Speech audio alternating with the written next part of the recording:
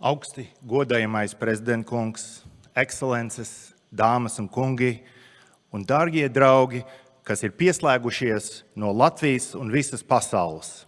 Man ir bezgala liels prieks un gods atklāt ikgadējo Pasaules latviešu ekonomikas un inovācijas fórumu šeit no sniegotās Rīgas. Covid noteiktu apstākļu dēļ mēs arī šogad ar jums tiekamies tiešsaistē, nevis klātienē, kas no vienas puses, protams, nav ideāli, taču no otras tas ļauj mums sasniegt daudz plašāku loku ne tikai mūsu valstspiederīgo, bet arī potenciālu investoru, digitālu nomādu un citu ārvalstu interesentu vidū. Un tieši tāpēc mēs tagad pārslēgsimies primāri uz angļu valodu, bet paralēli visu konferences laiku Play mājaslapā būs pieejams tiešais tulkojums latviešu valodā. President Egils Levits, Excellences, ladies and gentlemen, and friends who have joined us remotely from Latvia and elsewhere in the world. It is my true pleasure and honor to open the annual World Latvian Economic and Innovation Forum 2021 here from snowy Riga. Without further ado, I would like to invite 4 distinguished speakers to provide us with some opening remarks. And first, please join me on the stage, Ms. Kristīna Saulīte, President of the World Federation of Free Latvians.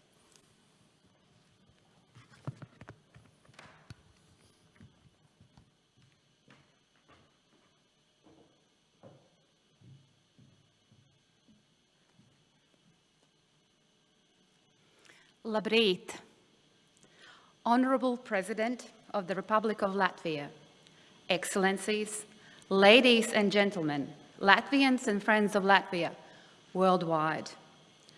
Welcome to the 7th edition of the World Latvian Economic and Innovation Forum. We gathered for the very first forum here in Riga in 2013 with a simple yet important aim to facilitate and support economic development in Latvia. Over the course of subsequent forums, we have explored many themes: the opportunities to invest economically in Latvia and develop export markets, problem solving in relation to educational, employer challenges, and jointly seeking solutions to a range of issues.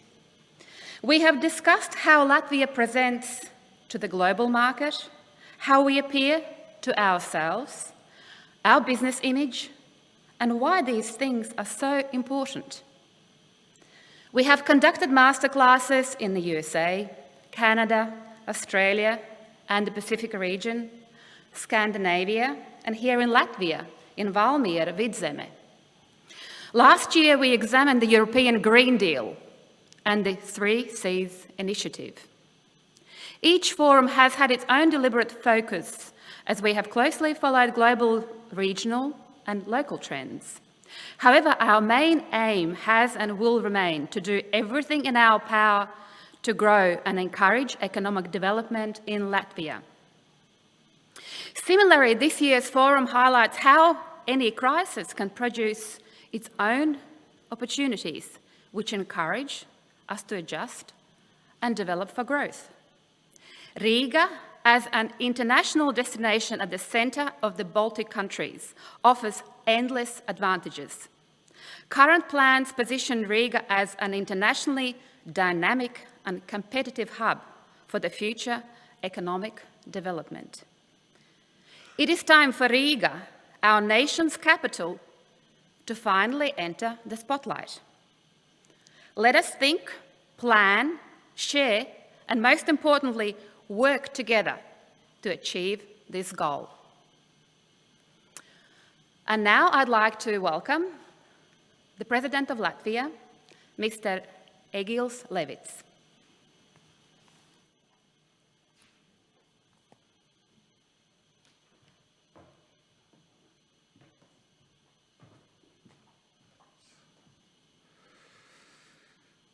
Dear friends, I would first deliver some remarks in Latvian. Cienījamie fóruma dalībnieki un organizatori, Sveicu jūs gadskārtējā Pasaules latviešu ekonomikas un inovāciju fórumā. Man ir patiesa prieks, ka šī gada fóruma galvenā uzmanība ir veltīta mūsu galvaspilsētai Rīgai, tās izaugsmes iespējām un konkurētspējai.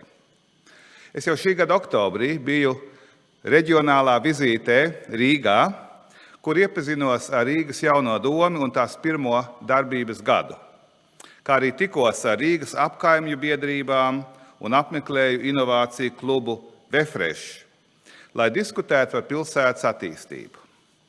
Esmu gandarīts, ka diskusijas par šiem būtiskajiem jautājumiem notiek arī šodien šajā fórumā, un es ceru, ka tās būs konstruktīvas un rosinošas.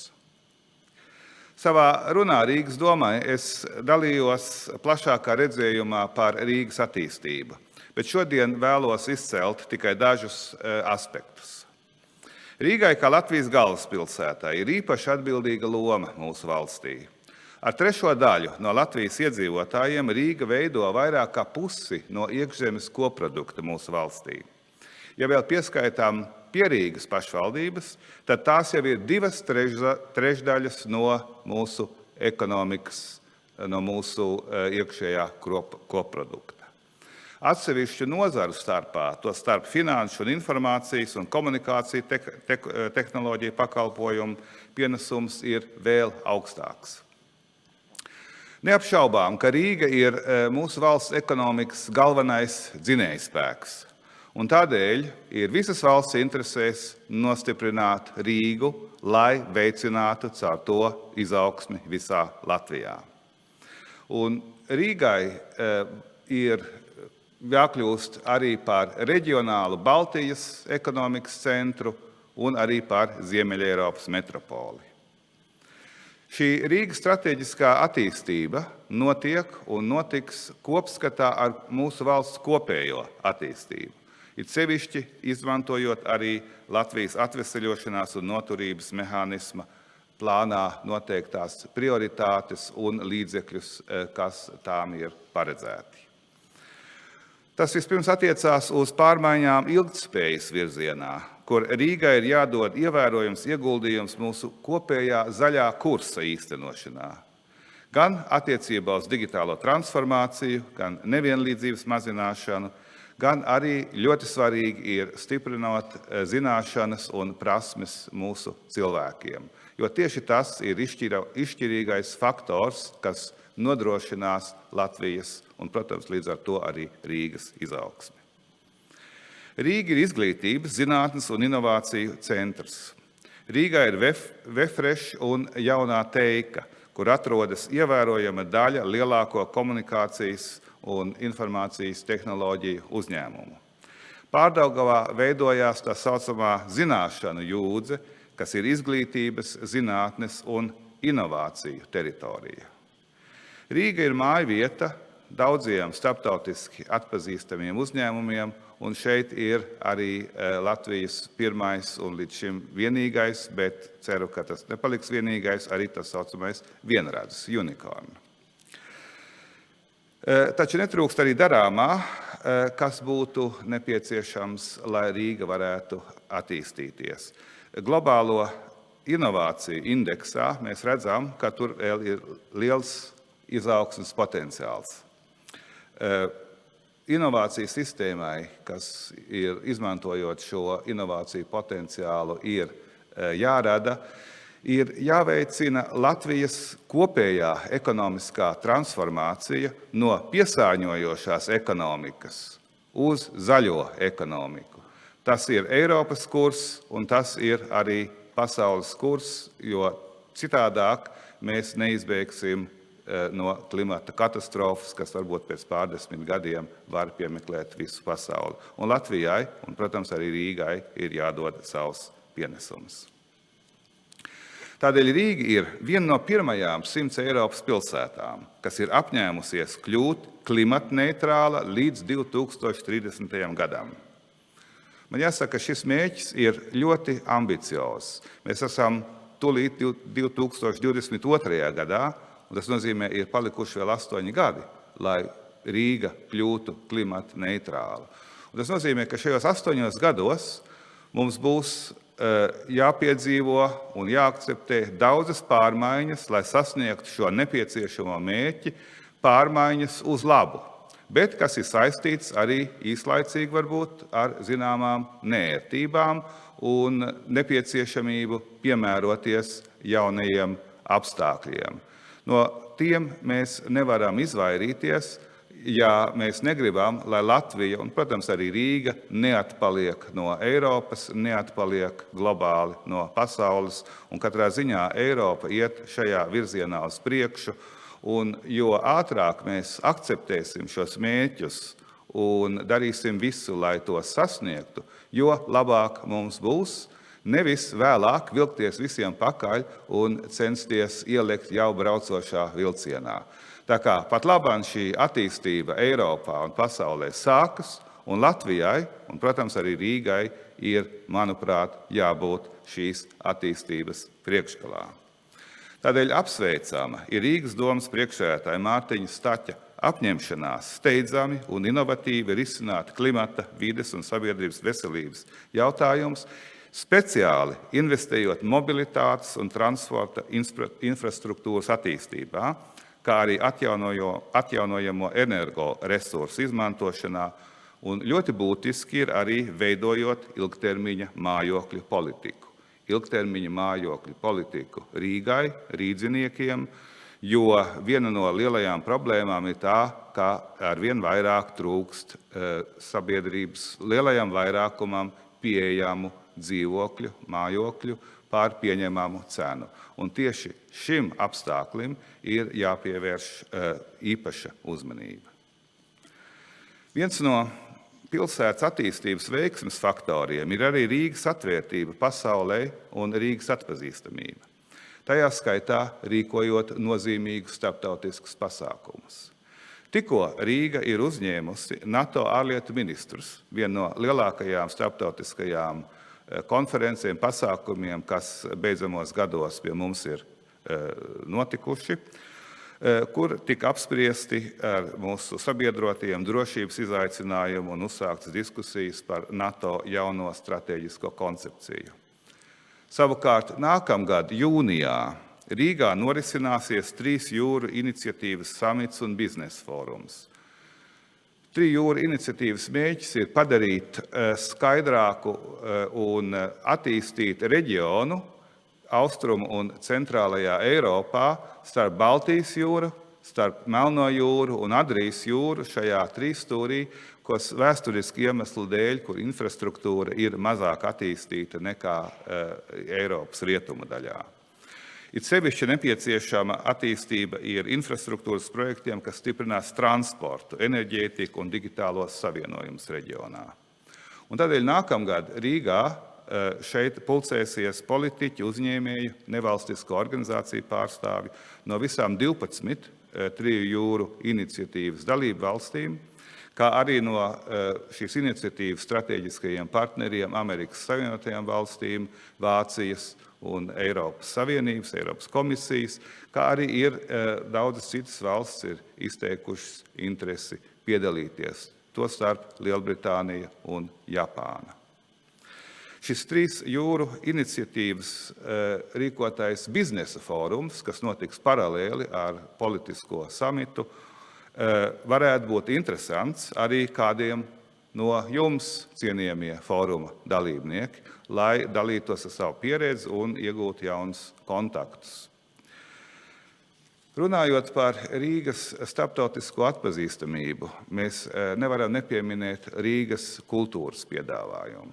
Lai gan šī biznesa fóruma smaguma punkts ir cits - ekonomika, tomēr kultūra ir ļoti svarīgs faktors, netiešs faktors ekonomikas attīstībā, jo pilsēta, kas ir kultūrāli pievilcīga, pievelk arī ekonomiku, pievelk talantus, jo padara dzīvi šajā pilsētā un dzīvi un darbu šajā pilsētā pievilcīgu.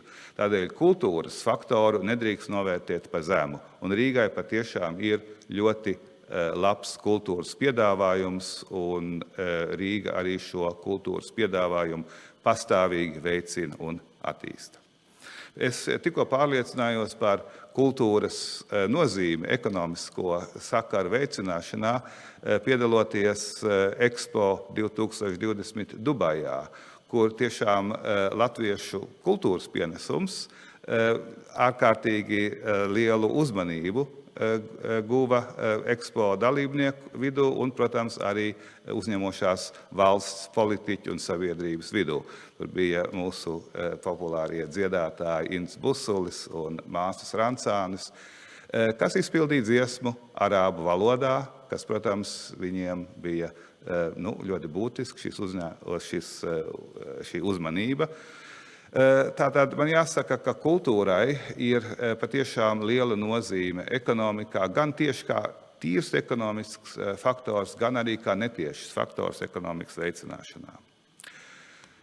Dargie draugi, es gribētu pateikties Pasaules Brīvo Latviešu apvienībai, priekšsēdēji Saulītes kundzei, visiem organizatoriem par šo fórumu, jo šis fórums veido vienu īpašu aspektu latviešu diasporā, kas veicina sakaru un piesaisti, diasporas piesaisti Latvijai, un līdz ar to arī atkal viens faktors, kā mēs attīstām mūsu globālo latvietību Latvijas labā.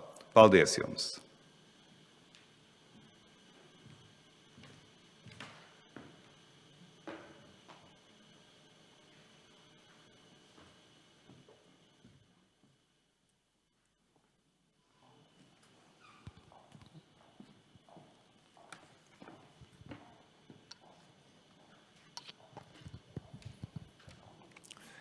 Thank you, President Levits, for your remarks. Now let us please watch a video greeting from Mr. Krišjānis Kariņš, Prime Minister of Latvia.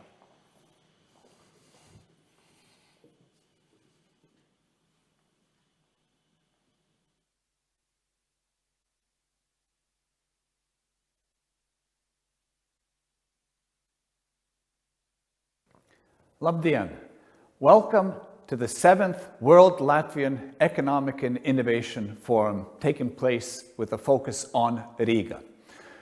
When you think about Latvia, many people think of our beautiful songs, our lovely forests, our green fields.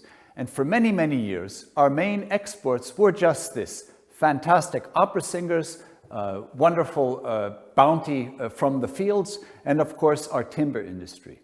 But if you look at what is happening today, there's a whole new chapter that has been opened up. I like to call this smart reindustrialization. But what it really is, it's a growing community of excellent companies working in the high-tech sector, exporting all over the world, as a matter of fact. If we look at our most valuable companies today, these are growing companies, especially in the electronics industry. So today, when we think about Latvia, of course, we're still very green. We still have great songs. We still have a beautiful landscape that is fantastic, among other things, for tourism. But we have a really growing and thriving environment that I invite all of you to explore more. We're looking for incoming investment. We have great partnership abilities. We have networks all over the world. So I wish everyone the best of success today. Those of you who know our country well, welcome back. Those of you who don't yet know our country very well, I invite you to take a look and open up your eyes, especially the capital city, Riga, which is the focus of this forum. It is a growing and a thriving metropolis that has everything to offer. Not only the cultural life, which is a given, not only the beautiful architecture, which is a given, but the environment of the ICT sector in particular, in the electronics industry. This is where things are happening right now. This is where the opportunities abound.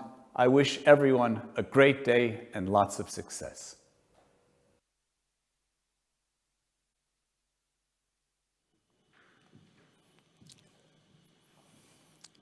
And now I'd like to invite on stage Ms. Zanda Kalniņa-Lukaševica, Parliamentary Secretary from Latvia's Ministry of Foreign Affairs.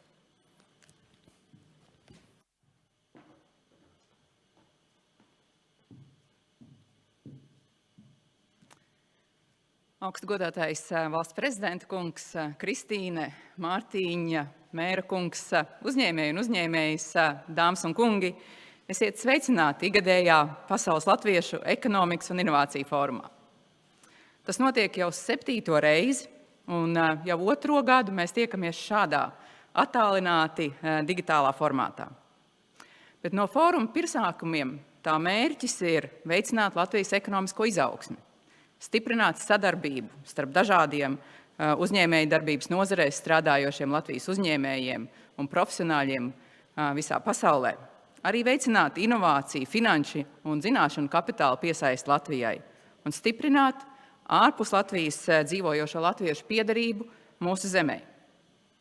Tādēļ ārlietu ministrija priecājas jau kopš 2013. gada būt Pasaules Brīvo Latviešu apvienības partnerim un atbalstītājam ekonomikas un inovāciju fórumu veidošanā. Pērn dalībai fórumā bija reģistrējušies dalībnieki no 25 dažādām valstīm. Šogad fórumā ir dalībnieki no 39 valstīm un 6 kontinentiem. Liels paldies mūsu partneriem par fórumu attīstīšanu un tik iespaidīgu audzēšanu. Šo gadu laikā aktualitātes, kam veltīti fórumi, ir mainījušās. Arī Latvijas ekonomika ir kļuvusi drošāka, stabilāka, stiprāka. Pilsētas un vietas un pat kontinenti, kuru fórums notiek, mainījušies. Arī mūsu diasporas saikne ar Latviju ir kļuvusi vēl ciešāka un daudzveidīgāka. Paradoxālā kārtā sadarbība ekonomikā un inovāciju jomā ir viena no nesenākajām diasporas iesaistes dimensijām. Pasaules latviešu ekonomikas un inovāciju fórums ir unikāls formāts, kur uzņēmēji no visas pasaules satiekas ar mērķi attīstīt un atbalstīt mūsu valsts uzņēmējdarbības potenciālu, dalīties ar savu pieredzi un zināšanām, stiprināt Latvijas konkurētspēju.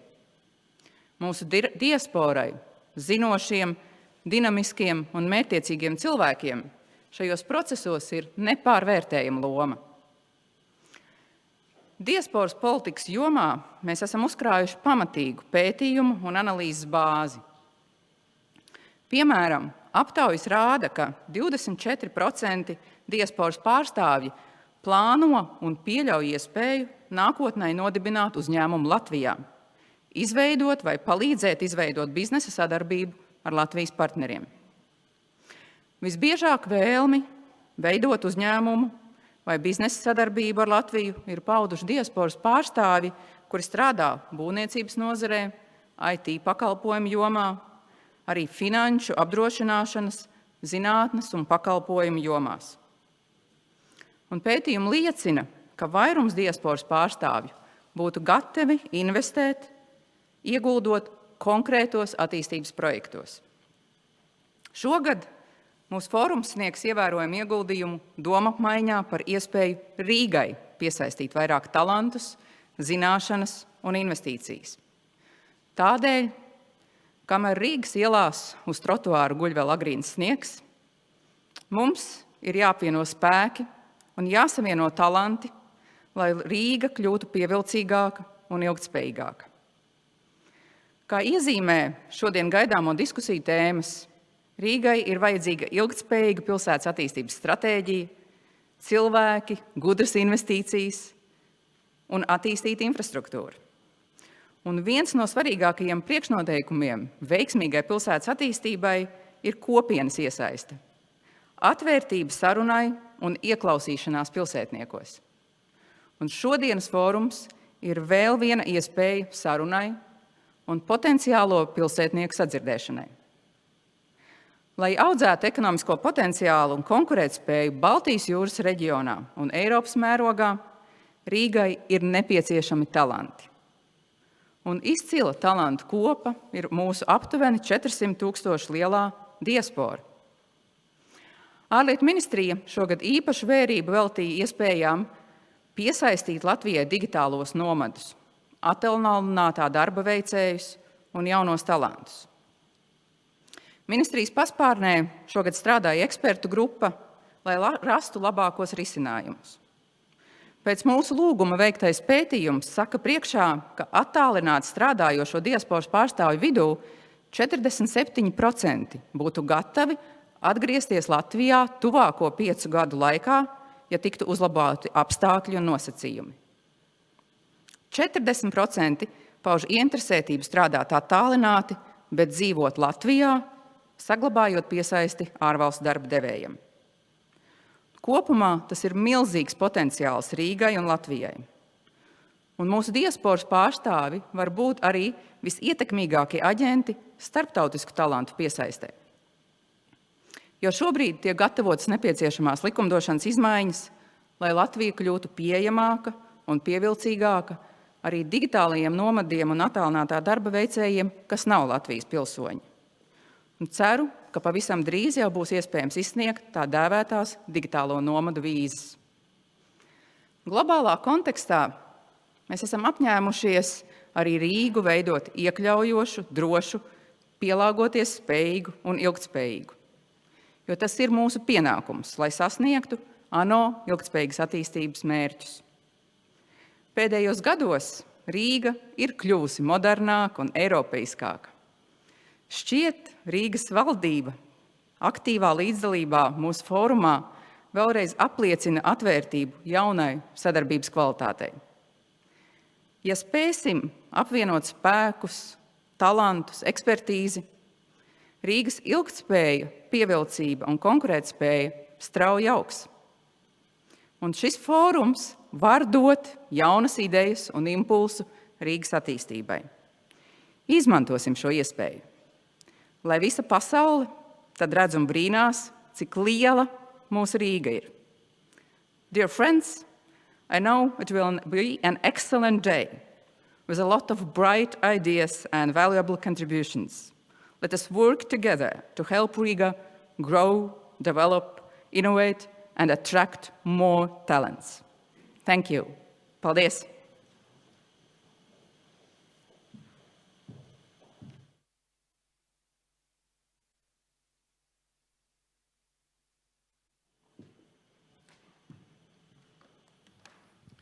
Thank you to our 4 opening speakers for your encouraging words. I think we're all now getting a hint of what a wonderful place Riga is and how we can possibly make it even better. Each of our opening speakers briefly mentioned some of the themes we'll be talking about today, but allow me now to give an overview of the format of our forum, which consists of 4 sessions. Our introductory session will focus on the strategic plans and opportunities for Riga's future development, with the subsequent thematic sessions examining the advantages of doing business in Riga, Riga as a destination for talent, and last, the exciting dynamics of Riga's evolving real estate sector. But before we start, I need to go over a few house rules or logistics elements for our conference. As I mentioned, we will have 4 sessions, but we will also have 2 coffee breaks. One at 1 p.m. and the other at 2:30 p.m. So for our online watchers, it's an opportunity to stretch your legs. And for our guests here in person, we have a coffee break room in the adjacent hall. For questions during the program, we will be using the Slido platform, which I encourage you, or I ask all of you now to try out with us here in the studio by first going to the website, www.sli.do. And I'm looking at our screen and hoping we will have a demo. Once you get onto that website, you're going to have to enter our conference code, which is PLAIF21. So let's wait a brief moment for the technology to catch up. And once you've entered that code, PLAIF21, you need to click on polls, which is going to be on the upper right, if I remember correctly. And we'll take our first poll, which is, from where are you joining us today? I heard earlier the number 39. Let's take a closer look where those 39 countries are, or who, exactly which countries those are. So far we've got 6 respondents. Looks like Latvia so far is in the lead. The great feature of the Slido platform is that it's dynamic, so we can see how people's answers are coming in. I'm not going to call it final until I see a bigger number there on the participant counter up in the upper right-hand corner. Don't be bashful, our online watchers. I know there are more of you out there. Again, and if you're just catching up, the website is www.sli.do, and then enter our conference code PLEIF21, and then click on polls in the upper right-hand corner.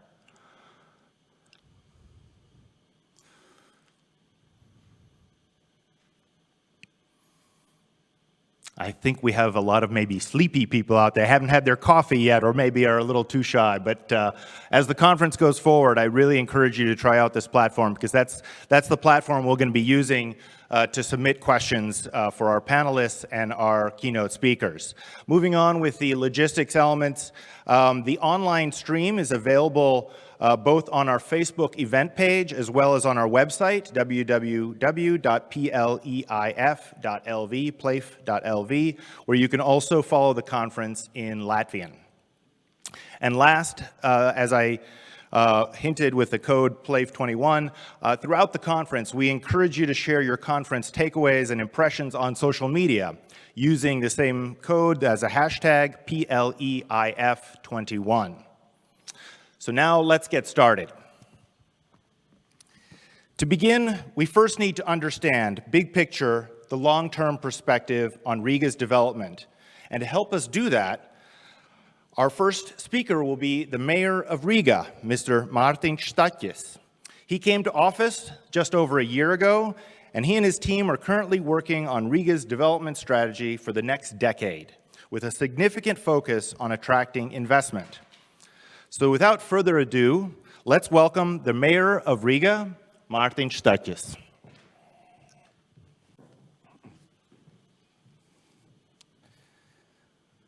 Good morning, Honorable Mr. President of Latvia, Excellencies, dear friends, and first of all, thank you for organizing this conference, and thank you for putting Riga in a spotlight. This is one of my dreams as well, to put back Riga in the spotlight, to get back a joy in the city, and of course investment back to the city, because we really need this. And since I today have only 15 minutes, my presentation will be short, and I will focus only on the decisions what has been already made, about the jobs what has been already done. It's not very typical for politicians, because politicians usually love to talk about the future, but today let's change this tradition for a moment. So in my agenda for today are those three topics: the key planning documents. And this is one of our top priorities. Not only to create the documents, but also to follow those documents. Because this was one of the main problems for the last 30 years. The documents what was made in Riga actually was in very good quality, but nobody was followed those documents. And sometimes you don't even know why this project is in the first place, why this project is in second place. And yeah, this was one of the topics I want to share with you. Then about our newest project, the Investment and Tourism Agency of Riga, and some of our ideas, and as I said, also jobs what has been done to facilitate investments and development. So one of the plans, what was really needed and from side of investors, was Riga Spatial Plan for 2030. And this plan was made actually 4 years ago, but only next week it goes to the City Council. We're going to vote for this plan, and for the next 10 years, all the investors can be quite sure. So what will be the requirements for land use, construction, the functional zoning, and so on and so on. And after the short celebration, we will start to work on the next plan already, because as you know, Riga will never be ready, and also our long-term plans actually is something what has to be developed all the time, and so we will work on the new plan, but the new plan of course will be in force only after 2030. So this is great news, and I'm really proud that this job is on the final phase already. The second very important plan is Riga Development Plan. And this plan includes the vision, the strategic objectives, development priorities, our long-term development, or in other words, it answers what we want to do, when we're going to do that, how we will finance this, and so on and so on. And in this plan, there's 9 top priorities, and we will focus on mobility, urban environment, climate, education, housing, city management, well-being, competitiveness, and culture. Previous plan has actually 14 programs. We will focus on those 9, so sometimes less is more. So what we have in this plan? First of all, our action plan, 500 planned projects and activities for next 7 years. We have listed those activities. We know how much they will cost, approximately.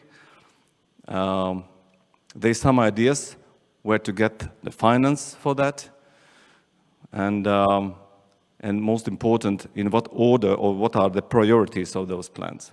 This is not easy task for us politicians, because politicians, we always want to say, okay, this is the object what our voters want. But this is not always right, because actually we need to see the bigger picture, what Riga needs to be done, what our residents in general want to see in Riga to be developed. And only then, actually, politicians can put their own priorities, which is obviously also needed. So 500 projects and activities for next 7 years. The second is Riga investment plan. And investment plan, we go only on 3 next years, because this is linked to the budget. So we have to put on a paper what projects will go for the next year, the year after, and so on. And most important question, how we will finance those projects. What could be what we can use as state or government loans? What goes to the EU funding, because the new period is on the next door. And also what plans we don't have money, but we can use, like public-private partnership, for instance, which is also something quite new for our city. And finally, also strategic investment board has been made. And yesterday was the first historical meeting of this board, where all the leaders of the committees, departments, mayor, the vice mayors, we set up the plan and we say, okay, let's vote for those projects and let's keep the promises that none of the other projects will be in this plan, and this is how we move forward, and let's cooperate and understand each other why this plan or this project is important right now. Of course, the finance it's important, and usually we hear that Riga is a rich city. It's 1 billion budget, but that's not actually very true, because 884 million are fixed costs. So actually, politicians can do something with only this quite small part of our budget, and the growth of the budget for next year is so small. It's only 20 million roughly. And there's so small things what we can done. So we need some additional investments, either from private sector or from the public sector. So, and this is the focus. By the way, the income of Riga is dropping year by year. The top record was 2019, when it was 970 million.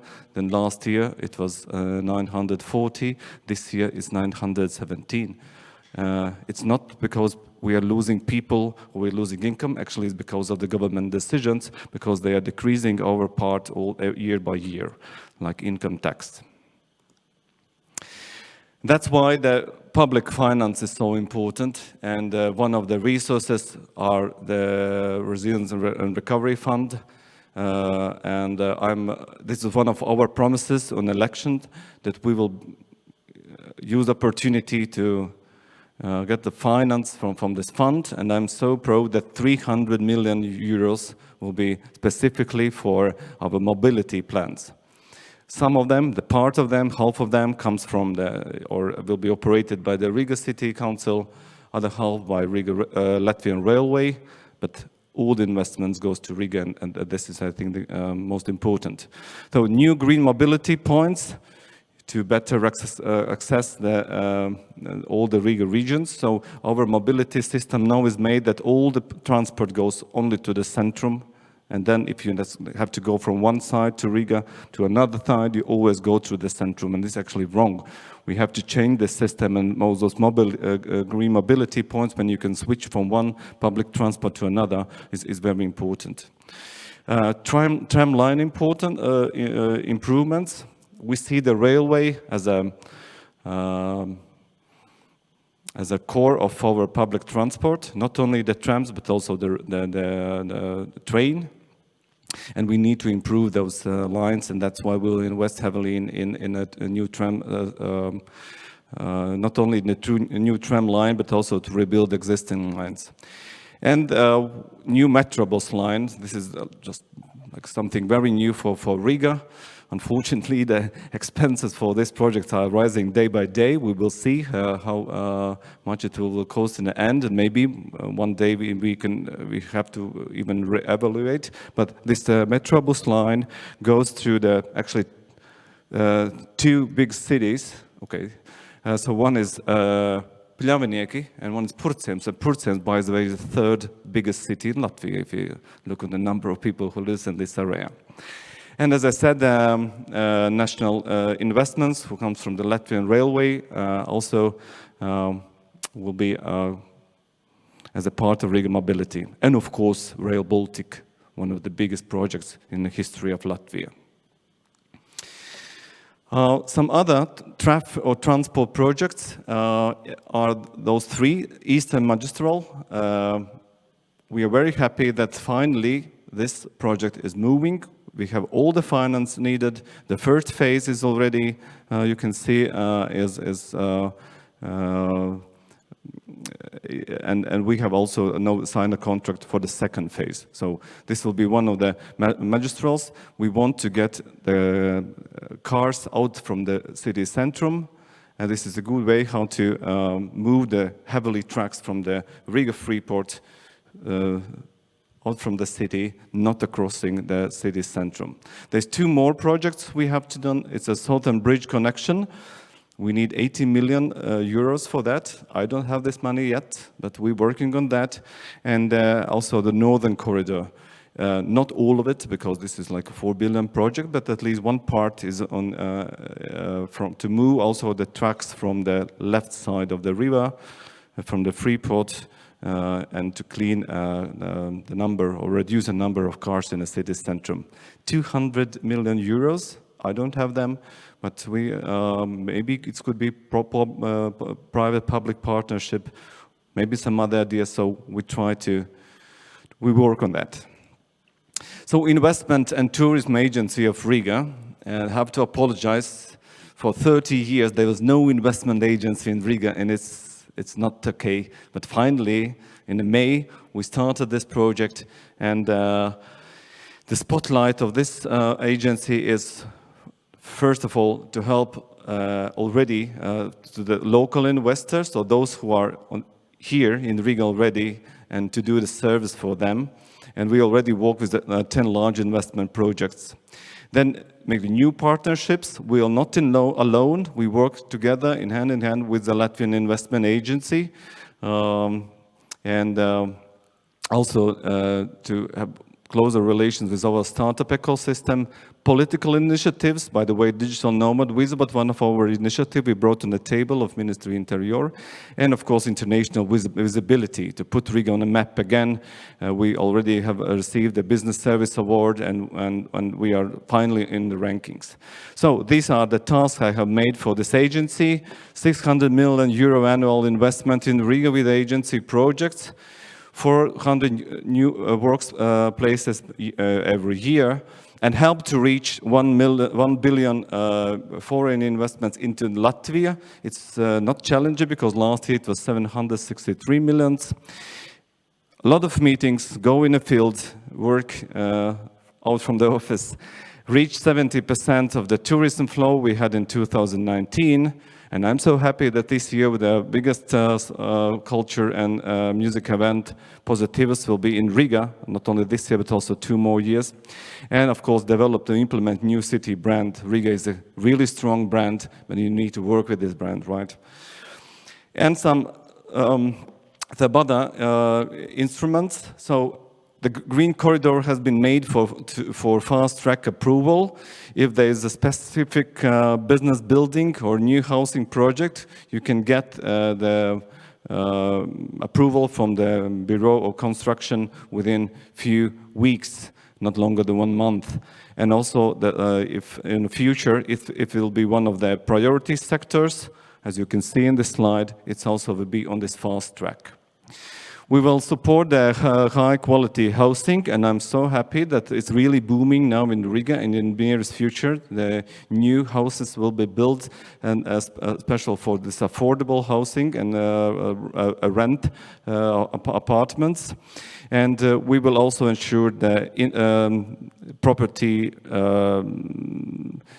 tax discounts for those projects during the construction and during the time of the project, which was really needed from the side of investors. We will support the new office and factory buildings. Again, what we can do, our instrument are the taxes, and so we will have made a much more motivated system now for taxes, and of course innovative support programs. And this is the first year, 2021, then support for startup system was made. It was 160,000 euros, and for next year we doubled this amount. So as you can see, and my time is over, then we have development plans for Riga, but most important, there is already a decision has been made, and there is already results we can show. Thank you so much for your attention, and welcome back to Riga. Okay.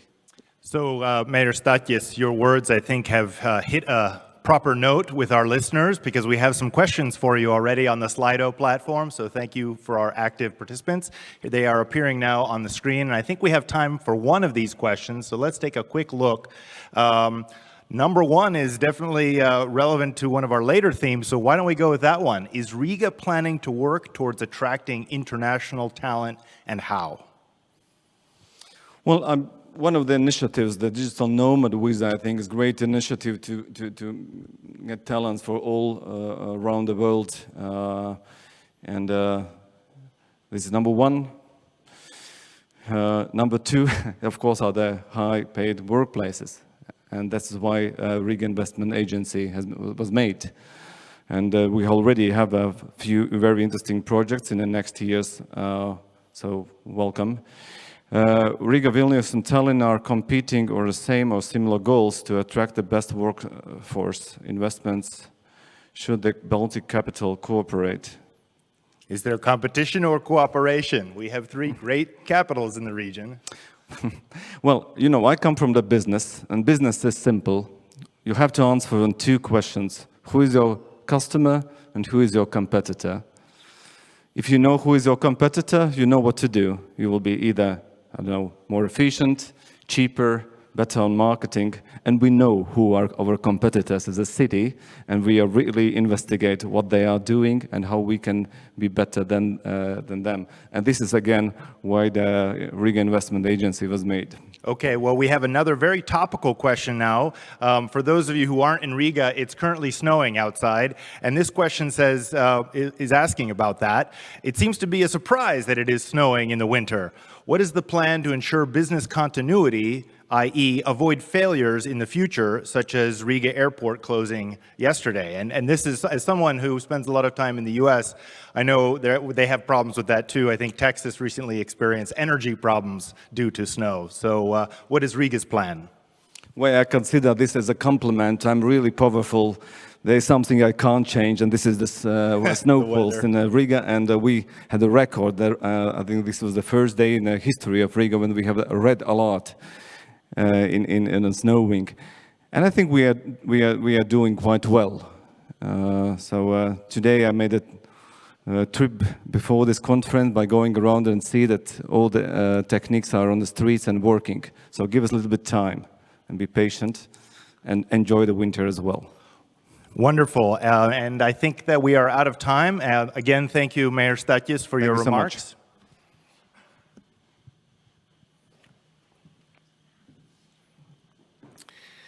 As our next speaker, we will hear from Daunis Auers and the executive director of the think tank Certus, whose mission is to stimulate economic growth in Latvia. He has done remarkable research on the development of Riga, and his insights are highly valued in the public and private sectors. So please, let's welcome Professor Daunis Auers.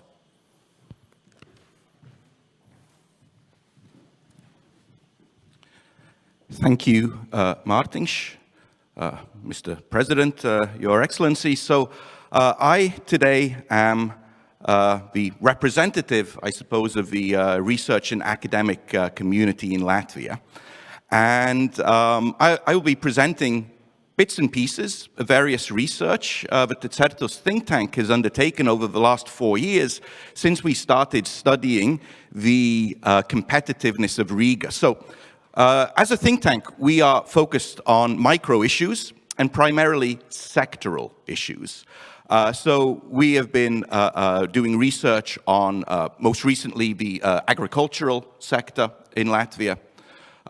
Also, historically, we've looked at the pharmaceuticals sector, the metallurgy sector, special economic zones, and so on. And over the last 4 years, we've been doing bits and pieces on Riga as well, because there's a sort of understanding that Riga is quite fundamental to the future of Latvia's competitiveness. And in a sense, Riga is a sector of the Latvian economy itself. And this, of course, is tied to the fact that cities are the source, the sort of driver of wealth and prosperity in the world. The top 600 cities in the world produce more than half of global GDP. And there's a tendency for this to grow. And I believe that the COVID pandemic won't fundamentally change this issue. And of course, a growing number of the world's population resides in cities. So this urbanization, this trend for cities to be the source of wealth for sovereign countries will, of course, continue in the future. And you can see this when you compare the GDP levels between different areas of a country. So if you look at the average in a country, and then you compare that between the typically the capital city or the center of economic activity within a state and with rural regions. And there tends to be a relatively big disparity. The biggest is in the UK, where the City of London, the financial center of Europe, has about 600+% of the average GDP of the European Union. But even in the case of Latvia, if we separate Riga from the Riga metropolitan region, and in this particular table, which is from 2016, we see that Riga has 108% of the EU GDP average. So Riga is actually above the average level of wealth in the European Union. And today, it's somewhere around 118% if we take in the latest data. But at the same time, what we can see is that the differential between the average in a state and the capital city is a little bit lower in Latvia than elsewhere, which seems to indicate that Riga is perhaps a unused resource, or an unused, or rather I should say underused resource or underused utility in Latvia. Despite the fact that, of course, Riga is critical to the Latvian economy. As we can see here, the city of Riga has about 1/3 of the population of Latvia, but produces more than half of Latvia's GDP, around 54%. And The difference in the years here comes from the fact that regional level GDP in Latvia is produced a couple of years after national level GDP.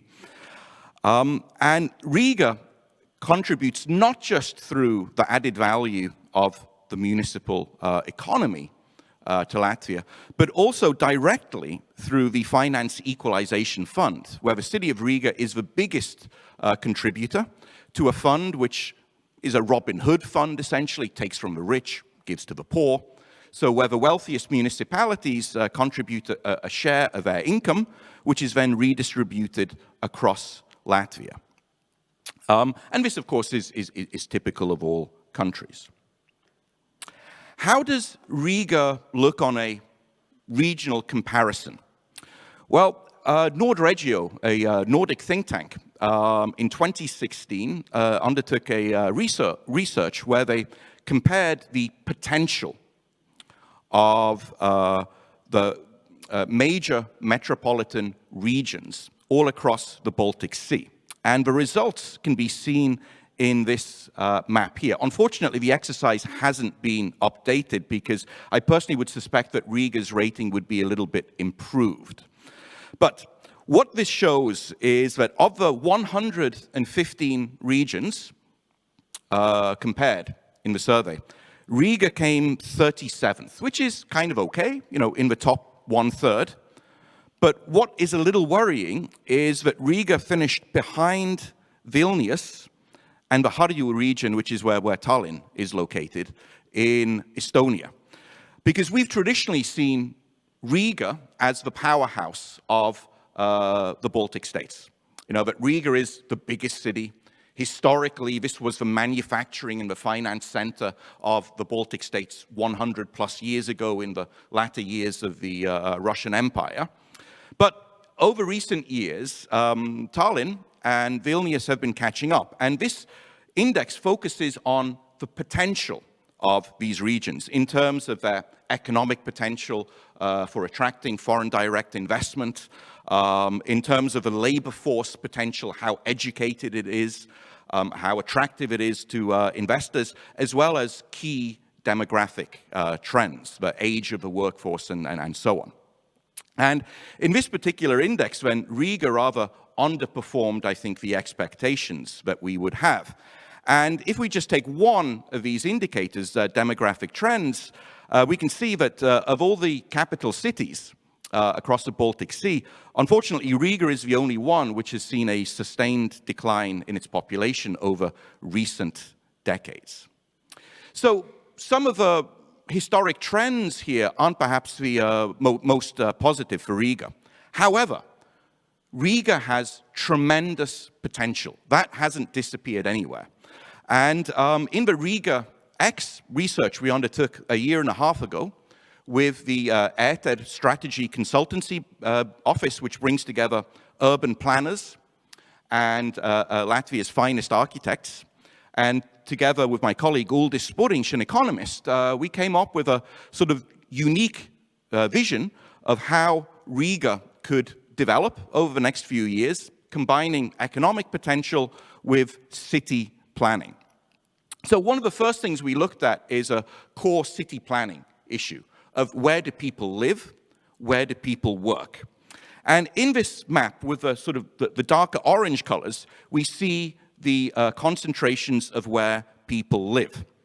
And overwhelmingly, people in Riga live in the blockhouse regions of the city, which are mostly constructed in the Soviet era. And for many of the older buildings, their term of utility is coming towards an end. And what is quite noticeable is that around the center of Riga, including both sides of the Daugava River, there seems to be an underpopulation of people. So, and you can see this in more depth on the Riga X homepage, rigax.lv. But then the vision that our architects came up with is for the concept of constructing a more compact city as eventually these blockhouse regions reach the end of their utility, people start moving out. We would like to see them moving towards the center of a city where there are a broad swathe of empty spaces sort of surrounding the traditional center of a city based around where historic railway tracks are focused. And here we can actually see, visualize how we would see the center of Riga developing. So at the moment, you have these large population concentrations on the fringe of a city, which also makes Riga an unmanageably large city for a city of 600,000 plus people. You know, it's spread out over a huge territory with all the expenses that that incurs. But there is this possibility to move towards these railway track territories, as we call them, and fill them in with population, with investments in real estate, and so on. So this yellow territory is the one that we would see being filled up. And then, you know, the vision of a more livable, a more compact city, the sort of 15-minute city where you can reach your workplace, your shopping, your schools, and everything else you require with a 15-minute walk or bicycle is the kind of vision that we were supporting. And within this vision, there is also an understanding that there are certain industrial clusters in the city which could be further developed based on already existing comparative advantages. And three of those, I think, are of particular importance and salience. Now, one of them is the ICT sector, which I'm not going to talk about today because we have a panel and we have, I think, Latvia's leading experts and practitioners of the ICT community. We have Maxim Sigorovs, we have Andris Bērziņš, we have John Tully speaking here today, and I will leave it for them who know more, who have forgotten more than I will ever know about the ICT sector to talk about the competitiveness of that particular industry. But I think it's absolutely clear that an ICT industry is fundamental to any city's competitiveness going into the future. The two particular clusters that I'd like to focus on as examples of where the Riga city could grow in the future are the higher education sector, particularly the higher education exports, and the creative and cultural industries, which the President touched on in his opening words today. So first of all, speaking about higher education and international students. Now, this is actually an area in terms of full-time international students. So we're not counting exchange students here. If I were to count exchange students, then in 2019, we had somewhere around 12,500, 13,000 international students based in Riga, which would make, if these students were a city, they would be bigger than Kuldīga, or Bauska, or Talsi, or a whole bunch of Sigulda too, or a whole bunch of other Latvian cities that I could mention. So we're talking about quite a considerable concentration of human capital here. But here we're focusing on just the full-time students who are studying to receive a degree or a diploma in a Latvian higher educational institution. And they already make up a significant number of the total number of students in higher education, somewhere around 13%. And this is actually an area where Latvia has outperformed fractionally Estonia and by quite some way Lithuania as well. And here we're mostly talking about Tallinn and Tartu in Estonia and Vilnius in Lithuania. And then if you look a little bit closer at the distribution of these international students among the universities, you can see that the clear leaders are the Riga Technical University, but especially the Riga Stradiņš University, which is a medical university. And then we broke down the data on what the contribution of the Riga Stradiņš University is to the economy of Latvia and the economy of Riga. So we undertook a survey of these international students to find out their spending patterns, patterns of relatives visiting, how much they spend, and so on.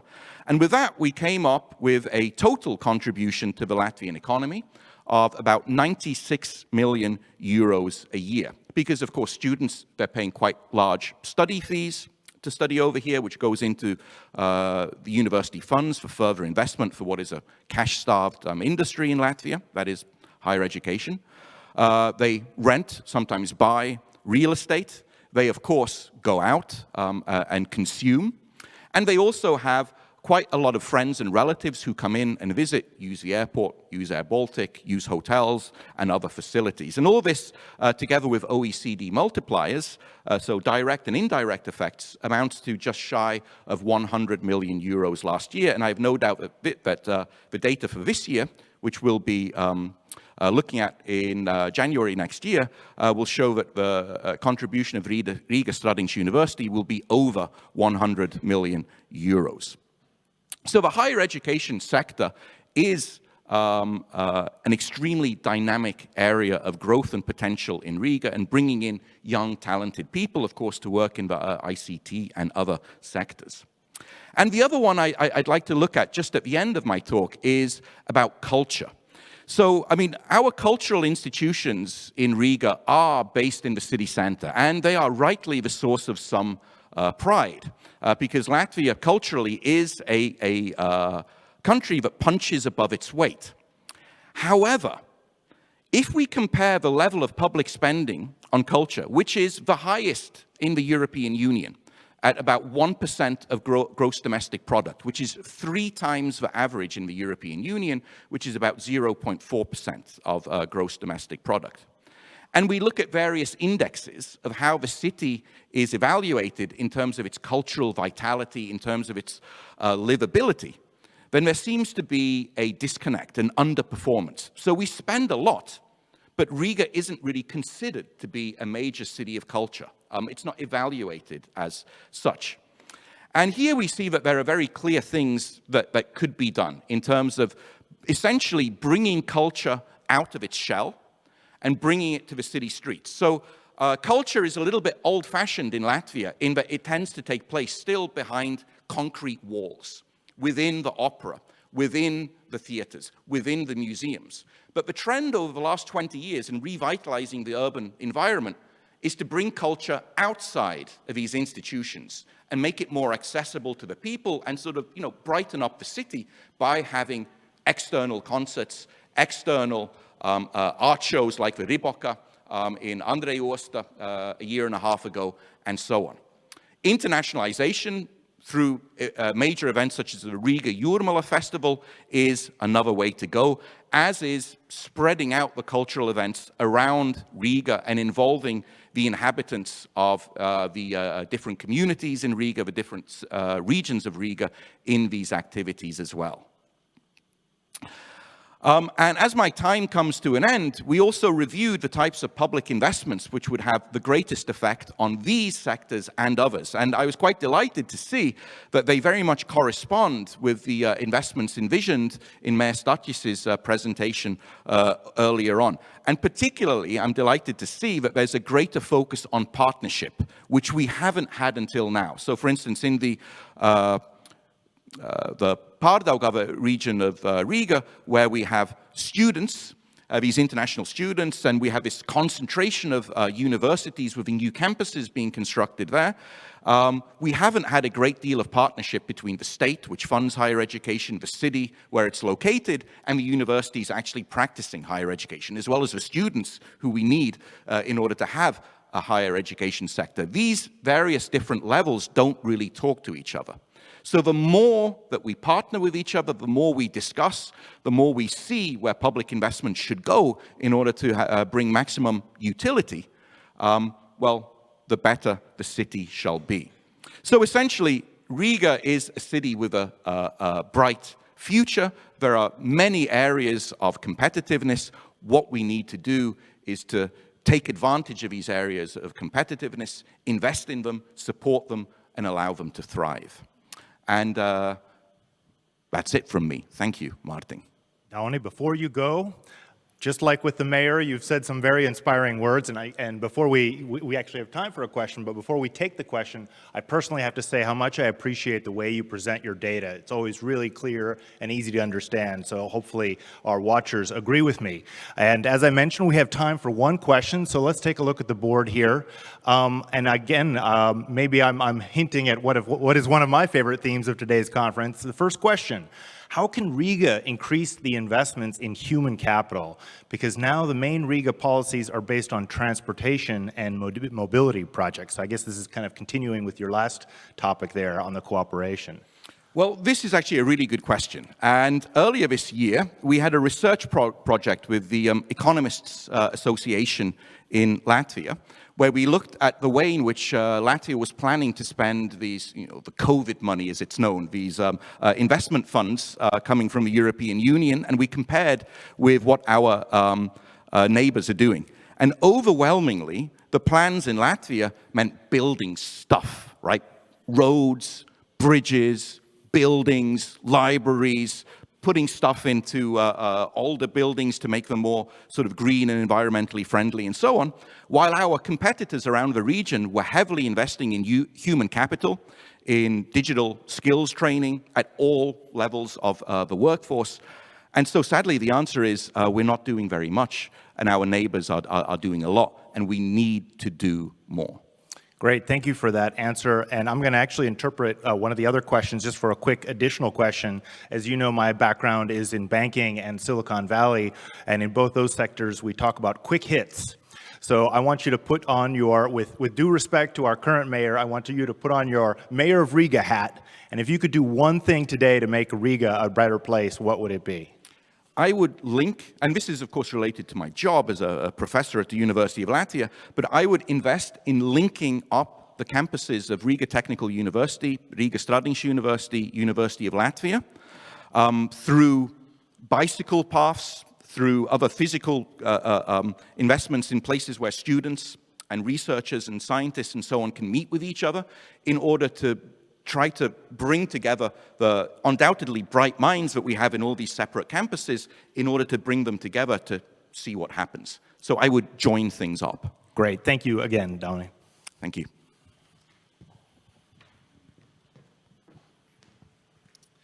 Our final speaker of this session will be Agnis Driksna. Mr. Driksna is the Chief Executive Officer and Chairman of the Management Board at Rail Baltica. As many of you know, Rail Baltica is this century's biggest infrastructure project in the Baltics that will integrate the Baltics into the European rail network and dramatically impact their economies. To hear more about this project and its impact specifically on Riga, let's now welcome to the stage Mr. Agnis Driksna.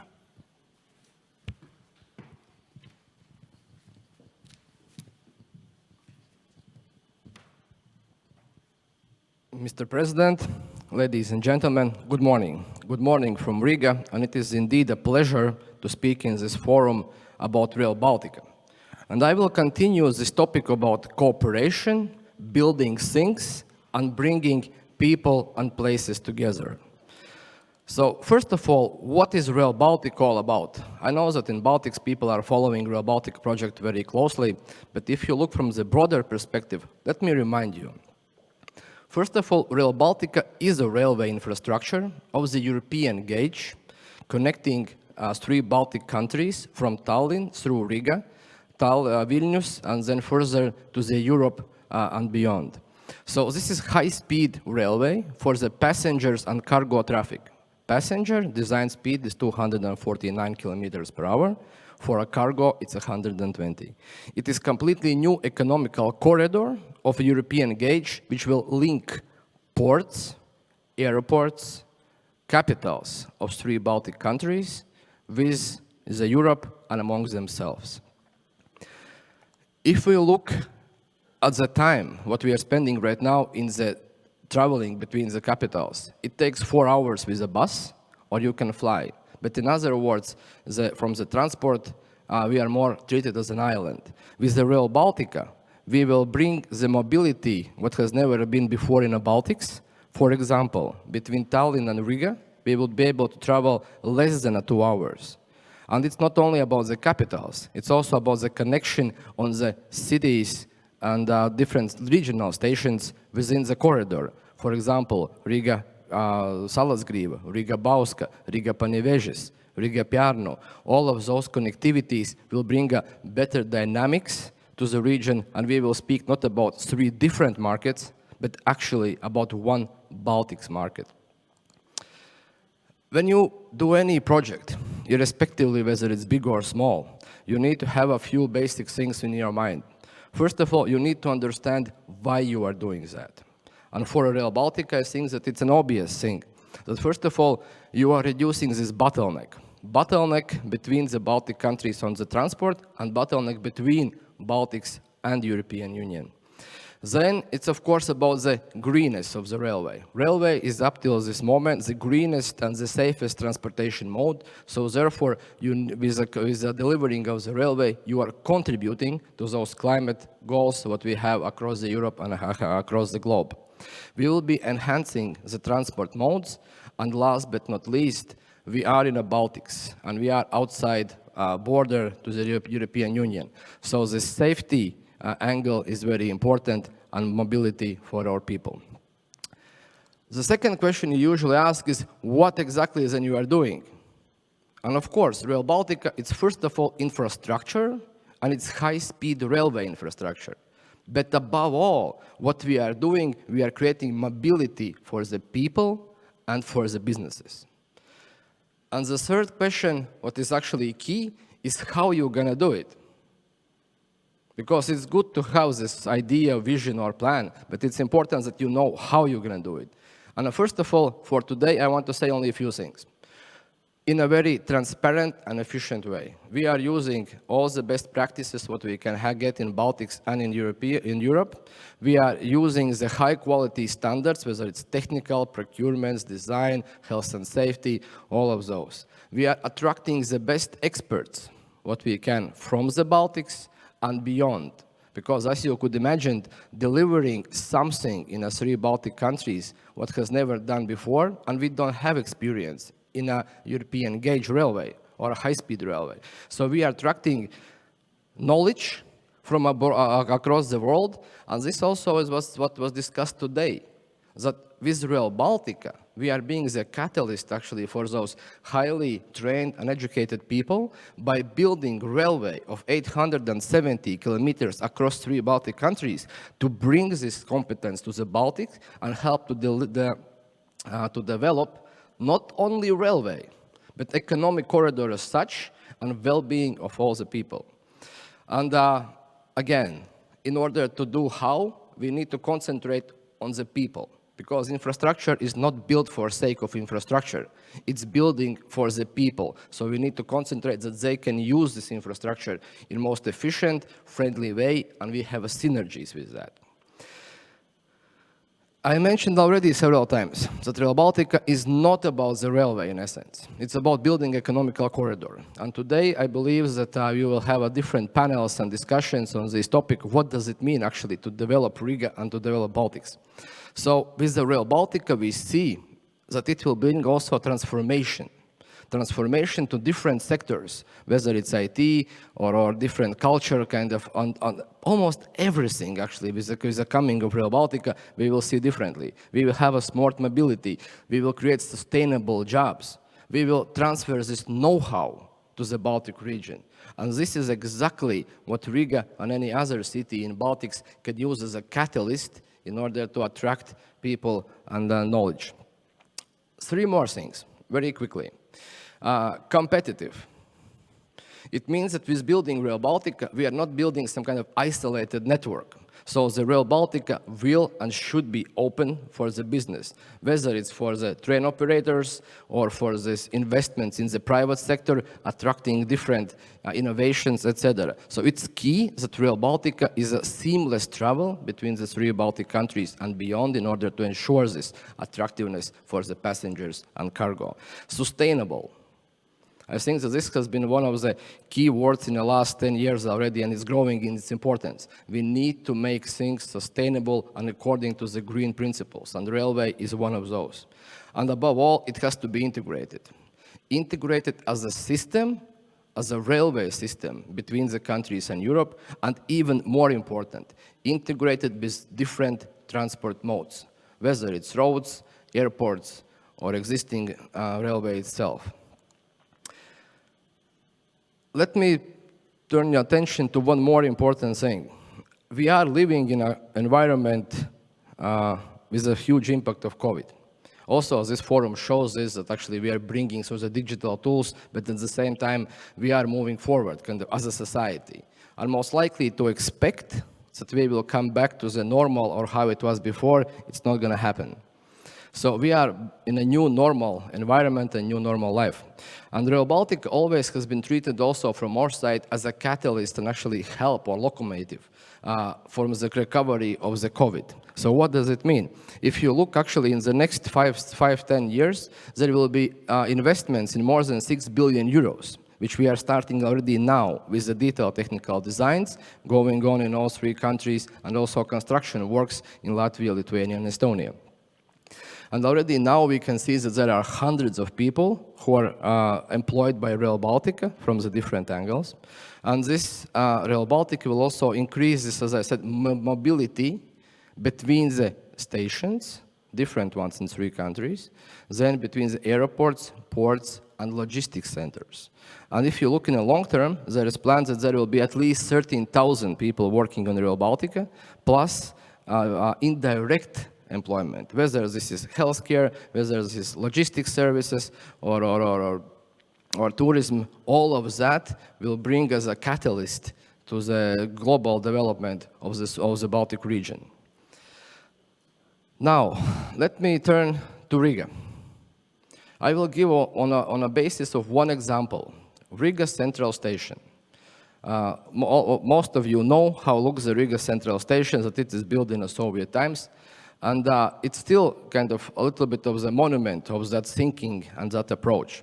So with the development of Riga Central Station and entering Rail Baltica in the station, we are speaking about the new quality of the infrastructure. First of all, it's about connectivity. So it means that Central Station must be connected to the rest of the transport modes, whether it's taxis, whether it's bicycles, whether it's different regional, for example, traffics, that we have aligned this approach. And what's important here is always the last mile. It's good to arrive in a city, but then you need to understand where to go and how to go. I will give you also one good example. Currently, to get from Riga Central Station to airport, if you would take a bus, it's a little bit of excursion. So the different territories of Riga. With the Rail Baltica, there will be a possibility to put a shuttle train, which would leave every 15 minutes from the central station to station at the international airport Riga. And that would, without a doubt, bring a very clear message that city is connected and city is live. Furthermore, Riga station and beyond is blocking or dividing this Riga into 2 sections, Old Town and then Maskavas priekšpilsēta. With the development of Rail Baltica, we will put all the trains on the estates. And that means that we will allow mobility at the ground level between those 2 city parts. And we will also build a new bridge across River Daugava. And that means that it will be not only for trains, but also for pedestrians and bicycles. And if we speak already about the turn counts mentioned and this knowledge mile, then this will be one of the contributions connecting center to the very developed and potentially development of this turn counts region in order to be as close and compact as possible. And to conclude my 10 minutes, what actually is needed in order for Riga and to gain most of the benefits from Rail Baltica, another way around? First of all, it's a proper attention to last mile. I said that Rail Baltica is not about the railways, but first of all, it is a railway. So Rail Baltica cannot build a city. And we need to plan together with the municipality, together with the state, and together with non-governmental organizations and experts, how best we can use this last mile and what is needed for this transport to be very efficient. Of course, with the Rail Baltica, we will be developing a new services. And this is a key that from the state and from the city, we have this push that it's not only something what trains are bringing, but that we are also developing here, whether it's from educational point of view, developing the experts and people, or from the different service of innovations and beyond.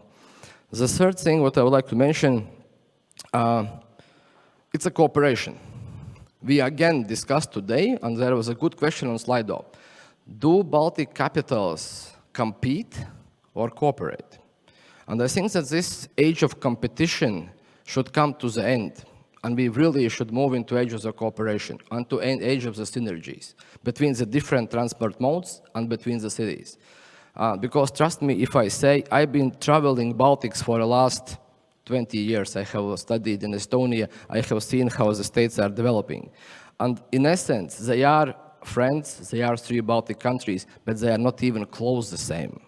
So they have much synergies between each other and to contribute to them. And when we plan Rail Baltica, also mere studies talk about in projects in Riga. So it is important that when we plan the projects, we plan them in the same time schedule, and we try to apply dig once principle as much as we can. So that at the end of the day, when the passengers arrive to Riga, they arrive to the full infrastructure, not only railway.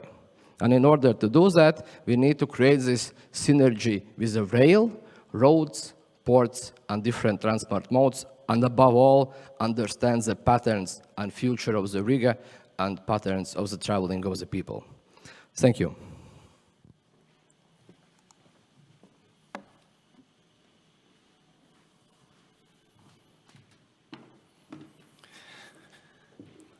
Thank you, Mr. Driksna, for your presentation. I think the takeaway that really stood out to me was what a big catalyst for change the Rail Baltica project will be.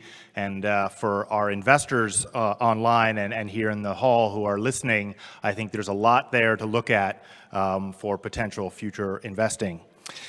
To continue with this theme and then our program, we will now go to our in-depth thematic sections. And our first topic is going to be about doing business in Riga. What does it really mean to invest in a Riga-based company, to start a business in Riga, or to relocate one to Riga? Why should a business leader consider any or all of the above? To answer these questions and others, we will look at some real-life examples from Riga-based companies, international investors who have invested in Riga, and organizations that work in the Latvian foreign investment or startup sectors. We will start with 3 presentations, followed by a panel discussion. And as a reminder, please do not hesitate to use Slido to ask some questions. We have a very tight schedule, but we will do our best to answer your questions. So let's kick off this first in-depth block with a video presentation from Adam Fuller. Mr. Fuller is partner and co-founder at Bregal Sagemount, a growth-focused private equity firm with over $3 billion in committed capital. This year, the firm became an investor of Printful, making it the first Latvian unicorn or privately held startup with a value of over $1 billion. So let's listen to Mr. Fuller's presentation. Ciao. Hello, everyone. My name is Adam Fuller. I am a founder and partner at a growth private equity firm in the United States called Bregal Sagemount, and I'm honored to present at the 7th Annual World Latvia Economic and Innovations Forum. Wish I could be there in person. Riga is a city that has become near and dear to my heart recently, but hopefully I'll receive another invitation next year to attend and join you all to continue to celebrate and support the economic development of Latvia and Riga as a city.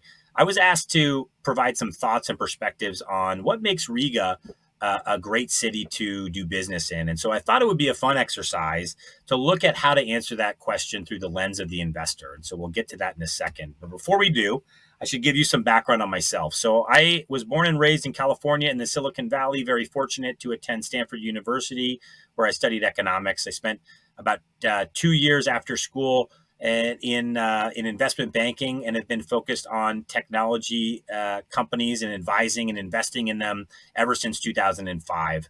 After my investment banking stint, I spent about 5 years at Goldman Sachs in their merchant banking division, where I got to invest into growing software companies around the world. And in 2012, I left Goldman to start Sagemount with a few other colleagues, and I'll tell you a little bit more about that in a second. I currently live in California in the Bay Area. I moved back about 18 months ago. Prior to that, was in New York City for about a decade. So have a pretty good understanding of the East Coast versus West Coast investor frameworks. And I'm very happily married, have 3 beautiful daughters, all under the age of 7. So they keep me very happy, but very busy and chaotic at the same time. And I spent a lot of time with my colleagues at Sagemount trying to build the firm up. We've been at it for almost 10 years. We've raised about $4 billion, and we're laser focused on investing into founder-run, self-funded profitable, growing technology companies. And we invest anywhere between $50 million to $200 million per company, and are very much a recurring revenue investor, meaning we back companies that have very predictable revenue streams that we can underwrite appropriately. I have a lot of experience investing internationally. So I've backed companies in Norway, in the UK, in Israel. But most relevant for this audience is an investment I'm very proud to have announced earlier this year, a $130 million investment into Printful, which hopefully most of you are familiar with. Printful is one of the best employers in the city of Riga. I'm very thrilled to be on the board of the company. We invested into Printful at over $1 billion valuation, which makes Printful Latvia's first technology unicorn. A unicorn in private equity and venture capital speak is a privately owned company that's achieved a valuation over $1 billion. And that's an incredible achievement. And what's even more incredible is that the management team that's based in Riga, the founding team that's really led the charge in terms of growing Printful, they self-financed this company. They didn't raise any venture capital. We were the first institutional money to be invested in the company 8 years after its founding. So I've been incredibly impressed with the talent, the leadership, the strategy, and the execution of the management team that Printful has based in Riga. And as you can see, the company's had a tremendous growth curve, and they're really the leader in global digital apparel and on-demand printing for hundreds of thousands of merchants around the world.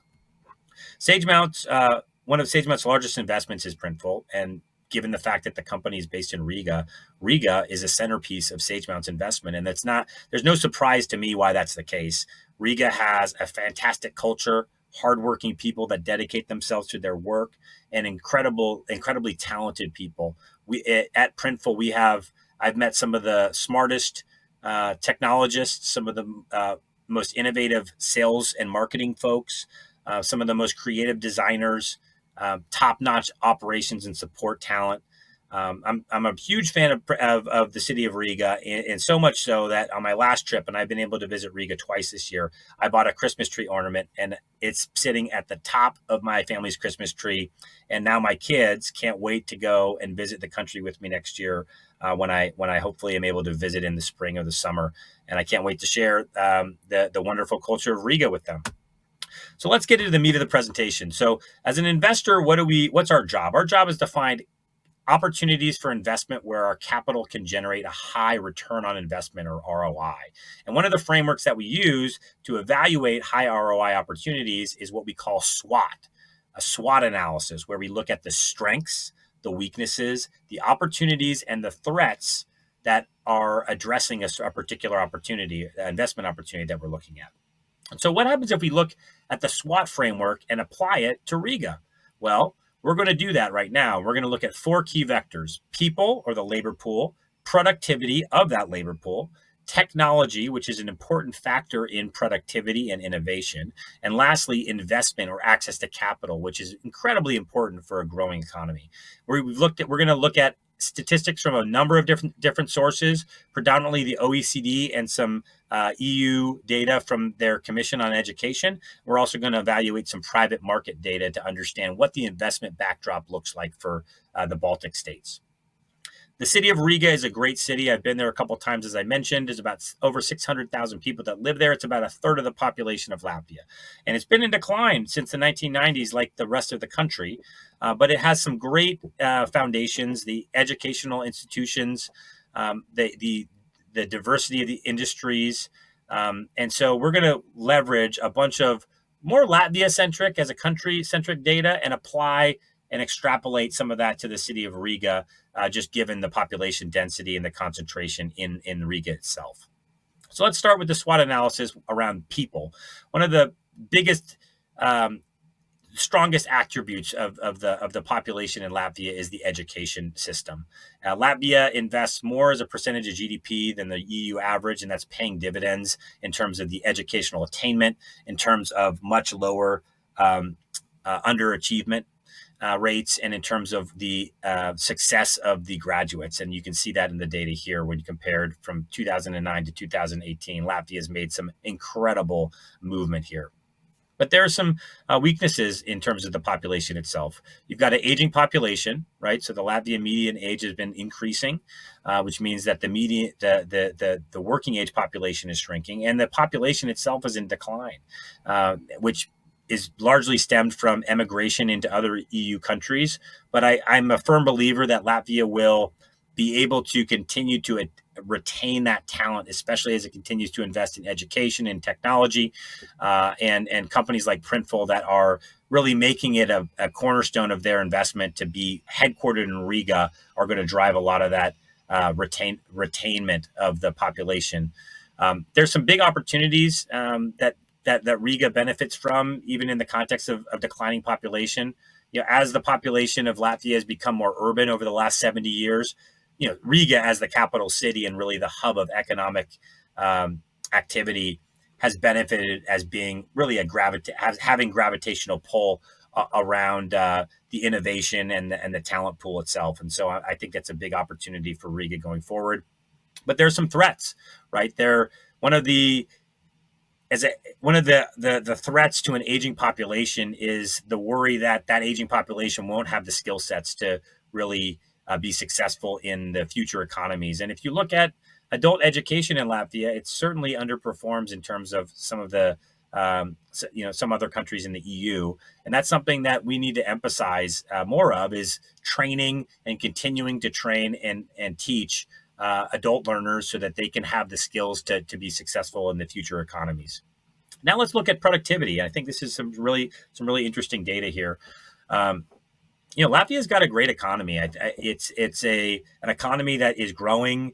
It's rebounded very nicely from the COVID recession. If you look at the last 5 years, Latvia is growing just as fast as the United States is from a percentage perspective, and it's outpacing the Euro area, France, Germany, the United Kingdom. So you should be very proud of your country, and Riga is a major centerpiece of that. And as you can see, even from a per capita standpoint, Latvia, while it still has some gap to close, it's definitely closing the gap in terms of GDP per capita and productivity per worker when compared to other OECD countries. And I'm sure that trend line will continue. But there are some weaknesses here, right? There is a productivity gap in Latvia when compared to other OECD countries. You can see that in the chart here. We need to focus on increasing the productivity of a unit of labor through investments in technology and investments in management and skills training. And that's something that companies like Printful take very, very seriously, and I believe is a long-term benefit to the city. There's some big opportunities though, and one of the big opportunities that I believe exists for the city of Riga and Latvia as a whole is the opportunity to really match skills with the right jobs. If you look at this chart, you can see that when compared to the OECD average, Latvia definitely has made some big improvements here, but there's still a big opportunity to make sure that the right people are in the right jobs, and when that happens, productivity will increase. But there's some longer term threats that we need to also talk about with respect to productivity.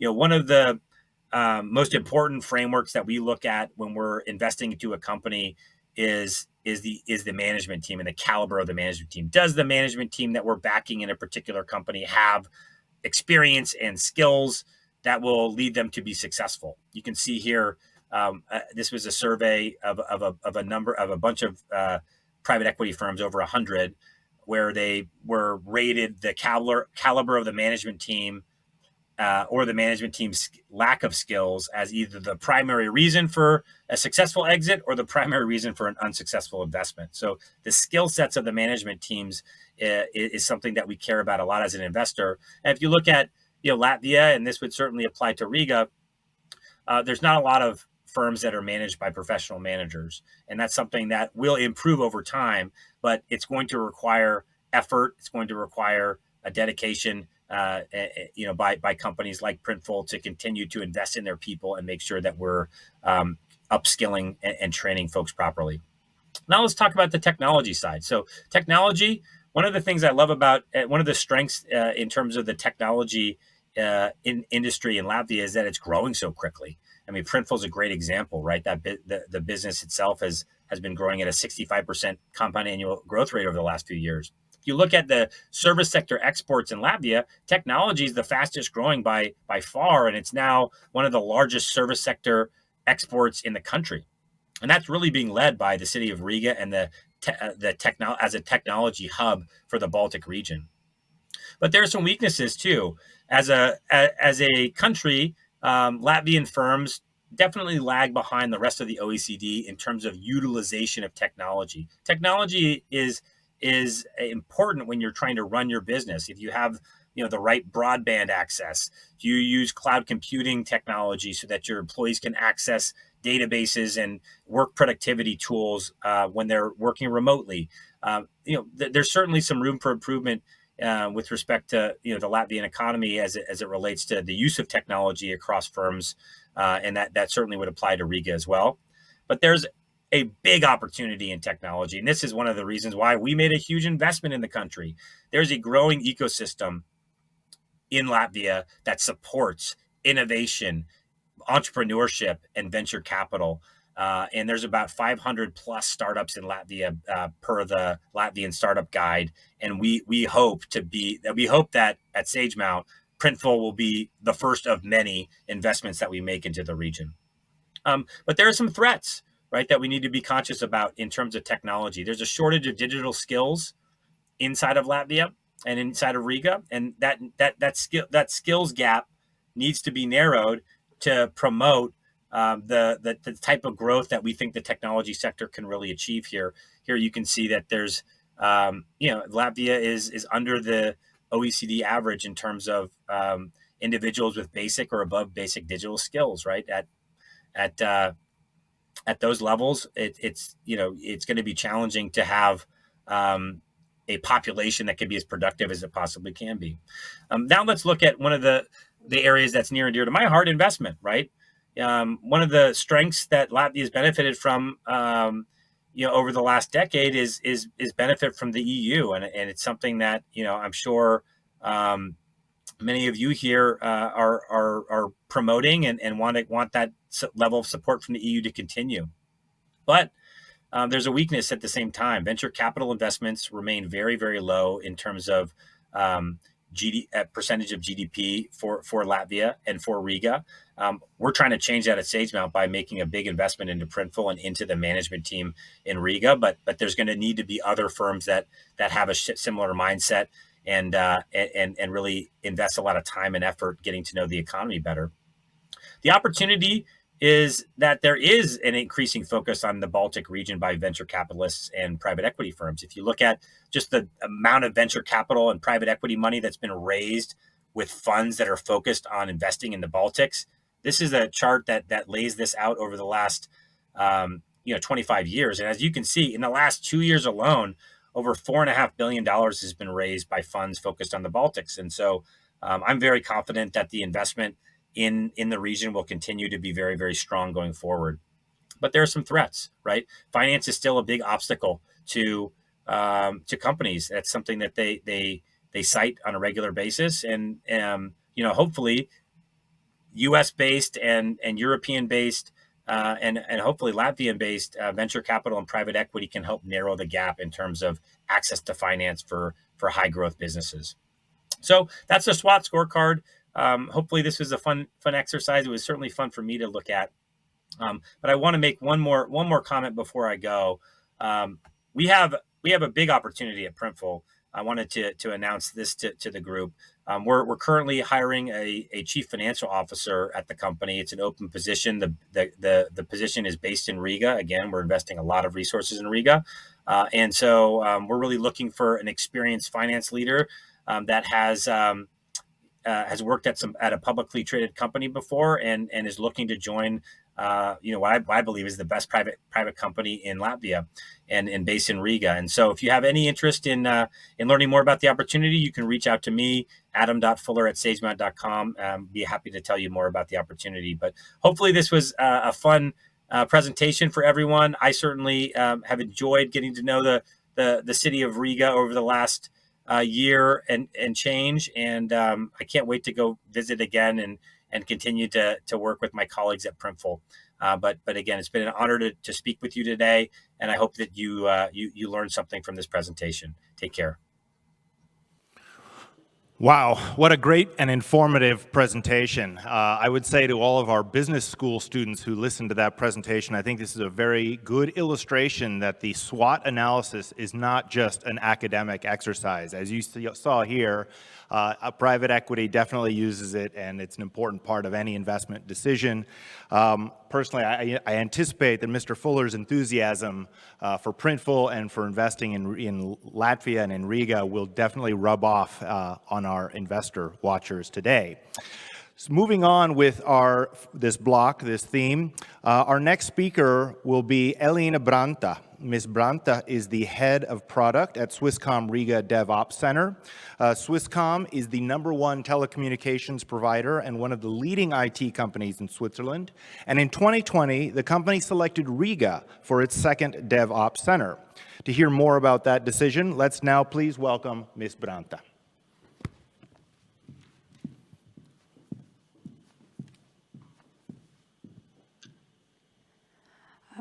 Good morning. Those of you joining us from outside of Latvia, greetings from extremely snowy Riga. It's an honor for me to be here today and to talk about Swisscom's story and how did Swisscom ended up in Riga. As is already mentioned, Swisscom is the largest telecommunications company in Switzerland and also one of its largest IT companies. The company has roots from classical telecommunications business with telegrams in many years ago, and now is transforming to be a true global IT player. Just the size, Swisscom has around 19,000 employees and revenues of around 8 billion euros. Services provided by Swisscom starting from mobile network and fixed landlines to IT products in sectors such as health, such as entertainment. So this gives you like the scope of how many things Swisscom is doing. Also, of course, to do this transformation from classic telecommunications to real IT player requires having the right talent. We believe that's a key aspect. That's why we work a lot on it, and I will explain also how it comes into play for Riga's story. But in Switzerland, we're among top employers competing with the likes of Google and Microsoft. And this is of kind of employer standards we also want to bring here in Riga. So our journey of Riga started in 2019. So before that, Swisscom was largely dependent on, let's say, external capacity, external knowledge, external contracts in their software development and operations fields. Realizing that that's not giving us the competitiveness in the market we want, that we want mastery and the skills and the know-how inside of the company, and that we also believe that we are capable and we want to participate in the war for the best talents on a larger scale. Early 2019, Swisscom opened a DevOps center in Rotterdam. That was the first one. As a part of our insourcing strategy. And beginning of 2019, we also started a selection of another location for Swisscom DevOps Center. The precondition was that it has to be in Europe. And then with the long list of 11 countries, that got shortened to 3 countries. And as I'm here today, you can guess that Riga was chosen. So what were the reasons that that helped Swisscom choose Riga? What I already mentioned, access to talents. We believe that Riga has a great potential here. In talents. We know that IT talents are scarce also in Latvia, but also everywhere in Europe and globally in the world. But we see that Latvia has great opportunities in developing this talent and also possibilities to attract talent from neighboring countries. One important thing that, for example, doesn't get looked at in SWOT analysis, like Mr. Fuller mentioned before, is cultural fit. And this, I would say, was amongst one of the most important decision points for us at Swisscom. the cultural fit in the sense of the mindset, in the sense of how people work in the culture of work, in the culture of negotiations, in the culture of business. This was something very important for us. Location, as I mentioned, being in Europe was a precondition, but what also was important was that, of course, Riga is easily reachable from Switzerland and also from Netherlands. That airport is easily reachable from the city center or the vice versa. These were the key aspects that made Riga attractive. And if we talk about the location, what was most important for our leadership team, from our management team in Switzerland, was that they want to come to Riga for work trips, that it's a nice city to be, that there's things to do, that it's pretty, that it's fun to be here, which was very important because we work in distributed teams and autonomous teams, and that means that to perceive our company's culture, we have to meet the team colleagues. If you work separately, you still have to travel, meet them, build this trust, build this relationship, and therefore create this, reliability between the teams. And for this to travel back and forth, this was important that Swisscom Switzerland employees want to come here. And this is like a soft factor that is hard to measure, it's hard to put on paper, it's hard to, describe it, but that is something that has a lot of meaning. Of course, other thing for us as an IT company is cybersecurity and connectivity, one aspect being high-speed internet, network reliability, availability of that as well. But what is most important was data protection and cybersecurity. So our clients include banks, include defense industry, and their data, of course, is of utmost importance for us. And this was one of the key aspects that was asked from Swisscom management team. So what about cybersecurity, data protection in Latvia? And how to prove that to people who haven't worked in Latvia, who don't know Latvia as well. And what happened was we looked at a global cybersecurity ranking, where Latvia is ranked number 15 in the world, way above Switzerland and Netherlands, where we have already our Devops centers. So that also gave management team, the trust in Latvia in this prospect. And the last factor why we chose Riga is the business environment. Contrary to our Latvian belief that our tax system is complicated and complex, that is not the case if you compare it to Switzerland's tax system. So that was important, that it's easy to set up business, it's easy to open the business, it's easy to understand what taxes when you have to pay.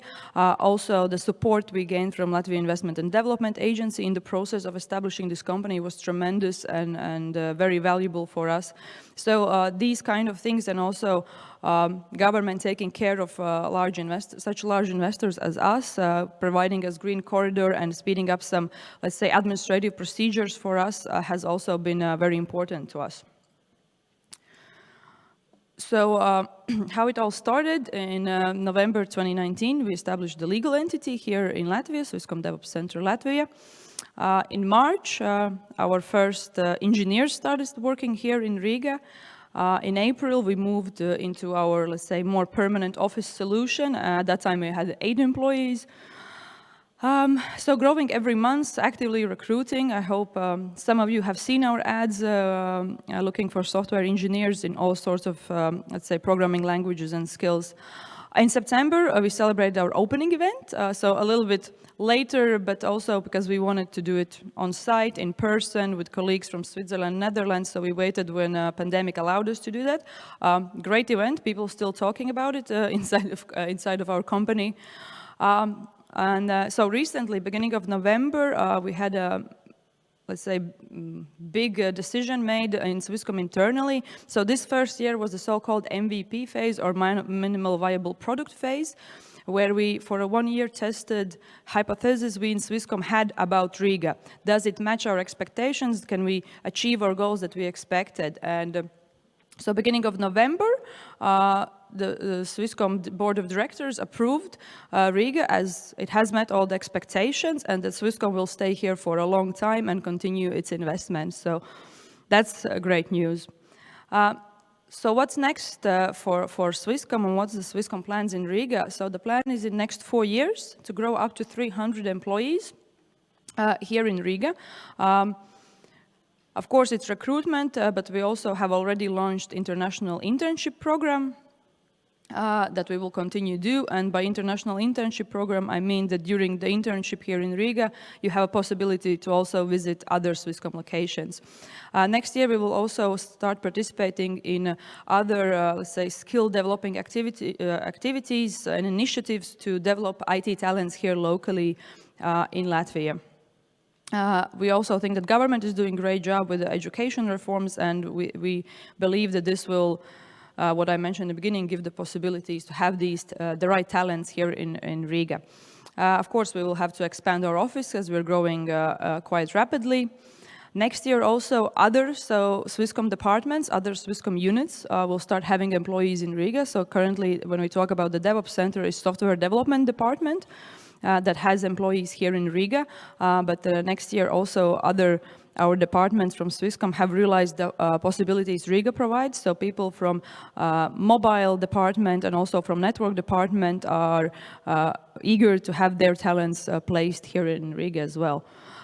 Company-wide, we are now for the next 5 years undergoing a cloud-native transformation based on high-performance teams.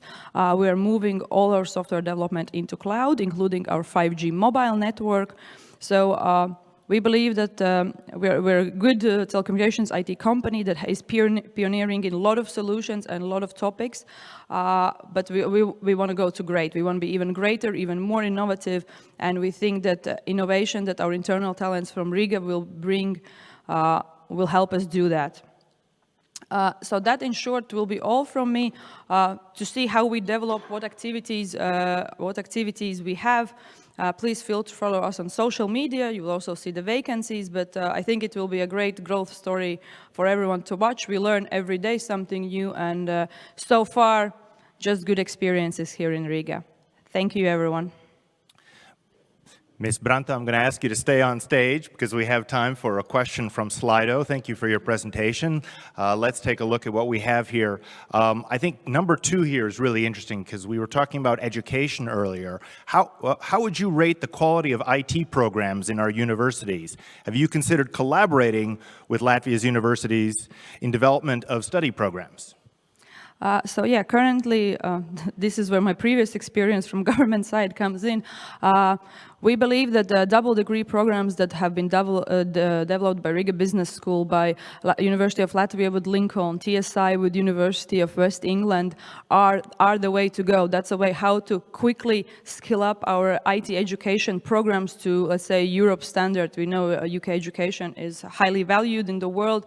And this helps us to offer competitive, interesting programs, and that also helps you to attract the students. Yes, also our plan is to cooperate with universities. This first year has been super busy with setting up the company, but in the future, yes, we do plan collaborating in developing these kind of programs with universities, definitely. And also providing some scholarships, for sure. Great, thank you for that answer. Thanks. It's always wonderful to hear about leading companies like Swisscom growing and choosing to grow in Riga. So all of you job seekers who are listening today, definitely check out their vacancies online. Moving on with this theme, our next speaker is Mr. Denis Ivanovs, who is the Managing Director of the Baltics at Sender. Sender is Europe's leading digital freight forwarder, and last year they opened an office in Riga, becoming one of the first digital carriers in the area. To tell us more about that decision, let's welcome Mr. Ivanovs.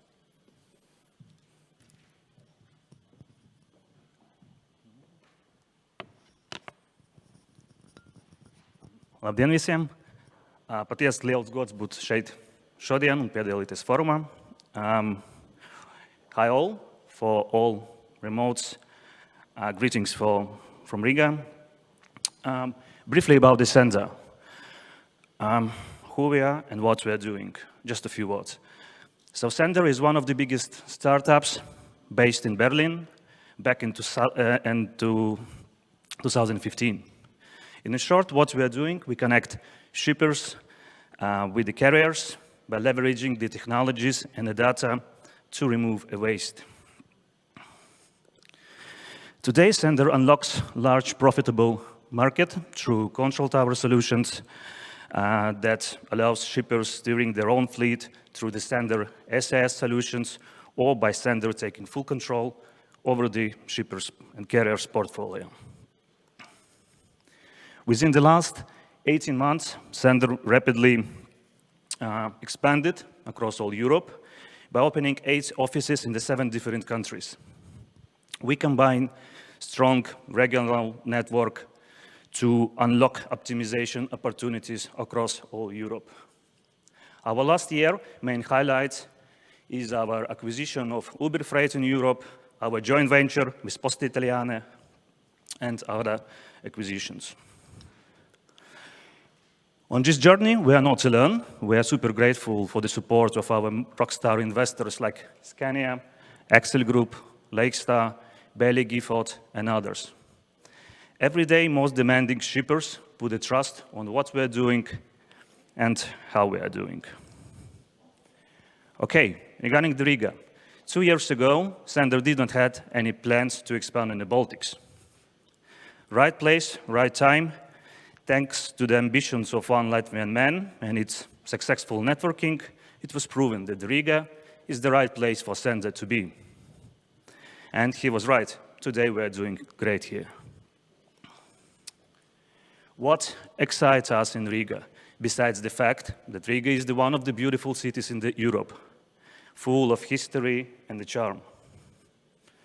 So number 1, geography. Latvia and Riga, especially, is the center of the Baltic, having 2 main borders and a good sea connection with Scandinavia.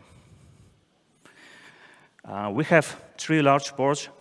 One of them is Riga and 7 smaller ones. So all conditions needed for the logistics. Finally, we have Air Baltic, one of the most modern and best airlines in Europe, providing the great network coverage and outstanding service. And Riga, again, is the heart here. Number 2, infrastructure. As I mentioned earlier, Latvia and Riga have an advantageous geographical position, being in the center. Here we connect east, west, and north, making kind of a triangle with the center in Riga. By the planes, rails, ships, and of course trucks, we're making perfect logistic hub here. And the logistic is one of the backbones of the whole Baltic economy. Number 3, tech and startup environment. The Baltic have been often called as a booming startup ecosystem with a lot of ambitious, multilingual tech talents. And just imagine, here in the Baltics, we are a little bit over 6 million, but we are already home for more than 2,500 startups. This is really amazing. Such positive environment creates a big concentration of the ambitious, professional, and talented people here, which is super interesting for Zanda and for industry development. Thanks today for the government support and the special programs. The digitalization process is actually becoming more seamless and more easy. Finally, Latvia and Riga is among the front runners of the e-government interactions and services, which also is supported by the high-speed internet. Indeed, in Zanda we trust in data. We love our technologies, but more we trust in people. Zanda every day succeeds as a team. So here I want to highlight the people of Baltics and especially people of Latvia. Latvians have managed to preserve a beautiful culture and learn only the best from the histories, from the lessons of histories, and etc., full of the good moments and the tough moments. From the soft skill, I would like to highlight the accountability of the Latvians, the hardworking people, ability to truly evaluate things given to us and use them. From the educational point of view, according to statistics, more than 40% of the Latvian population between 24 and 64 having the highest education. which is slightly higher than average in Europe. If I don't mind, it's about 30%. And majority of population located in the Riga again. All this makes Riga one of the best options of choice. There is one more important factor for Zanda being here. Zanda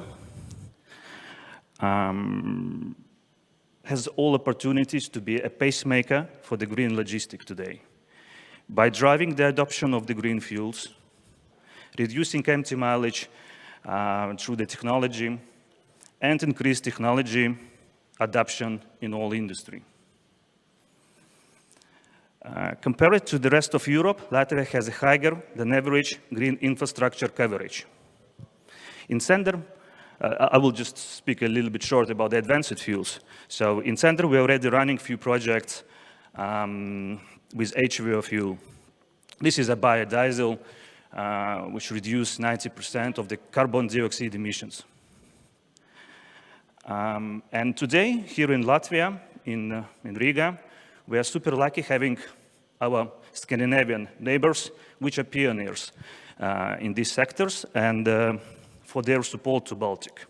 In Riga, all HVO stations are available. So, and again, being in the center, this is much easier to plan all refueling, both for the both for the local and the transit cargo flows. On this positive note, I would like to thank you for your attention and keep on trucking. Thank you, Mr. Ivanovs. I'm actually going to ask you to stay on stage for one question from Slido. Wow. Let's take a look at the board here. How would you rate the accessibility of talent? Again, we've got talent, which is a popular theme today. How would you rate the accessibility of talent in logistics specifically? Aren't the study programs in this field a bit out of date? Okay, very good question. Actually, as already mentioned, logistics is a backbone of the Baltic economy. And here today, we have a lot of companies doing for the years the logistics. And honestly, our logistics specialists, so they are highly evaluated in all European market today. Yes, so answer, very highly evaluation of the local specialists in the logistics. Yeah. Great, thank you. It's terrific to see all these themes that we've scheduled today, interacting with each other, talent, education. Thank you again. And technology, thanks. And technology, of course. Shall I leave it here? Yes. I'm always inspired by European countries choosing to expand their presence here in Northern Europe, in Latvia, and I think his presentation clearly illustrated that Latvia, since its re-independence or regaining its independence, has really integrated into the rest of Europe. So now, to continue this theme, we're going to switch formats a little bit and move to a panel discussion format, which will be moderated by Fredis Bikovs, who is the operations manager at Volt Latvia. Mr. Bikovs will also introduce you to our panel participants. And as I welcome him up onto the stage, I'll quickly mention a fun fact that Volt was just sold to DoorDash for €7 billion, making it one of the biggest recent financial deals in Finland's history. Please welcome Mr. Bikovs. Thank you very much. Hello. Thank you all the participants for very good presentations. I think the main takeaway which I saw throughout almost every presentation that today it's all about talent and people, right? So let's talk about why smart businesses should invest in Riga, and let me start with presenting absolute wonderful panel here. Jānis Ošlejs, Primex Group, founded in 1997. Primex Group is world's leading concrete technology company, creators of unique concrete technology, Primex. Welcome, Jānis. Kaspars Roškalns, General Director of Investment and Development Agency of Latvia, which is responsible for competitiveness of Latvian companies, facilitate foreign investments, implement tourism development and innovation policies. Welcome, Kaspars. Andris Bērziņš, Managing Partner at Change Ventures. Change Ventures is a seed stage venture capital fund based in the Baltic states, backing ambitious Baltic founders anywhere in the world. Welcome. and Linda Helmane, Executive Director at Foreign Investment Council in Latvia, is a non-governmental organization that brings together the largest companies from various countries and sectors that have made significant investment in Latvia. Welcome, Linda. I think that modern economy gives really great opportunities for small countries like ours. In the world where you can build smart and scalable products and sell it to the whole world, it doesn't matter where really you are, as long as you have smart people and talents, which we heard throughout many presentations today, and favorable environment. And as it was already mentioned, I come from Volt, which was just, yes, exactly sold for $8 billion US. The story all started just 7 years ago in Finland. Finland is also a rather small country, just like ours, maybe a bit bigger, but still small. Volt has entered 4 years ago into Latvia, and after 7 years, it was sold by $8 billion. Now, to me, this just illustrates what kind of bunch of motivated people with a global vision do, even being in a small country. So let's now go a bit into Riga, and my first question is actually to all of you. Since our topic of discussion is why smart businesses invest in Riga, imagine I'm a potential investor here, and I'm considering of investing in Riga, and you have 60 seconds to convince me that this is the right choice. So whoever is the bravest ones to start and try to convince me in 60 seconds that Riga is a good place for investment. Because we have entrepreneurs who can build companies that will exit even higher values than Volt. Okay, that's great. Yeah. Right. Well, obviously, Riga has it all. Riga has the talent, so it is the size of the Riga is perfect. It is with the metro maybe coming up close to the 800,000 people, maybe 900,000 people.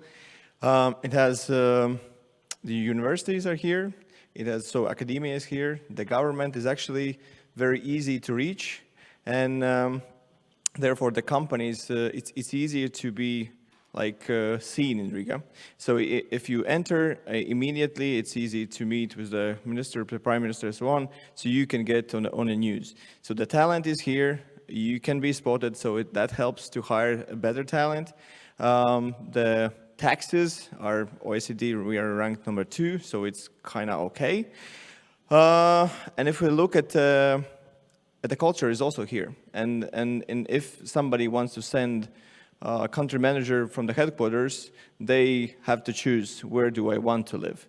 And Riga is actually very livable. It feels like home. And that really helps to market all. The airport, the close connectivity from the airport to the downtown. Overall, the Riga is quite compact, and all the pluses are here. So that's why I would say the smart business is actually starting to see Baltics, and from the Baltics starting to see also the Riga. I think Riga has a... Sorry. Okay, I'll just quickly add, I think it's more of repeating what previous speakers said, emphasizing connectivity in a more global scale. So obviously we have, not just geographically, we're the center of the Baltic states, but we've also with Riga and with the airport and then Rail Baltica being developed. Otherwise, it's very easy from Latvia to reach other destinations around Europe and also around the world. So this also makes it easier for investors to develop businesses in Latvia.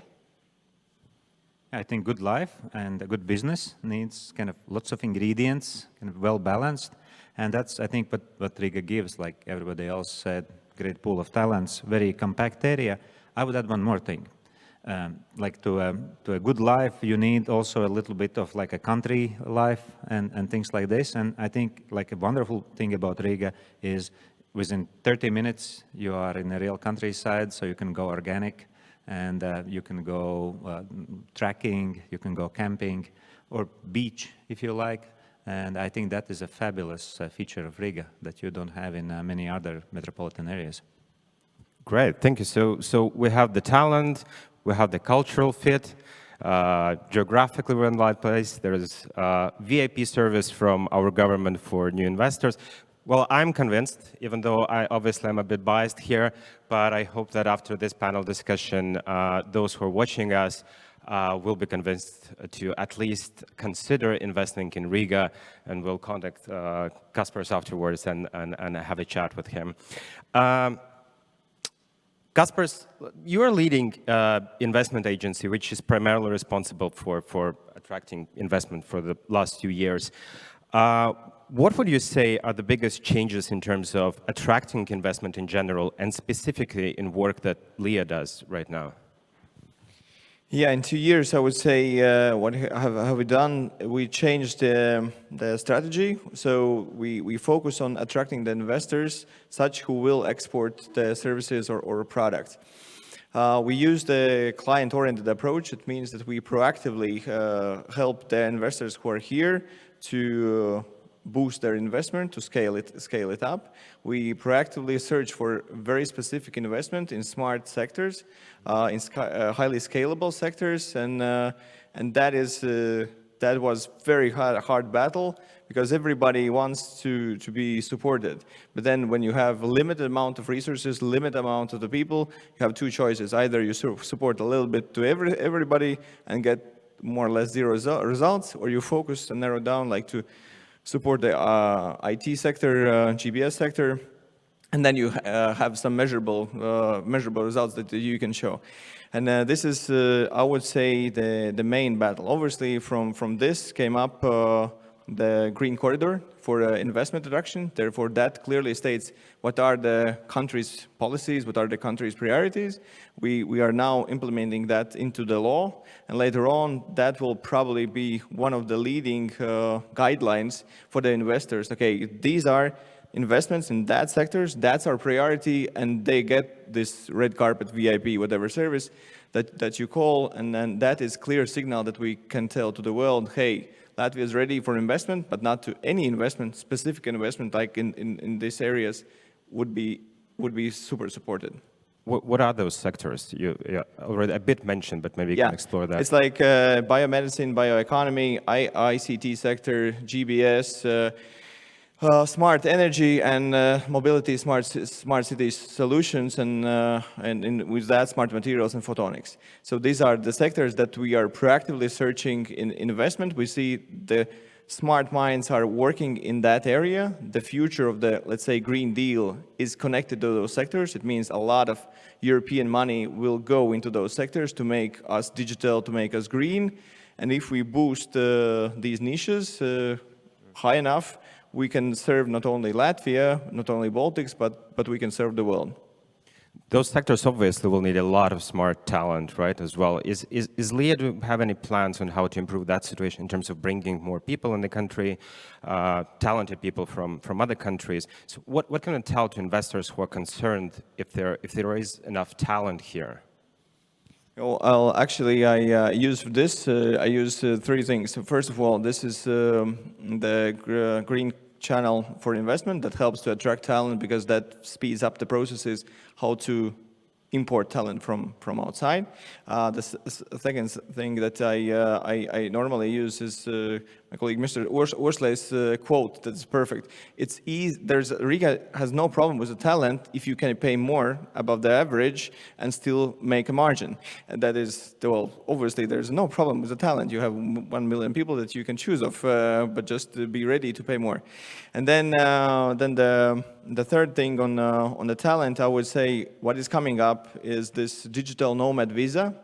It means that there will be a lot of talent who will live in Riga, work remotely in different areas, and if we will involve them into networking to share the competencies, to share the knowledge, that will definitely be some superb talent that we can attract on a very high level because of this new instrument coming. Great, thank you, Kaspar. And I'm very happy to see also in terms of investment attraction, which already was mentioned today, is that Riga also has established its investment and tourism agency, previously which mostly focused just on the tourism. So I think this is a great signal to people out there that Riga is becoming more business focused as well. And I hope that there'll be great cooperation with Leah, and with more resources now into that, we'll see good results coming out of that. Linda, your organization represent many prominent investors in Latvia, and I looked on your sentiment index, which said that 44% out of taxes paid are paid by companies with foreign capital. So that clearly states the importance of foreign investors in Latvia and the need and necessity to look into your sentiment index that you are preparing and doing a great job in that.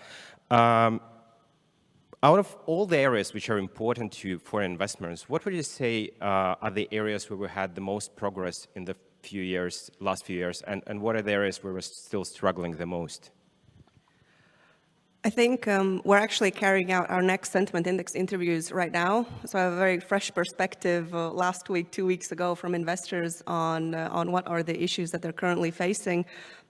I think something that's been talked about today as well, there are a lot of positives, obviously, to the workforce in Latvia, but the main issue that there's just not enough of workforce. And it doesn't, of course, it's great that we have highly educated and highly skilled people. However, something that investors are talking more and more about is just that there's not enough in numbers. So we saw it before COVID. Obviously, COVID also changed the situation a little bit, but we saw it before COVID that there was even a feeling that lack of availability of workforce is actually starting to sort of stagnate investment growth in Latvia. COVID rectified the situation a little bit just because of the circumstances surrounding it, but I think this also goes into the positives that a lot of investors are saying, and this goes very well with what Mr. Roškans was saying about Lia's activities. Investors highly appreciate Lia's activities over the last 2 years and their focus on the issues that are actually hindering investment growth and actively working together with investors to solve these issues and bring about results and increase investment. So that is a positive that we can definitely mention. And as Mr. Roškans mentioned, one of the positives of having an open discussion with the government, with the Riga City Council, with Lia, and with other ministries, this is something that is appreciated, and it does bring results. Obviously, there's always good and bad case studies that you can have a look at, but I think overall, this is definitely something that we hear over and over again. I think, we always ask this question, how do you evaluate the cooperation with the public sector over the last few years?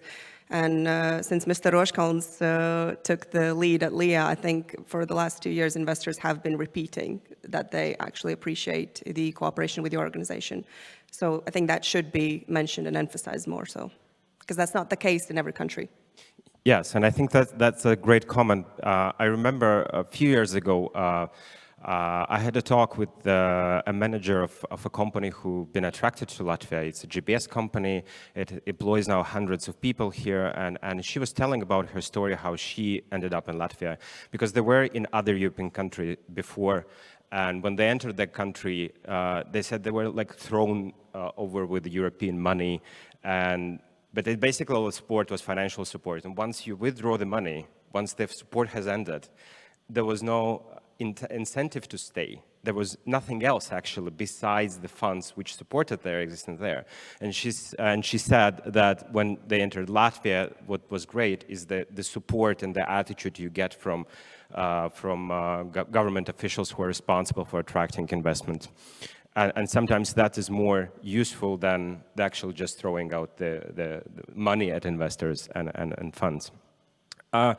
Great to see that there is progress and the FISTL is making sentiment index. I think this is a great input for our government officials to look into, understand really what investors are looking to be improved.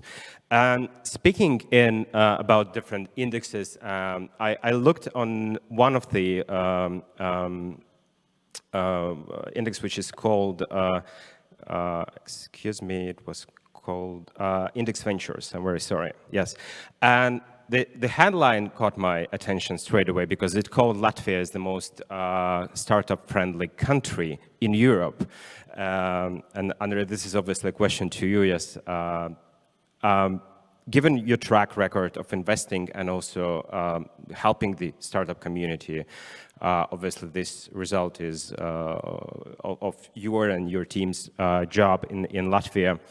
But what does it actually practically mean being on top of that rank? What can we expect? More startups in Riga, more unicorns, more exits of $8 billion also in Latvia? What does it mean for us? So I love that headline, by the way, of course.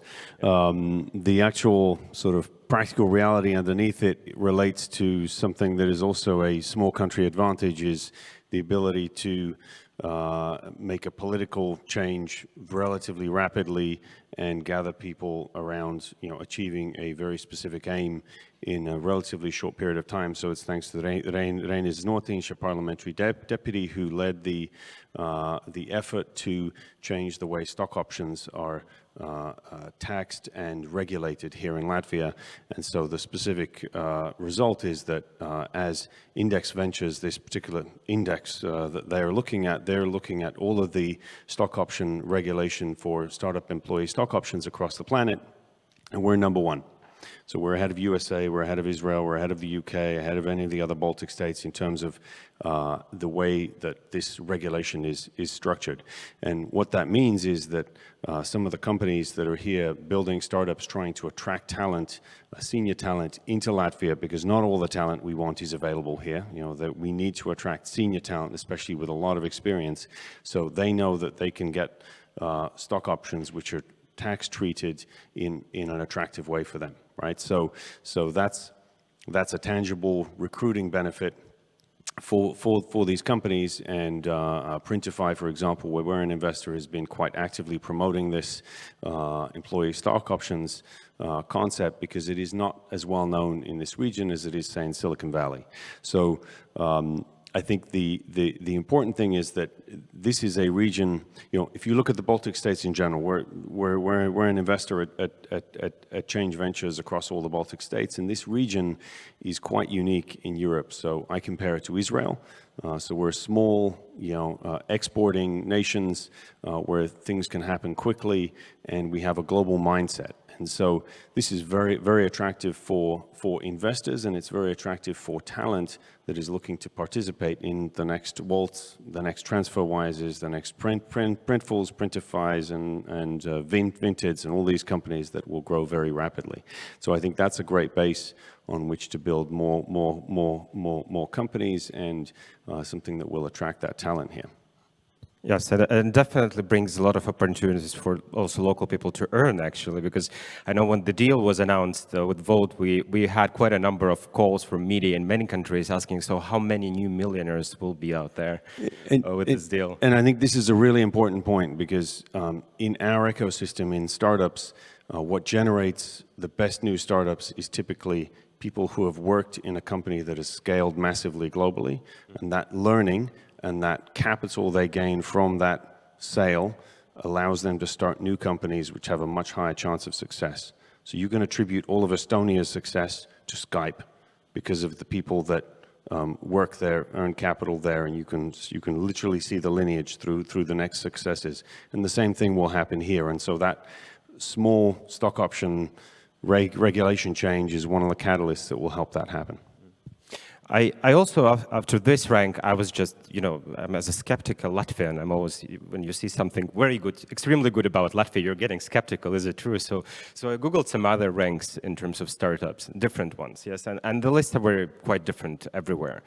But what would you say if you would be a magician and you can do one thing for the startup community right now, so we could expect even more unicorns in the next 5 years in Riga, what would that be? I would do two things, because I'm an entrepreneur, I always want more. So one, we would set up a startup house in Latvia where we could concentrate these startups into a single territory, so those starting are mixing with those who already are further along, and I think that will help the growth of this ecosystem.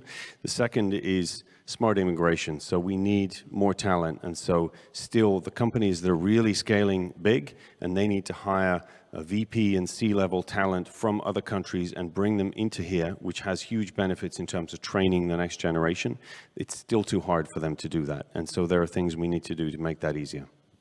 And just to challenge a bit our panelists over here, so Kaspar's mentioned about the digital nomad visa plans. Do you think that's enough initiative, or should we do more? So that's a different initiative, right? So digital nomads are generally, self-employed people who are, liking to live somewhere and want to, I don't know, blog, do online art or whatever they're doing. This is different from, Printify scaling. They already have 500 people here. They want to hire hundreds more, but some of the senior people they need to bring in from around the world, and they need that process to be fast, efficient, and easy, because it's a war for talent out there, right? So they're competing with, companies in London, Berlin, Silicon Valley for this talent, and if they have to, do a 3-month process or even a 2-week process sometimes to get them the permission to immigrate here, that can kill your hiring. Yeah, digital nomad visa will probably create new small-scale startups because that's, I believe, that's something that the average salary should be 2,800 euros to achieve the visa. So it's not something that you can just way below the average in Latvia. It should be double the average that is currently now. And that will probably create a small scale startup, but definitely I can agree on we have to try to improve the process, how to get the VP and C-level people faster in, and we have to figure out what would be the right way, how to use this green channel for investment, how to maybe broaden that a little bit, maybe introduce some kind of startup line into that under the ICT, that we see that yes, this is if the company applies these criteria, they're big enough, they can recruit, and that means the government needs to move fast. Yeah. Okay. Yeah, I think it's getting pretty clear to everyone that talent is the key here, and I guess there are 2 levels of this problem. There is the political kind of level and the political will to bring more people in the country, but also, since my past experience working in NGO, there is a lot of challenges also operationally, because one thing is what do you have in the law right now, the second is how that is implemented practically in real life, and there is some opportunities to improve that process as well. Anna, you're the only one practical businessman in this panel who actually have built his own business in Latvia. Just for the sense of reality check with all of us, what do you think are the biggest opportunities in terms of development, in terms of attracting investment to Latvia? I think there are really no limits to attracting investment in Latvia, and also not real limits to possibilities that are in Latvia. I think that, and I have experienced myself, that in Latvia there's a kind of a great place to be, and I think sometimes, what does it mean to kind of create a good business? I think it's something like how to create a kind of a good life, and it has to have all kind of good ingredients, a little bit of culture, something for kids, something for myself, something to eat good, and entertainment. And Latvia has kind of all of these kind of ingredients, or Riga. Same for good business. So you need some good accountants, you need good logistics specialists, you need good IT guys, and you need them in a kind of a good environment altogether. So I think that kind of making a good company is a bit of like making a good soup. So you kind of put lots of things in there, and you need maybe a meat or maybe a tofu if you're a vegetarian, but then also potatoes, pepper, salt, and then everything kind of mixed and cooked in the right way. And I think Riga, to me, is a kind of like a saucepan, where you cook everything together. And then the question, how to do it in a better way, because I think we have all of the ingredients already. They are all here.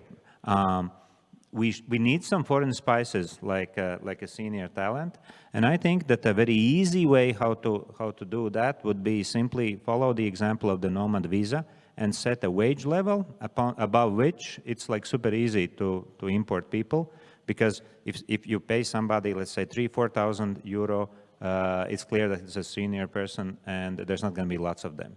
And so it's a talent, it's easy, and it's one criteria just goes through.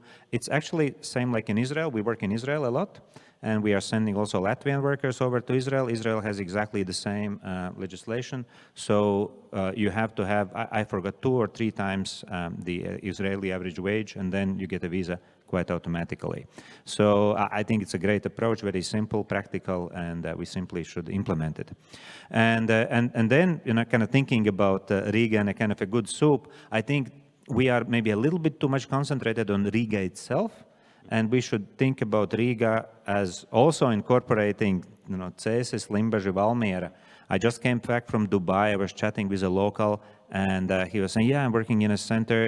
It takes me 1.5 hours from my suburb to drive to the center of Dubai. It's one city. I mean, 1.5 hours brings you to like Valmiera. And that's a reality, I mean, in so many cities in the world. And I think that we should look really at a wider ecosystem. And I think that's a great advantage of Riga, because if you want to live like a country life, you can. And still, you can work in Riga in a really great way. So for me, I've been very happy to work here and scale from here. I think it's a great place to be. Great, thank you. I think that's an interesting topic of developing also the cities around Riga, and I think with the reality of COVID and distance work being more accepted around the companies, it gives a lot of opportunities for even smaller towns out there. And I think Cēsis is a good example in that sense, because we see quite a few companies actually opening the offices there. So it really gives opportunities not only to Riga. Thank you all for your answers. I mean, I guess the discussion about why smart businesses should invest in Riga with such a great panel here could go for hours and hours, but unfortunately we have no time left. But my last question will be actually to our viewers out there. You probably will see on the screen the details of how to join the slido.com. So have you considered starting a company or investing in an enterprise based in Riga? 3 choices: yes, I have already done that, planning to do that, or no, I haven't considered it yet. Let's see what people will say. So far, everyone is either done that or planning to do that. That's great. Okay, we have 1 no, I think. So, great. I hope this discussion has actually, let's put it this way. So, those who already done that, great. I hope you can be the ambassadors for other potential investors, as we saw all the presentations today here with people who already invested in Latvia and who can be ambassadors for future investors. Those who haven't considered yet or just planning to do that, remember, Kaspers, yes? Can everyone again show his face, please, on the video, so everyone knows how he looks? Or Riga Investment Agency, whoever. So please contact them, and I'm sure if this panel haven't convinced you yet, then Kaspers and people from Riga City Council will. Thank you very much for this discussion. Yes, that's it. Thank you.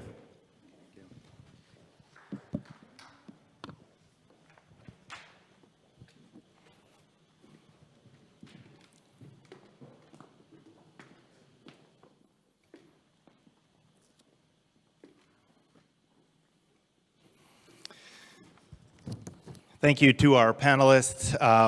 To conclude our first block of the forum, we can definitely say that Riga indeed has many advantages for starting a new business or expanding an existing one. I particularly liked this comparison to making a soup. I think on a snowy, wintry day like today, most Latvians will agree a delicious soup is probably the best thing you can get. And the discussion about needing some foreign spices and maybe the right kind of chef to put all those ingredients together, I think really applies here.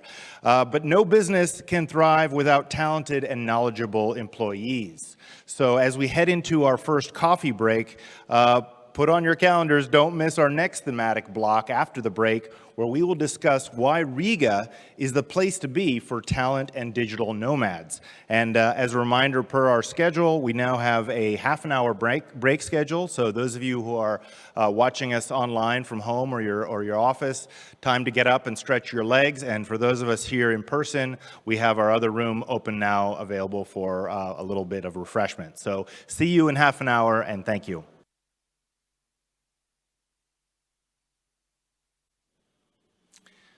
Hello and welcome back from the break. I hope everyone had a chance to stretch their legs and perhaps get a little snack or refreshment. Let's now begin our second thematic block. As most of us here in Riga know, the local labor market has been heated for a while now, despite COVID-19 pausing operations in some sectors. Although we are lucky here in Riga to already have a crowd of motivated professionals in various fields, the growing demand for professionals in the fields of IT, sciences, and engineering means employers are hungry to hire talented individuals with international experience. So in the second block of the conference, we will discuss why Riga is an appealing destination for global talent and why everyone listening to this, if you're not already here, should consider moving to Riga to live and work, despite the snow that we've heard so much about today. Similar to our first thematic block, we will divide this topic into 3 presentations, followed by a panel discussion. Again, don't be bashful about using Slido to submit your questions. Let's welcome our first speaker for this block, Mr. Mārtiņš Kazaks, who is the governor of the Bank of Latvia. By educating our younger generation on financial and global market issues, and as a provider of independent analysis to the government of Latvia, the Bank of Latvia plays an influential role on matters related to talent and the labor market. So we will all benefit by listening to Mr. Kazaks. So please, let's welcome him to the stage.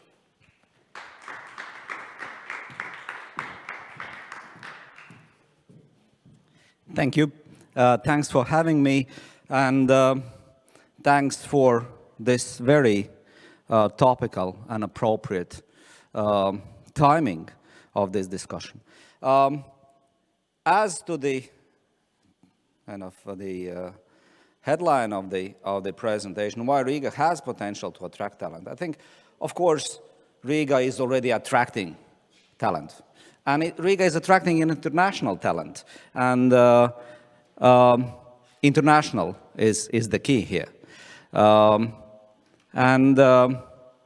One encouraging issue, of course, is that there is still lots of potential to attract global talent and boost the Latvian economy.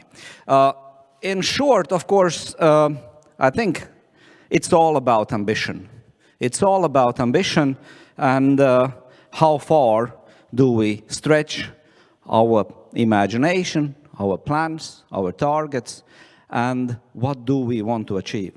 Riga, of course, by far is the crown jewel of the Latvian economy. Nothing compares to Riga. If Riga is strong, the rest of Latvia is strong. But of course, we should not discuss Riga within the Latvian economy. The least we should discuss is Riga as part of the 3 Baltic countries. But of course, we should stretch it further.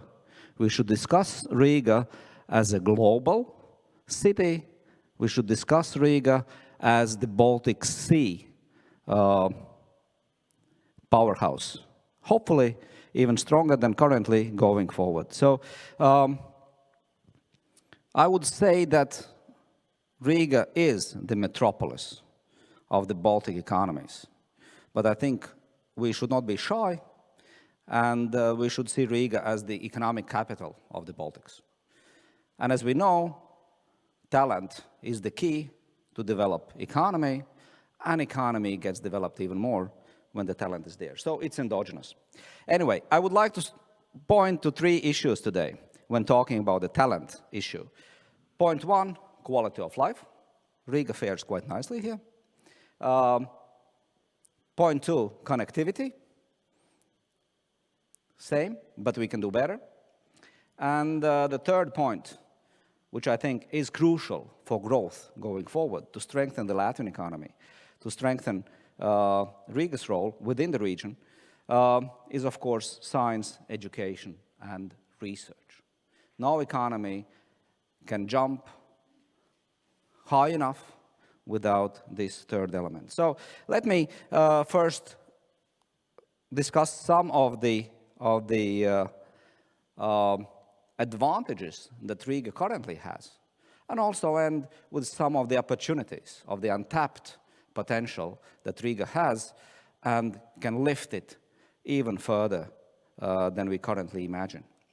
Okay, so the size of the economy. Riga by far, as you can see, compared across the Baltics, is in terms of its economic activity measured by GDP in billion euros, is by far the largest of the cities within the Baltics. In terms of population, the same. And of course, it's not only the capital itself, but it's also, of course, what we may call Greater Riga, the Riga region. And there we have near 1 million people. Okay, so this provides also good ground for economic growth going forward. Unfortunately, as we will see, the growth rates for our companions or competitors, especially that of Vilnius, in the past decade have been significantly faster than that of Riga. Okay, so there is still lots of things to do to boost growth of the Riga's role. So in terms of the size of the economy, in terms of the population, we are by far the largest. If we take a look at the environment, quality of life, and vibrant cultural scene, population of Riga is relatively satisfied. Of course, we can do better. And this greenish part says where the people are happy. But of course, this light green still to be improved, especially if one talks about the public transportation or public administration in terms of its digitalization. So good so far, but by all means, we can do better. And that would attract even more business. If we take a look at the connectivity for every hub of economic activity, of economic growth, of course, regional connectivity is extremely important. And to the left, we can see the impact of Air Baltic. So that is a real asset that we have compared to the rest of the Baltic countries. Of course, we can see that during the COVID times, which is the dotted line, the volumes have dropped. But when COVID passes and fades away, then, of course, we are likely to see very strong rebound in this area. In terms of port activity as well, Riga and Latvia as such has fared quite nicely in the past years. Unfortunately, some of the geopolitical factors, of course, are weighing down on the future growth. But that also opens up for even more opportunities, especially when we look also at the Rail Baltic network being developed. Riga is a city, already is a city of many headquarters, startups. At the end of the day, Stockholm School of Economics in Riga is the best business school in the Baltics. So the talent pool is there. In terms of financial markets, we've seen Swedbank, the largest bank in the Baltics, opening its headquarters, its holding company, here in Riga. So it also provides for the financial hub. And of course, companies as such, Mikrotik or Printful or other companies that have grown very fast in the past years provide good soil for growth going forward. If we compare where did the Baltics stand, and Riga for that matter, compared to the other two Baltic capitals in 2000, and that is what we see on the x-axis. To the left, we can see growth rates in terms of incomes for the whole of the over 1,000 EU regions compared to 2000 on the x-axis, and the growth rate over 2001 to 2018, that's the latest data that we have by these regions. We see that Riga has been one of the fastest growing regions and one of the fastest growing capitals of the last 2 decades. Good news, we've grown fast. But if one takes a look at the GDP per capita nowadays, both across all those 1,000 regions or across the capitals, we would see that we are still far away from the best in class. So the potential is still there. And attracting talent would both lift the potential, but also lifting the potential would attract more talent. So the endogeneity is there again. If we take a look at the social and cultural life and the cost of living, there are also some benefits. Riga is not the most expensive city, so it is quite affordable to live in. And that as well is an important part when people decide when should they move to. Employment, what's going on with the labor market? We see that unemployment rates are relatively low, but at the same time, participation rates in the chart to the left are still relatively low, which means that by retraining those unemployed, by pulling into the labor market those currently not employed, we can boost labor supply. So that potential is still significantly higher than we see in our competitor capitals. But have we done the best that we can? Unfortunately, not yet. But I would look at this not as a glass half empty, but I would look at it as a glass half full, because that means there is a lot of untapped potential.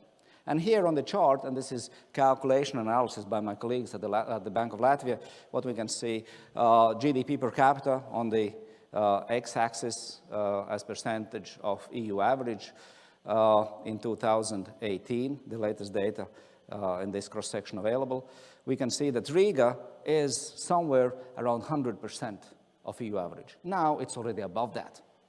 But if we compare to the best in the class, measured by quality of life index, which comprises 36 different aspects of quality of life in the capitals, what you can see, we are doing not that well yet.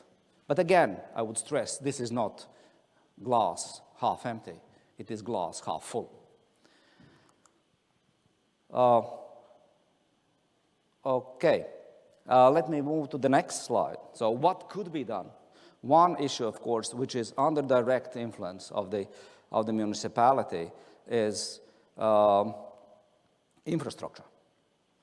Infrastructure in terms of the comparison across the major European capitals and cities is still much to be desired. So that is, in a way, a low-hanging fruit that we can improve to boost Riga's role and open up those opportunities. What else we need to work on to untap this potential? Of course, we've seen that population has been shrinking in Riga, and that is not good news. This needs to be turned around, especially if we compare to our competitors in Vilnius and Tallinn.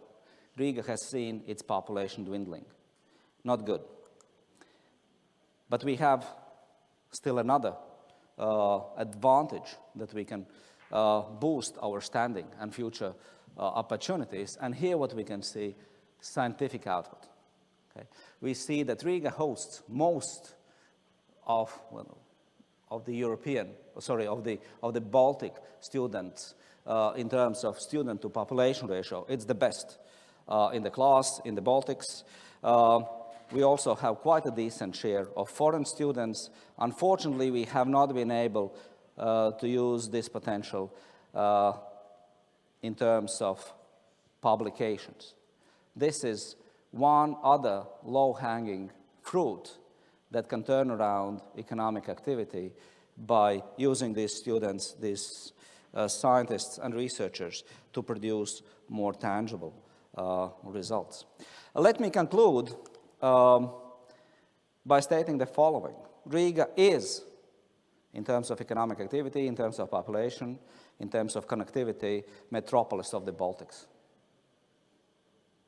I think this is very nice and good, but I would say that we need to lift it further and say that we are aiming Riga to become an undeniable capital, economic capital of the 3 Baltic countries by very closely connecting it, for instance, to Stockholm, to benefit those opportunities that still are largely untapped. Riga is modern and green, with affordable prices, of good quality of life and vibrant cultural scene, but we need to improve on infrastructure. Riga, good regional connectivity. Air Baltic is by far the advantage compared to the rest of the Baltic countries, and Rail Baltica would be yet another one that would allow Riga to be linked into the regional economy on a much stronger footing. Riga has been one of the fastest developing hubs of economic activity, but we can do much more by using some of those low-hanging fruits that I pointed to. So at the end of the day, it's all about ambition. It's all about ambition. How far do we stretch our targets, our imagination? And I think only the sky is the limit. Thank you. Thank you, Mr. Kazaks. I'm going to ask you actually to stay on stage. We do have time for a couple of questions from Slido. I like this word, ambition. It's a great call to arms, both for our investors and our entrepreneurs. Turning to Slido, let's go with the second question first. I'm alarmed by the decline in goods handled in seaports. Can you please provide an update on investments in Riga's cargo port and also plans for intermodal cargo? I would not be the one who would know exactly what are the transportation plans of the ministry or Riga port. But what we see, of course, that there are certain cargo flows, such as coal, which by and large has become non-existent. We know that due to geopolitical reasons, the cargo flows from Russia have shrunk. And of course, it has had a negative impact onto the economy. But at the same time, it opens up possibilities elsewhere. And one of such is what I already mentioned is Rail Baltic. Of course, it's not going to come next year. It's not going to come the year after. Unfortunately, it has been pushed forward closer to 2030. But it is still, in my view, both strategic and economic asset that we should use. And the sooner this network is completed, the better it is for the Latvian economy and for the opportunities that it opens up. We have 3 large ports. Okay? They are by far not fully used. This, very similar to what is happening, for instance, in Liepāja, opens up possibilities for local production capacity that can be serviced through those ports. Quick follow-up question on that. Do you see Rail Baltica as a complement or a replacement for the seaport traffic? I see it as yet another route that can open the opportunities. Okay? Because we've seen over the past decade or so that it is extremely difficult to replace the loss of cargo that we've seen from east to west or west-east. Okay? So we need that route to use the infrastructure that already has been developed. Okay? The infrastructure of Riga, Ventspils, Liepāja, and some other smaller ports. And at the end of the day, also given the greening of the economies and the carbon footprint, I think getting onto the train and going for a meeting to Berlin, okay, and working on the way is a nice choice rather than spending time in the airport. Okay? Of course. So a nice alternative. Let's real quick look at the second question. What are the low-hanging fruits we could address to bring up the overall quality of life in Riga? I think what Riga needs to do, and we've seen that in the case of Vilnius. Vilnius has been the fiercest of the competitors to Riga over the past decade or so. And it has happened because there's been a very good cooperation between the municipality and the national government. And I think this is the best avenue for growth to open those low-hanging fruit opportunities, which is Riga municipality working very closely together with the national government, setting up, road trips with very specific agenda. Where do we see the development? That is one thing. Another thing, of course, is infrastructure. It's not, of course, only the people who live in Riga. It's the ability to get to Riga. So the transport infrastructure to make quality of life better than currently, it is yet another important area. And of course, Riga as a city for students, as a city for research, as a city for different scientific spin-offs, we should do that. Of course, Riga alone cannot do it. Okay? It's the national government that needs to be involved as well. But we have decent universities. We have, in certain areas, even world-class scientists and researchers, which means that we should untap those opportunities.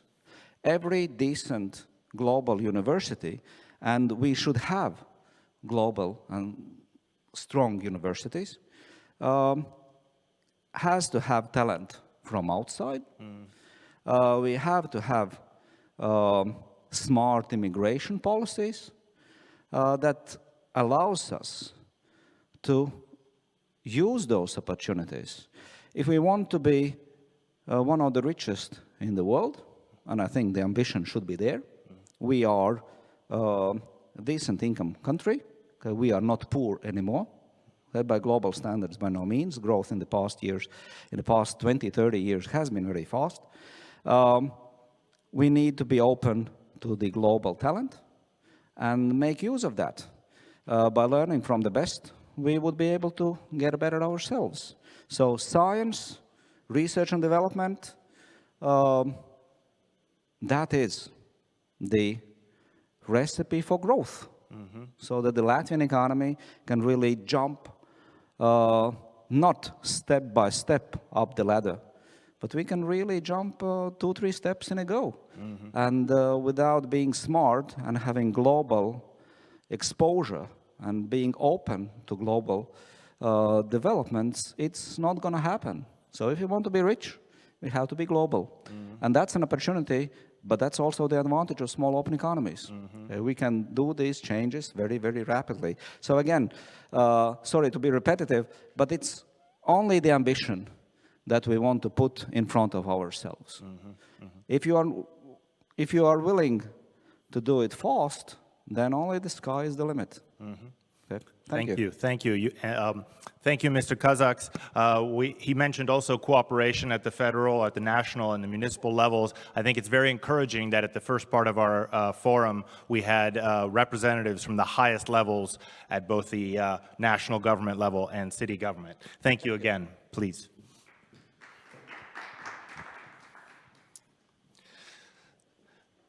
Next, we will welcome John Martin Tully. Mr. Tully is the co-founder and CEO at Mikrotik, as well as chairman of the board at the American Chamber of Commerce, or AmCham, as it's affectionately known. Mikrotik, one of Latvia's largest companies, provides hardware and software for internet connectivity worldwide, and AmCham serves as a thought leadership hub for American and international businesses here in Latvia. So please, let's welcome Mr. John Martin Tully.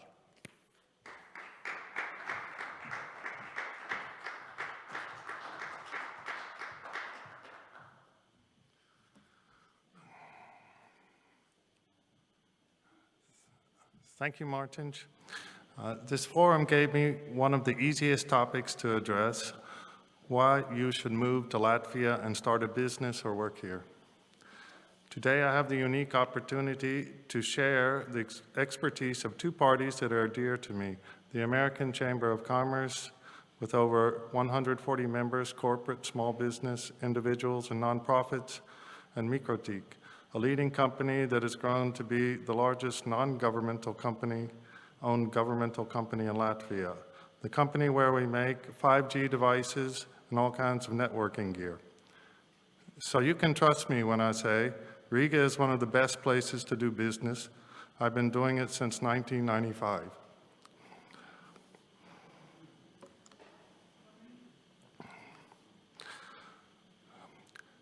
There was a time when Riga was the capital of Sweden and the second largest city of the Swedish Empire. Imagine that. And today, Riga is still the most prominent and largest capital in the Baltics. The region's complicated history created one of the most clever nations in the world. Dynamic innovation was a necessity here.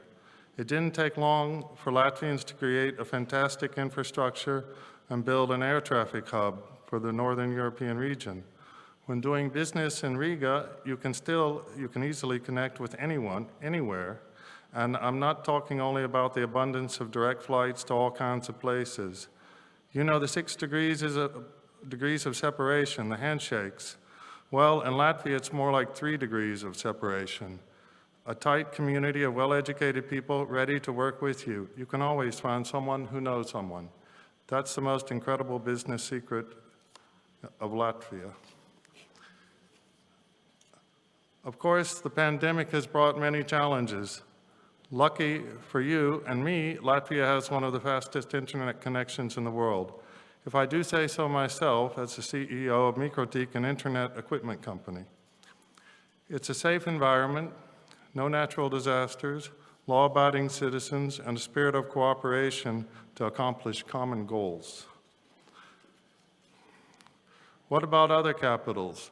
Surely places like, say, London have fast internet business and business innovation and 12 to 15 times the population. Endless commutes, crowded streets. In Riga, you don't have to sit in a subway for hours to get somewhere. You can start your morning in the business center, have a fantastic lunch somewhere downtown on a budget, and make it to a beautiful seaside before afternoon to clear your thoughts. You have the skyscrapers, the restaurants, movie theaters, and concert venues on one hand, and forest, the sea, the beautiful rivers and lakes, even primal bog trails on the other hand, all within your reach, without the need for a long commute. All the comforts of a modern capital city combined with the accessibility to traditional country life. For anyone living in Riga, that's a reality, not a luxury. And even if you need to do business in some other foreign capital, our airport has, 70, 80 direct flights to Europe, Central Asia, the Middle East, you name it. With headquarters in Latvia, your reach is always global. And don't get me started about the great people here. Latvians always want the best. I've got my Latvian citizenship quite recently, in January this year, but I've been a patriot of Latvia for a long time now. People here display the perfect combination of a great sense of humor, creativity, and the passion of Eastern Europeans. Alongside the unbelievable work ethic, serious approach, and practicality of the North, so if you're not working in Latvia, you're missing out big time.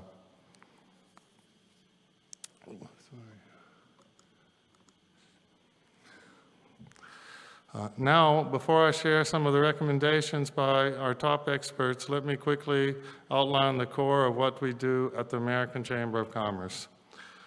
We try to improve the U.S.-Latvian trade relationship whenever possible. For example, in 2015, we urged the government to establish a permanent economic representation for Latvia in the U.S., and so they did. For the last 5 years, Mr. Toms Svidrins from the LIAA has been working day and night in San Francisco to increase Latvia's export potential and attract more U.S. investment, and the LIAA is recruiting another rep for Boston.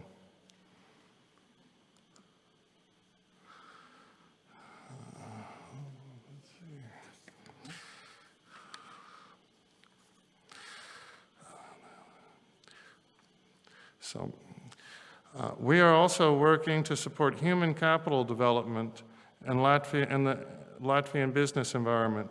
We've identified 3 major factors in play here. First, skills. The upskilling of employees has never been as crucial as it became during the pandemic.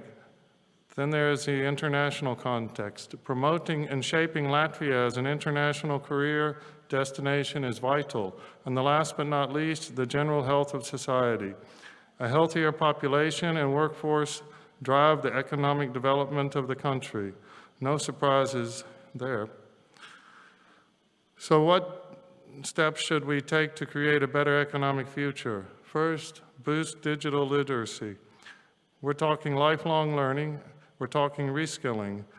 Diversify the knowledge. Become stronger as a society. Data management and analysis, media literacy, online safety, and problem solving. There can never be enough investment in this type of knowledge. And don't forget about educators. Developing a modern, comprehensive training curriculum for educators will go a long way, especially if we add mentoring sessions for practical applications of theory. Finally, cooperation is the key.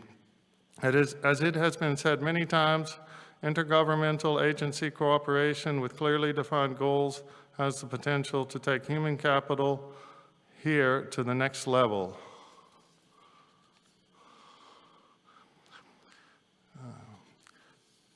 To give you some specific examples, we've asked the members of the AmCham to define essential skills of the workforce. The responses can be boiled down to digital and technical skills like data management, leadership skills and strategic thinking, project management skills like Agile and Scrum, and languages. And once again, I have to give credit to Latvia. Most Latvians I know speak 3 languages. How do you compete with that? Also, have you noticed that more and more companies start offering educational budgets with all kinds of seminars and their job postings each year? People are really eager to learn. Okay, let's move on to the final segment of my presentation where I'll let you in on some of the microtic strategies. Microtic case study. So, what are some of the things you can do to attract top talent? After you've considered the essentials like good salaries, a nice environment, health insurance, free lunches, parking, and flexible hours, one of the things working well for us is the corporate culture. There are so many companies that have to invent it, but we got it luckily. The story was already written for us. We just had to find our place in it. Microtik offices are located in the legendary VEF building. It has a strong history of tech innovation, the first light bulbs, generators, and dynamos of the 19th century, the electrical appliances of Siemens and AEG in the beginning of the 20th century, radios, phones, even Minox spy cameras. This place was always at the forefront of innovation and production, and we do our part to continue the story. While it may seem trivial at first, storytelling can play a massive part in the loyalty and morale of your team. It doesn't have to be huge, spanning centuries like VEF, but give your team a foundation upon which to build the collective identity. But a story on its own is not enough. Your team needs to realize that they are the protagonist of the story. We achieve that by embracing their ideas, even the craziest ones, like building a climbing wall inside the office. Not only that, it's actually the highest climbing wall in the Baltic, in the Baltics. There are so many reasons not to build a climbing wall. It could be distracting, even scary from the top at 15 meters high, but I would never take it back. The wall is such a success. There are often climbers having fun there after work with instructors ready to train any newcomers. Some even start going to the professional bouldering gyms when the office is closed. And real friendships grew from this weird decision to build a climbing wall in the office. In the end, climbing got so popular at Microtik, we had to add more equipment like pull-ups, bars, and grips and training gears. But I guess that's another story for another time. My point is, trusting your team is the best investment in the company's future. And where do you find the best team for such investments? That's right, here in Riga, Latvia. And lastly, let me speak about a topic that is very close to my heart. After losing a daughter to cancer just before her 6th birthday, I have focused on making the Children's Hospital a world-leading hospital for precision medical care for all diseases, including childhood cancer. The dedication of doctors, hospital leaders, and the hospital's charitable fund are nothing less than incredible. New initiatives such as the Healthcare Advancement Center project are transformative for our children, and children are the most important part of our future. I encourage you to learn more about supporting the Children's Hospital by going to the Children's Hospital Charitable Fund website at www.bsf.lv. Thank you for listening. Feel free to contact NamCham if you've got any further questions. Thank you.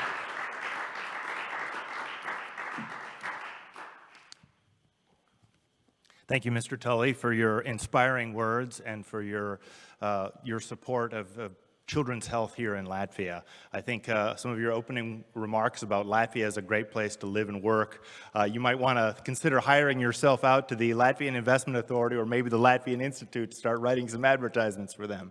Again, thank you very much.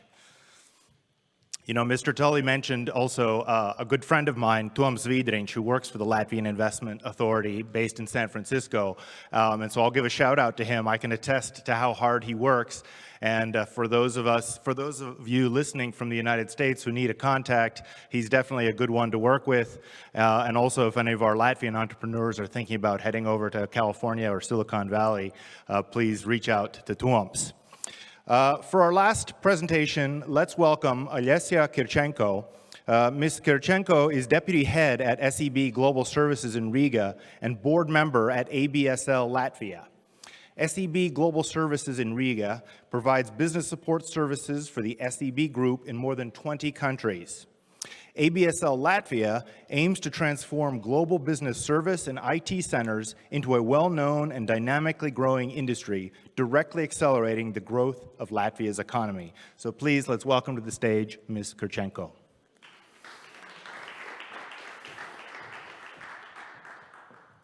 Thank you. Good afternoon from a lovely Riga. Today I already had one challenge to get here, and it was heavily shuffling of snow. So I did it, and now I will have another challenge to keep your attention in this digital space, which is not very easy, but we will do our best with also other speakers. I will continue with the talent topic. From the perspective of specific industry, global business services. And actually, GBS was mentioned today many times. However, since I joined global services, sub-global services, I thought it will be easy because it's a finance industry, which I actually working for 18 years already. It was not, because my challenge was to explain to my friends and peers and actually ex-colleagues that it's not only finance, but it's also the second industry, global business services. And I assume that for many of you listeners online, it's also still not clear what this global business services part is about. Because we all know retail, we all know, I don't know, wooden working, metal working, export of goods, but then suddenly this export of services coming into the picture. And then I will spend a few minutes to explain a bit the industry, which was mentioned today a lot. Yes, first of all, we are companies with the foreign capital. So it's usually international companies who are placing here establishing here the entities and placing here employees with the purpose to help help them with certain functions. I will touch upon the functions a bit later. Yes, and our major part of our turnover should be a service export. So we are obviously exporting the service. And in Latvia, we are 50 companies. We employ around 15,000 employees. And you see on the slide how big our contribution is to Latvian economy or GDP. And actually, it's quite equal to tourism industry, which is well known and one of the focuses of Latvia.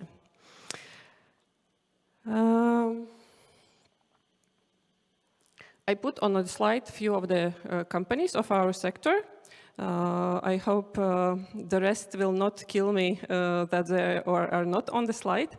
But as I mentioned, it's quite a big pool on our rather small market. And to give you a bit of insight then what our companies are coming from, then our investors, obviously the major part or almost 50% are coming from Scandinavia. Would it be Sweden, Norway, Finland, and so on. And yeah, we have quite companies who are closely working with United States, Germany, and the rest of the Europe.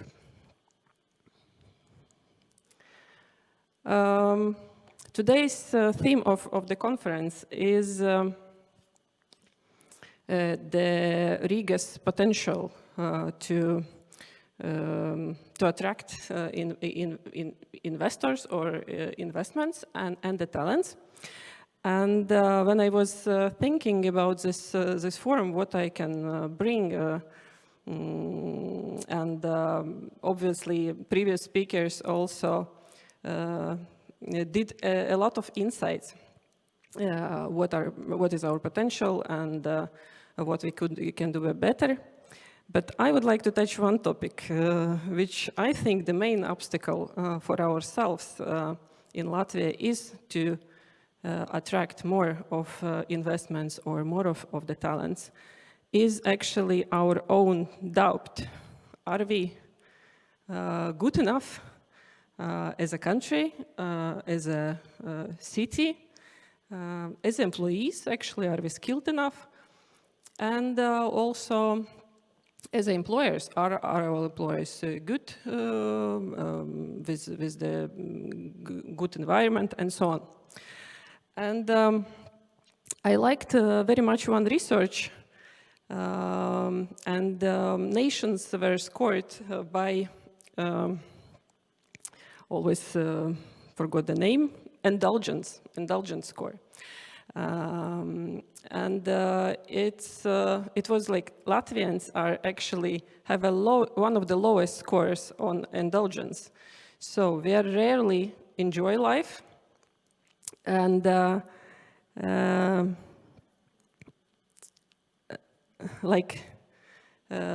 for example, in comparison with Sweden, who has quite a high score, we are much more pessimistic by that score, and usually societies with such a low score tend to be more cynic, and pessimist, as I said. It's not good or bad. We just need to acknowledge that and work on it, and also have such conferences or forums much more often, just to remind ourselves and speak loudly about great things what we have here, and actually to prove ourselves that we are sharp enough and we are colorful enough actually, and we have all the potential to do it. I'm not saying that everything is perfect. Definitely, we have a lot of to do to be better, and Martin said a lot about that. I don't think I have a lot to add there, but I also put my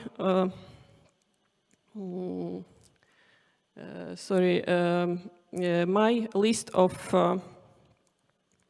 competitive advantage, or what good we have here. And a lot of those were mentioned, definitely, during the panel and also Martin's, but just a bit of perspective and data what I have from the Global Business Services report annually, what we are doing to have key highlights.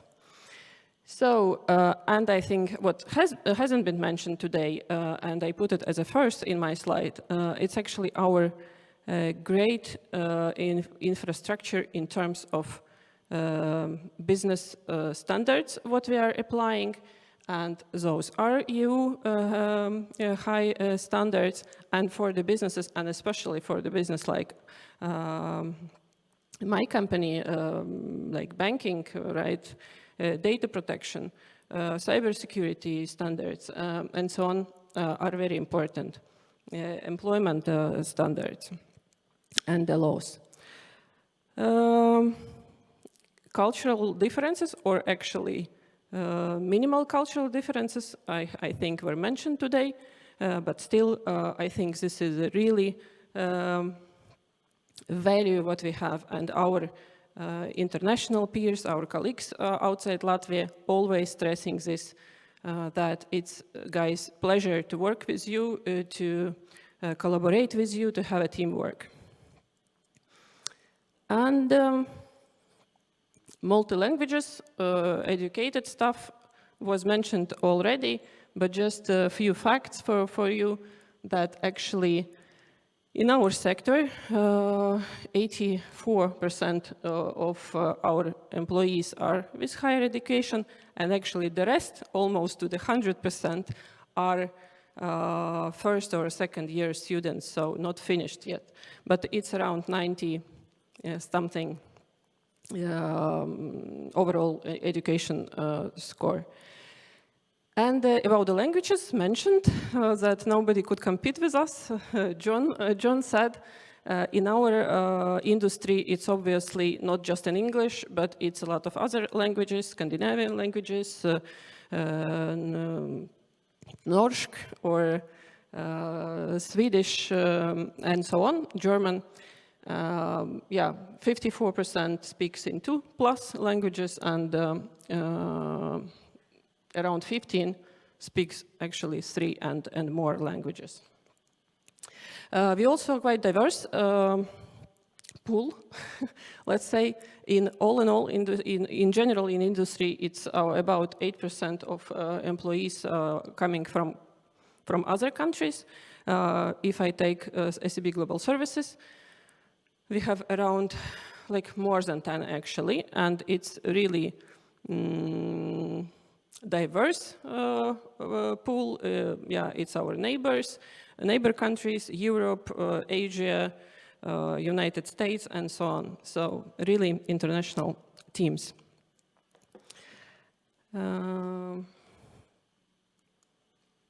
Yes, I was speaking more from employer or from investor perspective, but I also took the perspective from like employees' perspective. Why should I come to Latvia, or what the GPS industry can offer to current Latvian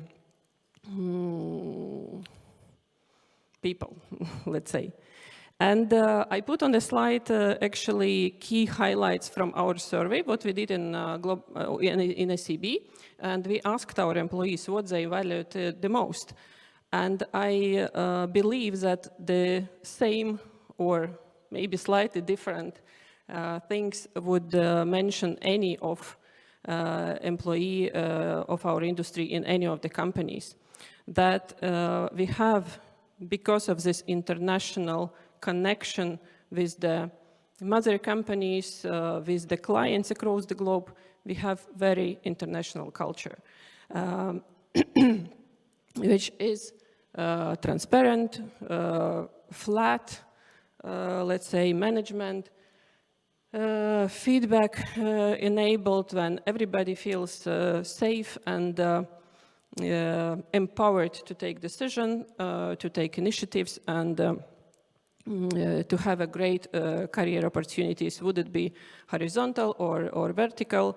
We have all of our companies have great programs for employees, and also focusing on learning a lot.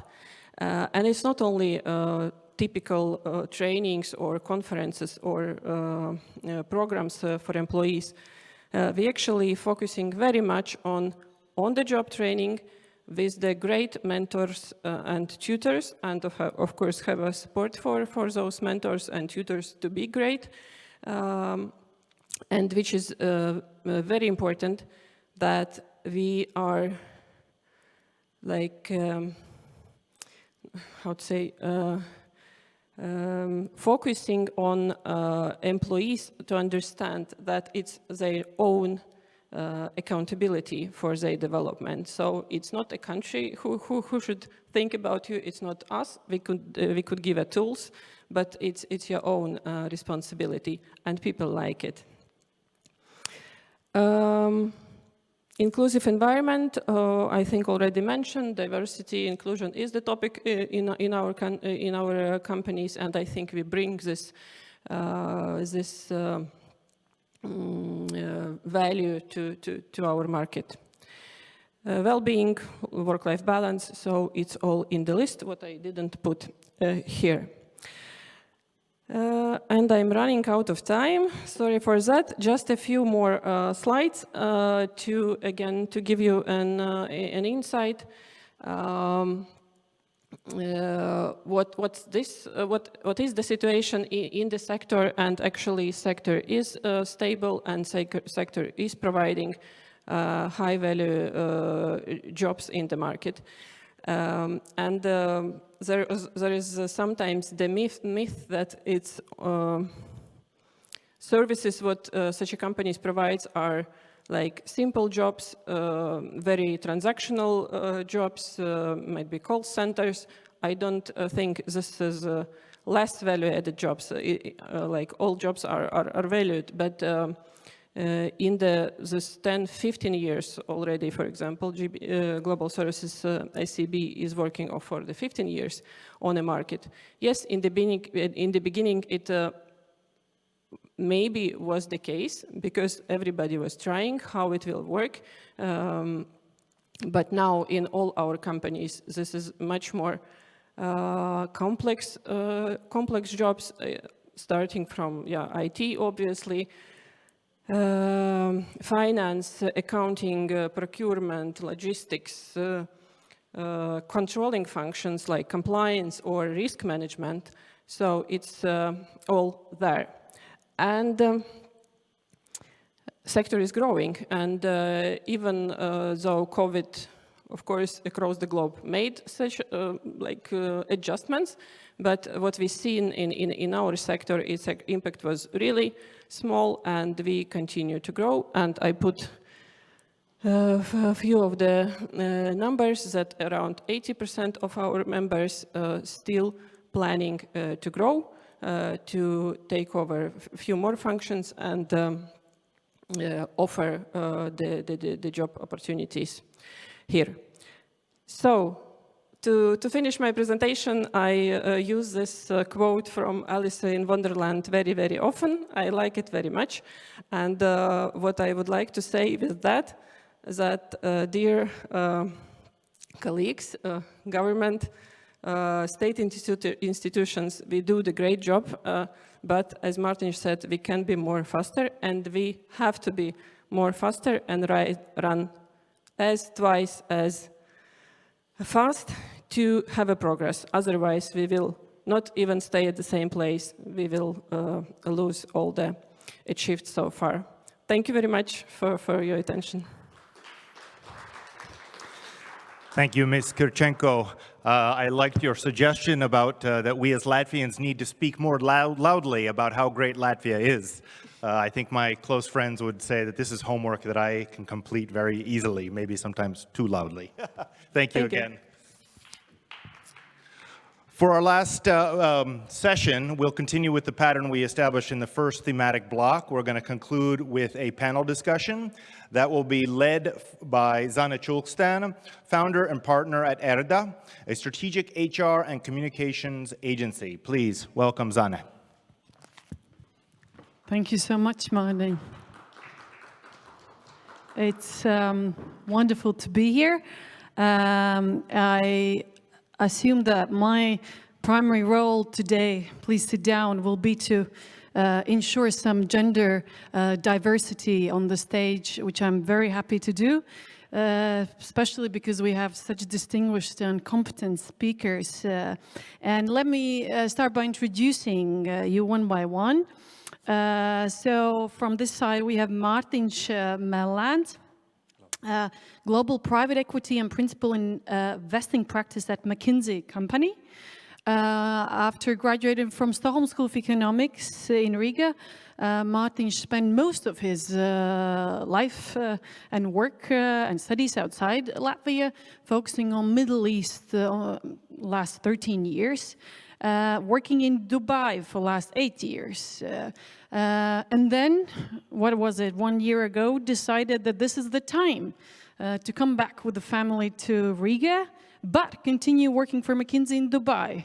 So here is a real-life example of what Ministry of Foreign Affairs is trying to achieve, and all of us would like to see more. We have Maxim Siegoros. Maxim Siegoros is Managing Director at Accenture Baltics. Accenture, as you very well know, is a leading global company providing strategy, consulting, digital and technology services and solutions. Accenture Baltics is the largest employer in ICT sector, employing around 2,000 professionals, mostly IT specialists. What you might not know is that Accenture has been attracting international talent for years and doing it on a systematic basis.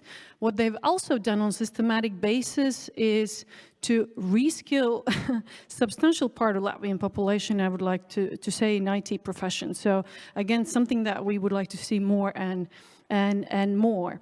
We have Pēteris Daliņš, Chairman and VP at Global Delivery of Emergent Latvia. Emergent is a global digital business services firm, also one of the best employers in the field, employing around 400 employees. And I have to mention it, Pēteris is also a great grandson of our silver medalist, Jānis Daliņš.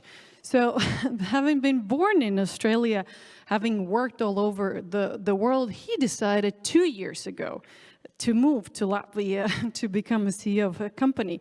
So again, I think speaking now to representatives of diaspora, listening to us, a real-life example to what we would like to see more of. And last but not the least, we have Arvils Ašerādens, member of our parliament, a leader of Unity Party, but most importantly in this conversation, chairman of the Education, Culture and Science Committee, formerly also Minister of Economics, Deputy Prime Minister, journalist, entrepreneur himself, and I would like to say currently one of the leading voice advocating for reskilling and upskilling, advocating for educational reform. So again, very important topic for us. And yes, so let's start. We've had a lot of macro perspective, but I actually want to make it personal. So I want to ask all of you the same question in respect to your choice of Riga as a workplace. So all of you are international talent that could work anywhere, Brussels, London, Dubai, Hong Kong, name it. Yet you've chosen to work in Riga or from Riga. So could each of you tell why or what makes Riga attractive for you as a workplace? If we could start, Martin, with you. All right. It's a rather big question, but thank you so much, Zanda, for, first of all, bringing the panel together. I think it's great to talk about these issues and make them personal and specific, right? Because I think too many of the ideas floating around are similar. So like we have to get to the very specific details. Only the specific detail can make a change. So I would say the choice to live in Latvia, if you are a Latvian, is different as a choice to move to Latvia if you're not a Latvian, right? So I think for me, the most important driving force was my children. I wanted them to give the identity of a Latvian, although I don't know its advantage or disadvantage in their careers further on, but I want to do that from my personal perspective. And also ability to, let's say, be close to the family, stay close and stay involved in the communities you care about as you are getting older in life, I think is something we all experience. So for me, those two driving factors is one is the family and two is the doing something good for the communities I care about, I think are the two driving factors. Thank you. Maxim. So I would say it's always type of an emotional choice. I don't think there can be a rational reason why you establish a company in Latvia, right? So I think it is always emotional. So you start not from, Air Baltic and this and that. You start from the premise that, I just don't want to move out, period. So that was my premise. So you asked to be personal. So, in my story, in the story of our family, is that we've actually applied to emigrate to Canada, and we were actually accepted to emigrate to Canada. And then we decided, why the hell would we? And this was something like 2001, I think, right? And I think it gets down to this determination that, especially in our business and technology, you're not like winning that much by moving out. But if you listen to let's say to the media, or you listen to your friends, etc., this may be a prevailing opinion that opportunities are somewhere better, which I guess in most of the cases is not that straightforward, right? And then when I look at my colleagues, it was also, our management team is, right now like 150 people management team, right? And then everybody on the management team, they have this, I want to do something so that in this country, in this place, we can deliver all across the world. And then, all of the economics are Baltic, internet and all of that comes in. Thank you, Maxim. Yeah, I'll keep it personal. I mean, first of all, I came here by chance. Well, not by chance, I wanted to take a chance. I had the opportunity to come and work, and it had always been a lifelong dream to try and work in Latvia, growing up in an Australian Latvian family. And so we took a chance and we said, why not? So what's the worst that can happen? So I sort of say to people out there, well, what's the worst that can happen? If you back yourself and I'd also say it's very inclusive in Latvia, it's not that hard. I think people sometimes think that Latvia can be a place that you go visit from outside, but it's not. It's actually very easy to live here. So I talk about, we've heard it today, we talk about lifestyle. Well, everybody says, why did you come from Australia? Like, isn't Australia full of beaches and kangaroos and sunshine? Well, everything wants to basically kill you. That's all the, there's bugs and snakes and everything like that. Not like that here in Latvia. That's one little simple, stupid example. But there's so much good in Latvia, and the previous speaker said it. Latvians actually don't sometimes realise how good it is here. And we can talk about it later, and we can talk about talent, but I wanted to come back and show that it is possible and try it. And I think there's a lot of people out there that could do it as well. And another topic maybe we can talk about is the Latvians that have left Latvia, that have now gained the skills outside of Latvia, how do we get them back? So that's something passionate of mine because we need to get them back. We need to realise how good it is here. So, yeah, Thank bit you. of an insight. For me, it's simple and emotional. 30 years ago, let's say in early 90s, I decided really to devote my life for this country, to re-establish democracy.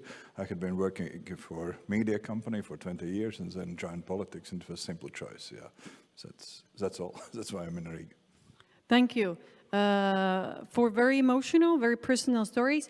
Now, if you were to advise Riga City Council or Latvian Investment Development Agency or Ministry of Foreign Affairs as for how to get back these 400,000 people or our diaspora outside, many of whom are the very talented professionals our economy lacks, what would be your arguments and what would be your actions? What are some of the things that we should do to make it happen?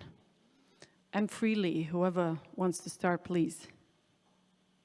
So I think it's important that the council looks at the foundations of what makes a city attractive.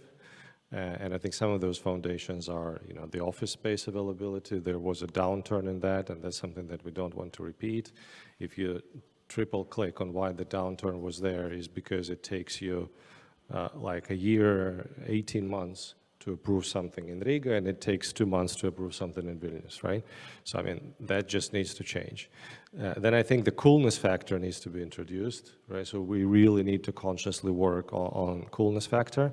And, when you visit a country and then you ask people, what is your favorite food? Like in Latvia, we host somebody, what is your favorite food? Everybody tells the same thing, right? It's the bread. Right, but if you think about that, it cannot be, like every bread is the best bread. So I think from coolness factor perspective, it's important that we kind of maybe get out of the box that we're in. Of course, it's, we feel good living here, but if you look from outside, is it that good? Does it attract people? And if we look at the balance today, I guess our balance is not that great. So if you take people who were born in Riga and you take only them, would that population decrease or increase? I would suspect it would decrease, right? So that means it doesn't work. So we're now opening up operations in Vilnius, and I came to Vilnius in August for the first time in my life as a person who's going to, open up an office, who's going to be a 2,000-person office, right? And then you start looking at things, in a totally different way. And Vilnius is, booming in many senses. It is booming, right? So the idea that Riga is far away just because we like Riga is a bit of an idea that we probably should move aside and then look like realistically at the situation. In our Riga office, we've got 36 people of 36 different nationalities. So it's a truly, I cannot even explain how international the office is, right? So in one of our projects, we were doing an application for a pharmaceuticals company, and this application is doing diagnosis, real-time diagnosis of multiple sclerosis. So you take an app, and then you do movements with an app, and then the app is able to say how your multiple sclerosis progresses, right? And then at the table, we had people from the San Francisco office of our client and people from the Riga office of Accenture. And all of them happened to be from North Africa. And then, people were sharing stories about how did they flee from Iraqi war, from the Syrian war, et cetera, et cetera. So this is like first time in my life when kind of my story of going from Soviet Union to democratic Latvia was like, it was not interesting because these people were sharing something like totally much more painful. And the reason why we were able to connect to our client and why they chose us was because we had those people who could connect to them, who could relate to them, how difficult it was, how painful it was, and how much did they lose, right? So it is a huge asset being multinational, international. Maybe to comment on the coolness factor, I totally agree. I think maybe something that let's say outside of Latvia people need to understand is there's a lot of advanced things going on in the IT sector. So Maxim talked about his areas, we're doing the same thing. There's machine learning, AI, and we're working for Western clients, Europe, UK, US, and they're blown away by the talent that we have here locally. So we talked a lot about bringing talent back, but what we have here is mind-blowing, and we should be very proud of that and pushing that because the like will attract like. We get people back that are attracted by being with, it's not, maybe Latvia's IT industry started from the traditional outsourcing perspective, but it's no longer the case. We're doing innovating things that are world-class. We've heard about all the success stories, but even the custom building, the AI, the data and analytics, it is mind-blowingly good, and we need to advertise that. It's not just about coming back for the lifestyle. It's you're going to grow your career here, not just keep it doing. You're going to do something special for yourself by coming here, and so getting that message out, I think, would be very important. Great, Martin. I think from my perspective, it is actually quite the opposite. I would say that you don't have to try to bring the 400,000 people back, but you have to attract 1 million new people. Because to tell those stories and to bring this connectivity, you need those Latvians living abroad and working for big organizations and trying to build that community outside. You should not concentrate on bringing them all back. What you should try to do is you should try to give a value proposition which is equally attractive for people who live abroad and are Latvian and who are not. And two things come to mind. One is, it seems to me from the side, looking at Latvian economical development, is we're trying to do a catch-up. Something else does something, we try to do that. Like we are trying to, let's say, talk about upskilling, we're talking about skills which were, let's say, relevant or still are relevant, but were relevant 15 years ago. I would actually try to use the creativity Latvians are known for and flip it on the head and say, so what are the businesses which are going to be important in 20 years of time? Web 3.0, crypto communities, different, let's say, new skills, AI, but more advanced AI, not like sort of some AI which can explicitly say which picture is the cat, right? Let's talk about next level AI, right? And I think when you talk about that, then immediately you also create certain things you need to teach, you need to infrastructurally develop, and I think Mr. Tully here, if he's still there, he's already developing some of that new infrastructure which is needed. And the government's, let's say, role should always be support infrastructure-wise and education-wise, but not solve for today, solve for 20 years from now. And let's use the talent we have to, let's say, build a vision, and then that value proposition will attract people who are, let's say, developing for the future. Because otherwise, Latvia becomes a parking spot with a nice weather, good beaches, but not, let's say, future business development opportunities. I think all of you touched upon it, but it's actually a topic I want to take further with Arvils as well, about the topics, about skills and higher education. Yeah, we will, of course. But yeah, regarding city and what should be done, of course, city, new government should have two opportunities. One, to focus on communal, on community issues, and that's fine and fair enough.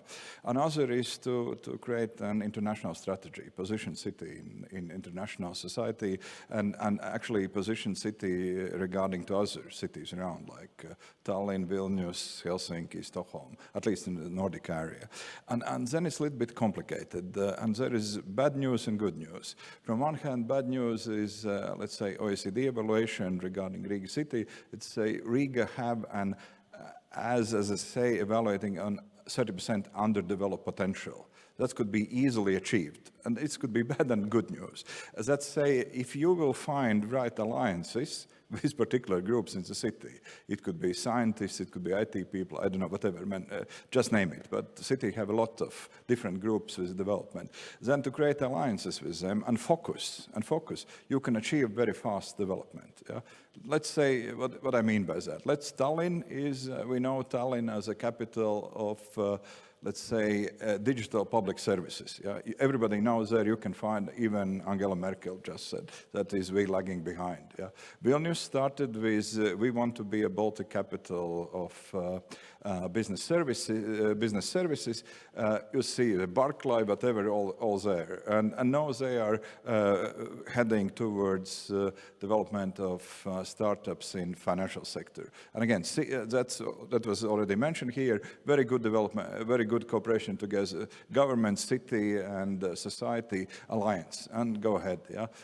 Sweden, okay, Stockholm is Nordic Silicon Valley, as what they're saying. That's capital and startups, yeah. And what I say for city is very important now in next 2 years to really find out, create alliance and focus, yeah, and really focus. And maybe in 5 years this vision will be not relevant. We'll bring a new one, but at least very important is to focus, yeah. Totally agree, and only on the level of image, but also on activities and infrastructure, and so.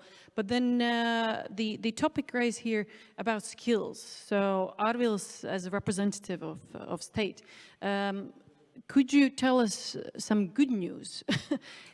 What happened in the last year or 2 years that makes us hopeful as for making or talent more competitive in the future, and what else we have to do or the government is planning to do in the nearest future? Okay, it's about education system, and education system is enormously huge, very conservative and very slowly moving.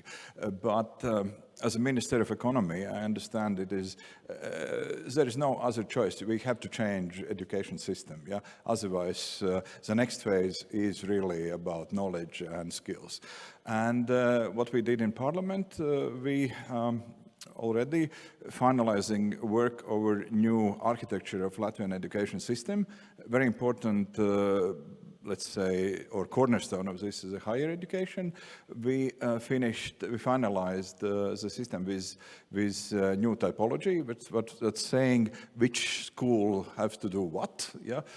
Second is new management system, put it like this. There are councils that introduce new system of councils. Well, society are represented there, yeah, and top class management, I hope, will be represented there. And last the last thing that's very important is already started. That is consolidation of education system. We have, when we started, it was close to 52 schools, high schools. No, I think we will in 5 years we will end up with four, let's say, science university ecosystems. Like it's like consortiums, big consortiums, but at least government will have 4 partners to speak with at the end of the day. Yeah, that is very focused organization and with clear goals. Yeah, and there are 5 very important things what is university should focus. One is accumulate knowledge about things what is really needed. Yeah. Second is develop new knowledge, and this is very important. It's called scientific work. Yeah, and 3 transformations. One is knowledge to new generations, that's teaching students, and 2, society and economy. Yeah, and that is what we really, let's say, developed in law as a system DNA. Yeah, and that should be general aim for new high school management to really supply result. Yeah, and I hope in 3 years from now we will see results. Actually, I have to say in 2 years from now we have extremely big change. Let's say 3 years ago, universities say, oh, well, scientific global competition or presence on global scientific landscape, it's not the business for us. We don't worry, we don't care about this. Now we see extreme changes. For example, Riga Student University from position 900,000, what is it, nothing, doesn't mean anything. Right now they're position 600, yeah? And they're going very fast and very smart ahead with, for example, they're really focusing on their scientists' international presence, publications, and voting or citation. Yeah, and they achieve very fast results. The next level is very important regarding science and education as such. Look on this as not as a process itself, but look as investment. Actually, education process is investment. Society investing and expects some results. Yeah, and science is the same. We're working on the financial model. It's saying scientific work, publications, then spin-offs or patents, yeah, and that is how to bring scientific society into economy and make out of the universities really to support and become actually to economical powerhouses. Yeah, that's very important. I say we're moving actually quite fast ahead, yeah, and I see the big change there. Excellent. Well, as I think that talent has been mentioned in pretty much every presentation, is the key for attracting capital, the key for social economical development, and I think we need all of that, Marnic. We need both part of our diaspora to come back, we need international students, we need to upskill and reskill our own workforce here and new generation of talent. But I see that we have questions coming in from the audience, and as we have last 5 minutes, I want to give opportunity for audience to ask their questions. So if we could turn to Slido. Yes, so let's start. Marnic, to your mind, what are the future industries that Riga could have a competitive advantage in and should prioritize? I think it depends a lot on Mr. Ashraden's plan on education, like what skills truly will have access to in abundance and which are going to be globally competitive. I think that is the most important thing, because right now, as I'm a living proof of that, the world is connected. You can live in one place and you can work globally. So therefore, your skill is competing globally. So today, people, let's say, most of the workforce in Latvia hasn't competed globally. The output of that has potentially, but also in a very, very small scale. So one thing is to be very, very prudent and say, okay, where I can compete globally because of the scale, because of the skill, or because of specific advantage. So I would say Latvia has a specific advantage, and I think Mr. Kazaks is still here or not, but it used to be financial services was a very big asset, right? We have had a drawback in that, but maybe we can bring it back because there was something around underwriting of the risks and ability to, let's say, move financial flows. Right now, it doesn't exist, so whether it's going to come back. So Vilnius path or Lithuania? I mean, Vilnius is definitely right now, in terms of, let's say, new 3.0 finance, is ahead of us, right? So, like, the question is, do we want to catch up again, or do we want to do something else is different? I would say, I very much like, Maxim, your industry, because Latvians are equally developed in the left and right side of the brain. What I mean by that is, we are, let's say, not maybe as technically skilled mathematically as Chinese, but we are close. But then we are not maybe the most, let's say, advanced industrial designers as Italians, but we are close. An ability to bring those two things together in a Scrum Master profession, it's like it's a perfection, because they can speak to the technical talent and they can also talk to the business talent. And I think, let's say, if we can find those cross sections, that would be probably my answer to the point, right? Not only that, but like where we can use some of that advantage we have. Thank you. Peter? I'd take a comment on that, and then I saw one of the questions about high-value skills, and on the back of that comment, that value of not just being technically minded but creative as well, I think that is in people, and we talk about the confidence to do that, and we're doing it and we're seeing it in our business. People are now frontline working with customers and clients globally. It's no longer that back office kind of technology house, and that to me says we have the high value skills here. We can actually charge more because clients value that, because you're client facing and you can do that. You can blend that business to technology, and I think that's one of the major areas that we do have in our arsenal, and we've just got to leverage it further.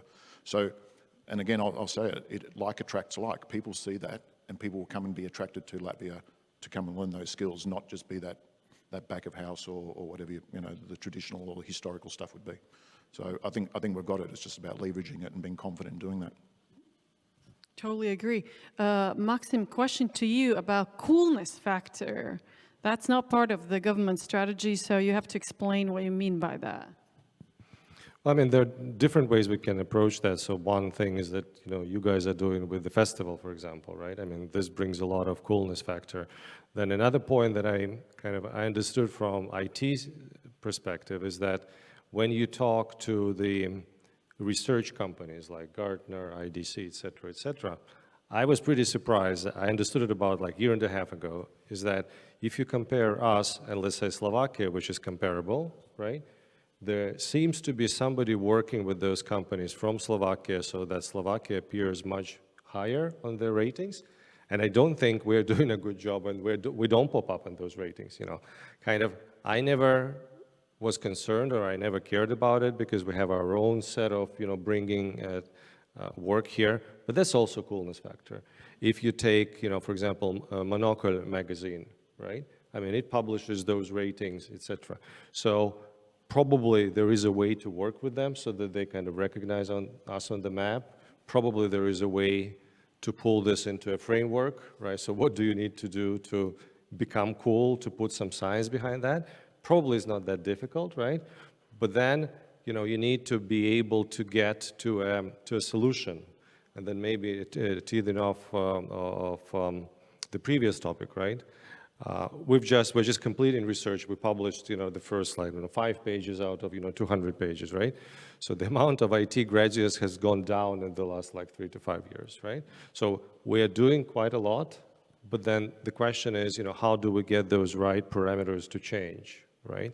And this is where we're still probably struggling. I think it's a wonderful way to finish our panel with the coolness factor. I think it joins what Alessia told about, and Peter's mentioned in respect to confidence, but also I think connects it to what Martin told in respect to ambitions, and once again ambitions as for where we want to get. So thank you so much. Let's continue working, and yes, we are now going on a next break. You should definitely use it just for filling up your coffee mugs, because last section will be focusing on real estate, which seems like a small part, but very important part of Riga development. Maxim's mentioned that for years office space has been, lack of office space have been issue. We see major developments both in residential and in commercial real estate. So a lot of very exciting things happening in real estate. So let's meet at 3:10. Thank you so much.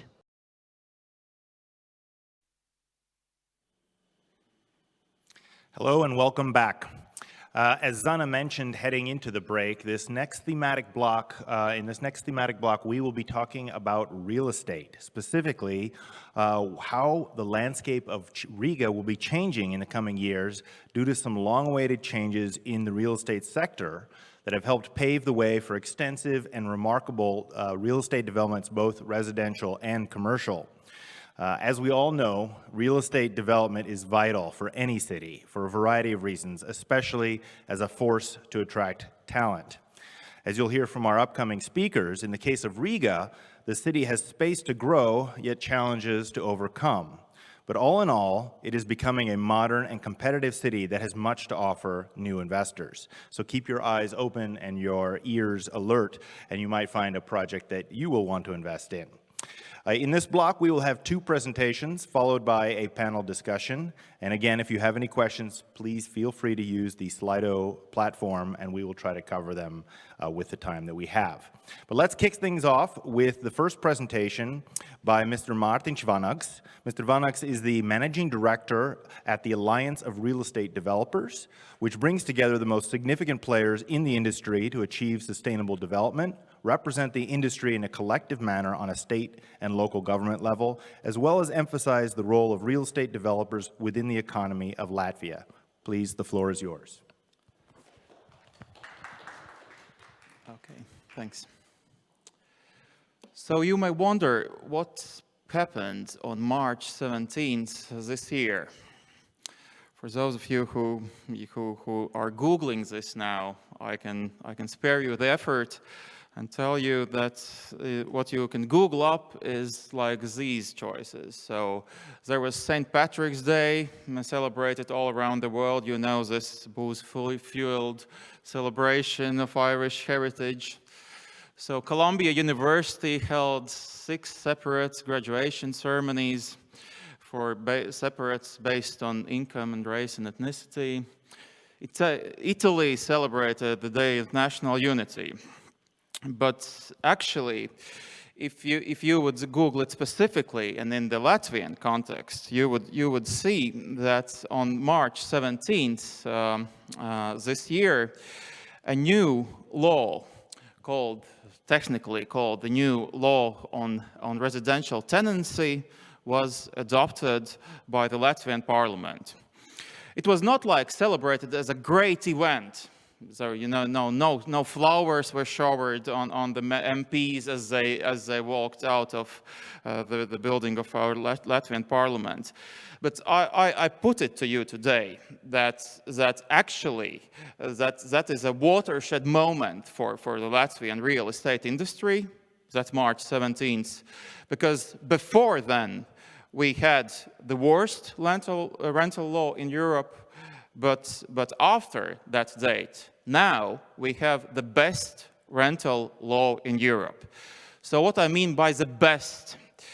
So what was essentially the problem up to March 17th was, so if you are a landlord, so you are an investor in real estate, be it one apartment or multi-apartment building, an investment fund, if your tenant didn't pay the rent, you had to undertake 5 years of litigation in order to basically to solve your conflict, and to somehow to be able to use your apartment again. So, but after that's March 17th, we have a new regulation which basically says that if the tenant doesn't pay rent, the conflict is resolved in 3 months, perhaps 4 months. But it makes a world of difference if you are an investor in real estate and are looking into rental housing as an investment and development opportunity. So just to zoom out for a moment, and then we'll get back to rental law. What's going on in the real estate segment, especially focusing on residential, is that the number of apartments commissioned is growing year by year. That is good news because people want to live in better conditions and so. And actually the face of residential estate in Riga, the image of it is changing. Everybody can observe that if you visit the center of Riga or some of the suburbs, that new sort of very modern contemporary buildings are being erected. And really it is a 21st century now in the residential sector of Riga. So, and this is witnessed by the fact that Latvians are really very interested in purchasing new housing. So all these people that were referenced today in the conference as talents, as employees, as people who are educated and work in IT and other sectors, so they want housing. They want to purchase new housing. They want to rent new housing, and this is witnessed by the fact that basically people, young people up to 40 years of age are interested in purchasing housing, and this profile of the buyer is very much that of what was referenced in the earlier discussions today at the conference. So, but what is important to note if we look at the residential sector in Latvia from a kind of bird's eye perspective is that there is a difference between boom and bubble. So we have a boom, but we don't have any bubble. As one Lithuanian investor told me, and he didn't intend that as a joke, so there is a real estate bubble everywhere in Europe except Riga. And that is actually good news because, for instance, if the previous bubble was fueled by cheap credit and basically these were Soviet-era apartments which were sold and resold. So you see that before the crisis, before the financial crisis, the cost per square meter in these Soviet-era apartments was twice as big as it is today. So we have 50% of the pre-crisis pricing, and this is, and you can see that this growth has been very sort of sustainable, and no bubble is there. So, but if we zoom back into the rental law, so. We did some time ago a extensive study of the Latvian population, and it was a focus on Rigans. So 16%, so 1/6 of Rigans wants to rent an apartment, or plan to rent an apartment in Riga in the next 5 years. This translates roughly into 115,000 people. If we look at this in a sort of real estate perspective, it means that if only 1 in 10 of them chooses a new rental apartment, we can invest. Well, it justifies an investment of up to 100 million euro in rental housing alone every year. And also, which was, I think, referenced in every presentation today, the growing number of foreign students in Riga. They obviously need housing too, and there's twice as many foreign students in Latvia as there are in Estonia. And there, for instance, 10 to 12,000 foreign students and only 450 units in student housing. So that is why investment funds have turned to rental housing. Investment funds like F10, YIT, Bonava, Pillar, SG Capital. These are companies coming from both Latvia and our Baltic comrades like Lithuania and Estonia, and also Sweden and Finland. So what is essentially important factor is that we view that the population of Riga, the Riga's metropolitan region, is stable. It is there are slight adjustments, but it is basically still leading the way in the Baltics in terms of how populated this region is, so one graph that I would really like to turn your attention to is, this is one of these rare graphs where you see Nordic countries like our Scandinavian colleagues, and you see them associated with falling rates. So they have, in terms of yields, which you can get from investment into rental properties. So it was some time ago for instance, in Stockholm or Helsinki or Malmo or Copenhagen, it was around up to 5%. Now it's more like 2-3%. So basically, it's just simply, if you invest in rental housing there, it basically just covers the growth of inflation. But what Baltics does, and also Poland, is we offer higher yields in terms of what return you can get from investing into rental housing. And since our law on residential tenancy in Riga is probably the best in Europe, Riga is clearly leading the way. So, and one graph. I like these graphs which go up. I mean, these upwards. It's kind of seem to tell you that something is going all right. So we see that the rental rates in Riga are growing. That is good news for investors, because you can expect your returns to grow, and with new rental housing coming in and quality rental housing coming in, and also with all the factors that are associated with the development of modern economy and service-based economy in Riga. So we expect those to increase in the coming years. So just to sum up, if you're thinking what factors will drive the rental housing boom in Riga, so obviously it is the new law on residential tenancy, which is a very sort of business-friendly and finally provides a clear means, agile means of conflict resolution between landlords and tenants, and Rigans want to rent apartments. So more than 100,000 people in Riga want to rent an apartment within the next 5 years. Rigans want to move out of the Soviet-era housing, which kind of makes sense. You work for a modern company, you work in a contemporary office. You would like to live in a contemporary home. We have a boom in offices and service-based economies. That's something that Eriks will report to in just in a minute. And of course, we have a growing number of international students. So, just to finish up, I wanted to bring this graph once again on the screen.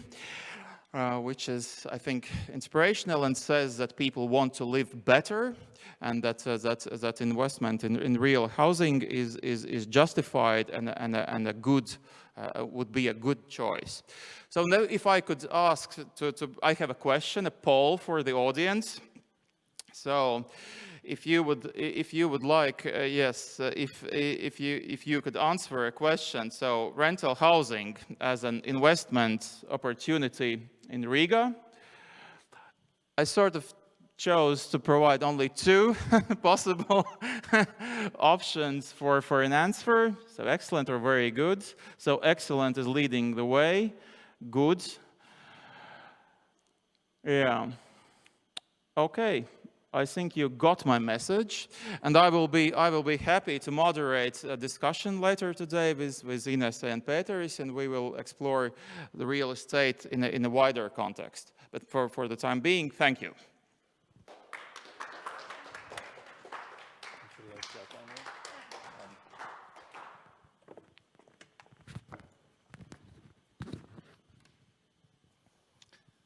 Thank you, Mr. Vanags, for some very encouraging news about the residential real estate investment market. For our last presentation of the session and the conference, I am happy to give the floor to Mr. Eriks Bergmans. Mr. Bergmans is partner and head of agency at Colliers Latvia. Colliers is one of the global leaders in real estate services and investment management. So let's please welcome Mr. Bergmans. Thank you. Hello, Labdien. It's a big honor to participate in this conference and make a speech. When I was approached with the idea to give a presentation on the real estate market, and I went online trying to find out who is the audience, I figured out that it's for, call it global Latvians.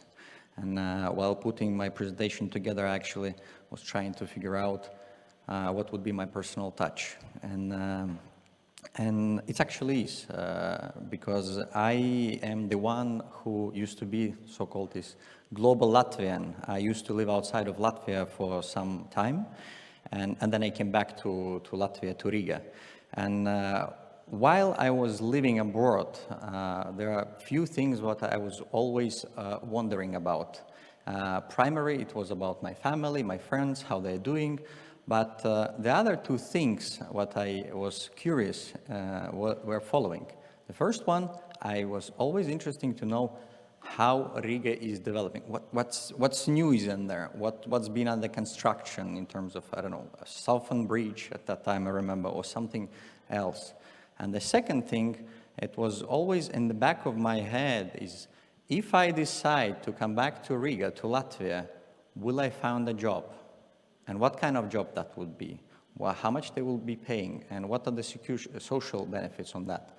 So I will be focusing on those two things. What have been changing in Riga, and what will be changing in Riga. And the second thing, I will be focusing on job possibilities on the market.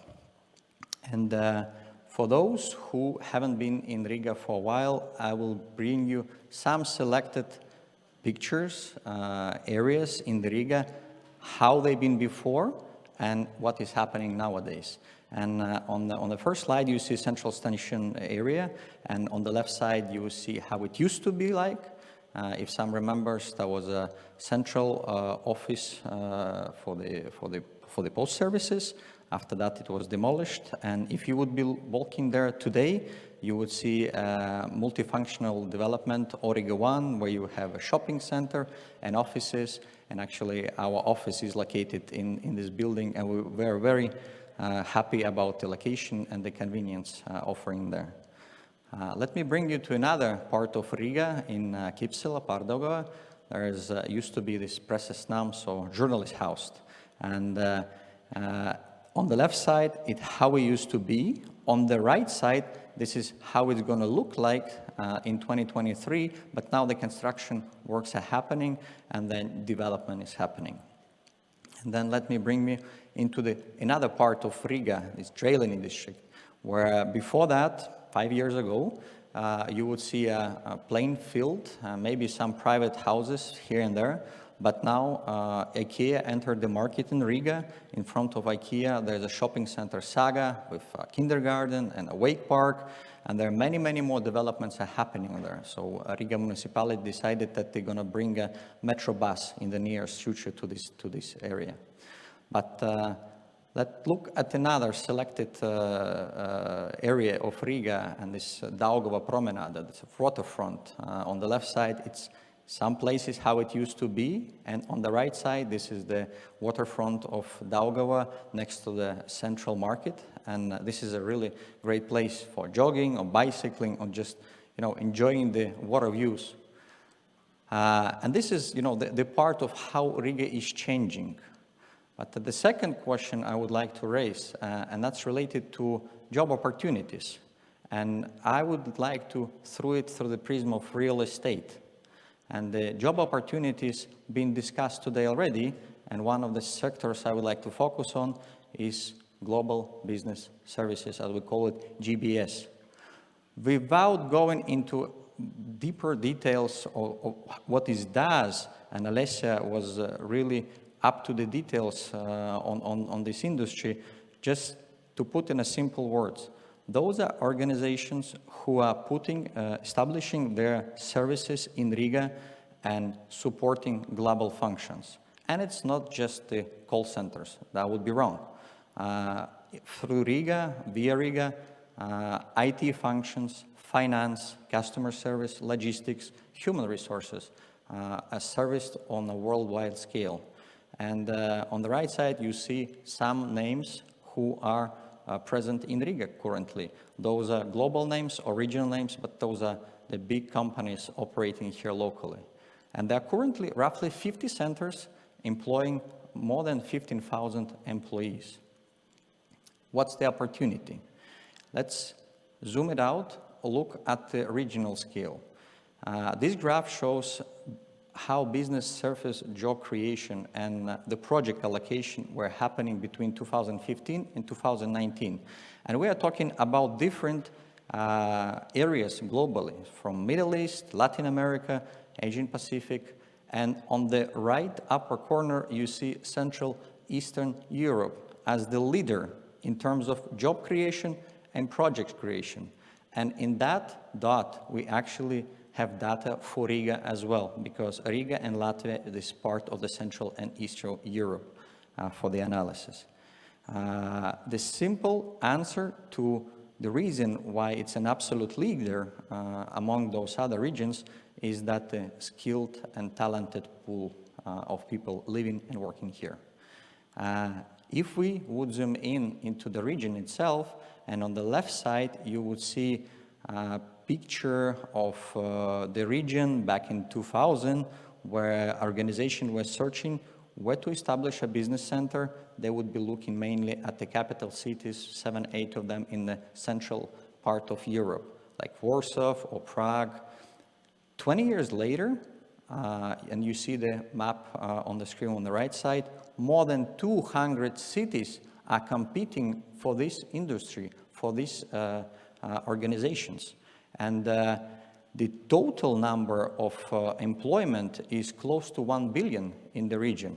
Of course, Poland is leading by the example, with the share of roughly 35% of the total employment in there. But there is an opportunity, and the industry is still growing, as Alessia was mentioning earlier before. So the question is, how much GBS jobs can Riga fit in? And as we mentioned before, there are roughly 15,000 already available on the market. In our opinion, we can at least double the size. In our estimates, we think that 38,000 jobs in Riga could be created by 2030. How do we count that? We based on the total city population, with current GBS employment, number of students, and graduates. And let me just drop down how did we come up to that number. So we collected similar cities of the size of Riga. And on the left side, you would see cities like Krakow and Wrocław. We believe those are saturated market for this industry. And then in the mid, you would see peer markets like Gdańsk, Tri-City, or Vilnius. And then on the right side, you see Riga. In terms of populations, they are very much similar. But if you will look at the deep dark blue bubbles, then that's the employment ratio per 1,000 people living in the city. So in a saturated market like Krakow, for every 1,000 people living in city, 100 people are working in that industry. And for the contrast, in Riga, it's for 1,000 people, it's only 22 working in that industry. So the difference is 5 times. If you would look at the lower scale, the light blue bubbles, that's the employment ratio per 1,000 students. Again, if compare the saturated market, it's between 500 and 600 employees comparing to 1,000 students, all students, different segments, different education level. That's the proportion in those cities for that kind of jobs.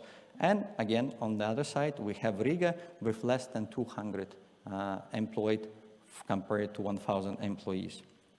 And down there below, there are more bubbles, and the bubble I would like to talk about is related to Vilnius. That's actually shows the growth rate of those jobs on average comparing to the 1,000 graduates. And as you can see, Vilnius was growing a lot. And that's why before that we heard discussion that Vilnius is growing, it's being competitive, a lot of jobs are created, and look at Riga, it's below 100. So what we are saying, there is untapped opportunity, the market in Riga is not saturated, and organizations are looking to expand and growth in this direction. But when they are searching for the place to grow, they would usually look at the city in the regional context. And we divide it into 4 tiers, and we believe that Riga right now is at the crossroads between tier 3 and tier 2. And I do believe with the right approach, with the right marketing and the right strategy for the government, for Riga municipality, we will be very soon in the tier 2. And majority of organizations, when they start to look for expansion or relocation of their functions, they usually would look at tier 2 and tier 1 in general. So we see the opportunities. Sustainable growth is to bring between 2,000, 3,000 jobs in Riga in GBS industry is very, very much possible. But then we're talking about the infrastructure. Where do you place those jobs? And usually when it comes to commercial real estate, namely offices. And the slides I will show you further on are just the reflection of what's happening in the commercial real estate and how active it is from the investment opportunities, where many developers are currently bringing up new beautiful buildings into the market, and there are more to come. It's just the map showing some of them, selected one once again, but let's go slide by slide. Verde, that's the building under construction. It's in Portuguese green. They claim to will be the most greenest office development in Riga. Going further on, Gustav's, the building on the front you see is under construction for SAB, Global Business Services. That's going to be their new house for employing for more than 1,000 employees back in 2023. Moving further on, Pressesnams, phase 1. This is this journalist house development, and that's going to be the offices, that's going to be a retail, football pitch, the hotel development, social and educational functions available. Also, mid of 2023. Navira Plaza, in front of the central station, the place where will be the stops for microbuses, now another office development, available back in 2023. MT1, we are standing here now in Hanzas Peron. Next to that building, there's a development for offices. Again, beginning of 23 will be available on the market. Zeiss, jumping into the Pardogo area next to the Knowledge Mile, another building under development will be delivered in 2022. Elemental Skanstas, looking again on Skansta area, and it's worth to mention that city believes that Skansta area will be their priority to move on. The Pine, this is very ambitious project for the whole Baltics, the first office wooden building, very sustainable, under planning right now, and with the delivery in 2023. Krasta City, looking at the waterfront, that's the architectural competition winner. They're in the planning stage with the delivery for more than 100,000 square meters of office and residential. Kimmel Quartals, that's the renovation, former brewery factory that will be also a mixed-use development with apartments, offices, and other different functions. And last but not least, it's Magdalene's Quartals. It's part of the mixed-use development in the Quiet Center, as you can see, respecting the heritage and the architecture. With that note, what I want to say is that Riga is developing. There are job opportunities. And to finish this presentation on a personal message, and I mentioned that in the beginning, I used to live outside of Latvia. So for more than 5 years, I've been living in California, in San Francisco. And I must admit, it's a great city to live in. But then I moved back to Riga, and I don't regret it, not a bit. I do believe Riga is a great place to live. That's a great level of work and balance, what you can get in this city. That's a great place to raise kids. And I'm actually a very proud citizen of this city. Thank you very much. Thank you, Mr. Bergmans. Several of those projects you mentioned, I'm watching with a keen eye myself. And but you only hinted at one of the little details of the Pressesnams project, which I think is really neat, is the football field is actually on the roof, if I understand correctly. That is correct. So you can work in the office or stay in the hotel, and then you just can go outside and play the football. Yes, that is true. So earlier we had one of our panelists talking about Riga's coolness factor. How many cities have a football field on the roof of their office building? I think that's really neat. Thank you again. You're welcome. All right, so thank you again, Mr. Bergmans and Mr. Vanags for his earlier comments. We definitely see that Riga's face will be changing significantly in the coming years. Next up is our panel discussion, which will be led by Mr. Vanags, so we've welcomed him back to the stage, and I will allow him to introduce who our panelists are. The floor is yours. Okay, thank you. So we have, I think, a great array of panelists today. First, I would like to introduce is Ines Andersone, whom you may recognize as the chair of the City Development Committee at Riga City Council.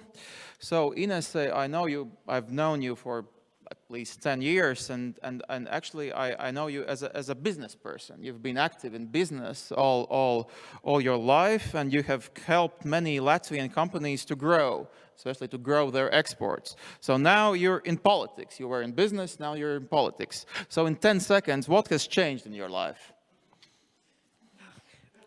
Well, it's as dynamic as it was in business, it is in politics. It's just also like how I'm looking at it, it's speed, and speed on my side is quite fast. It could be faster in politics as well. That's a bit different story. So you're faster than your peers, that's what you were saying.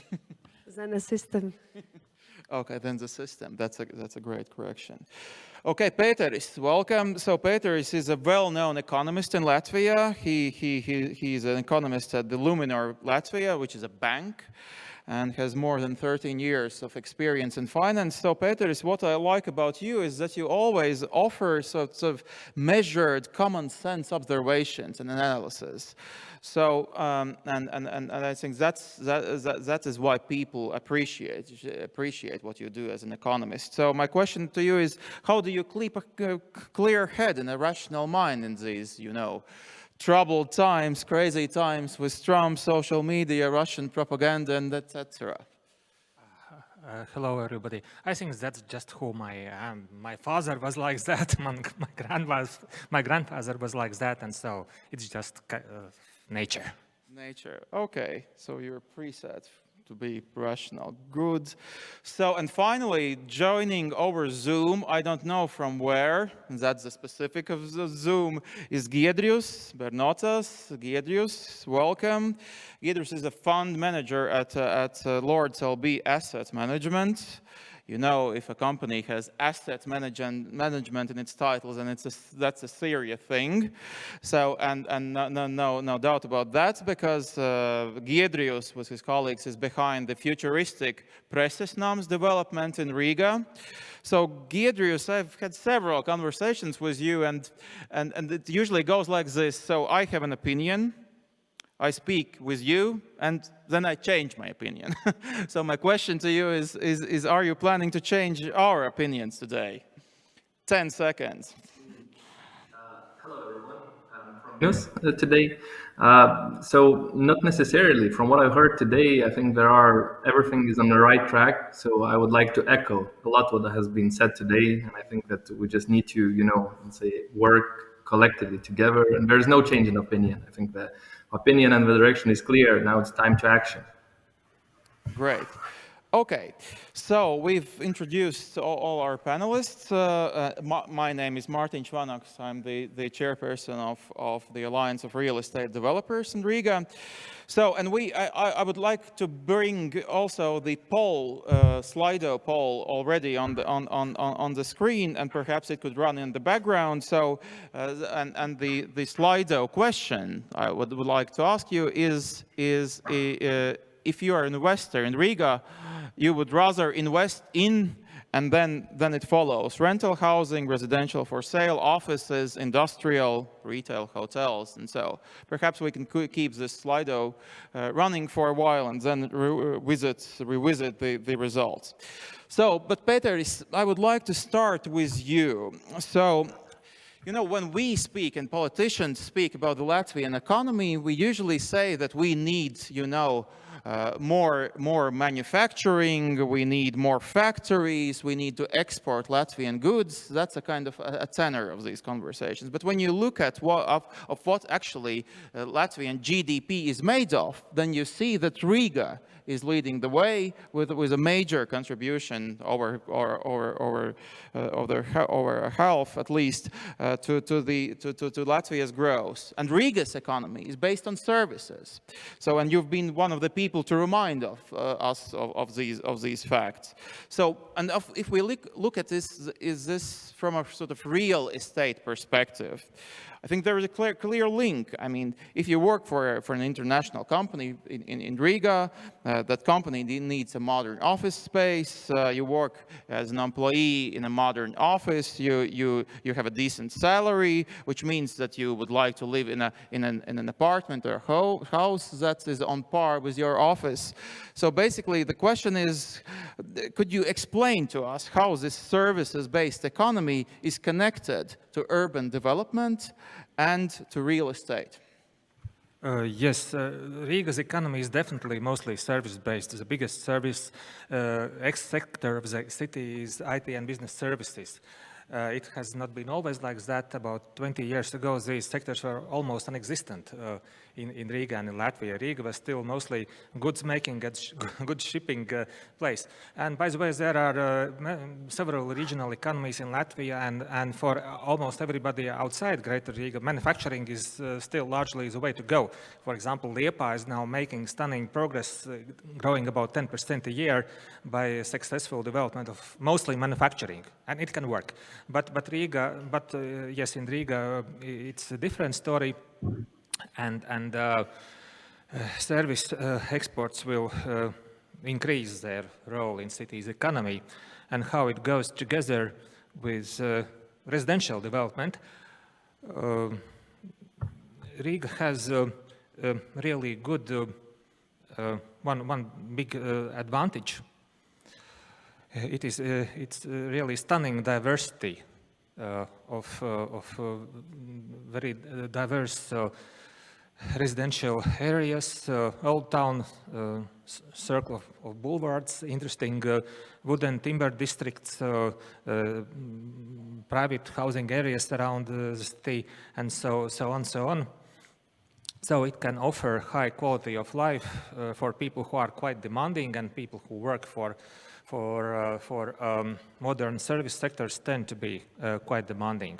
And so it is good synergy between the city's money-earning economy and residential economy, and I see there are great prospects for development.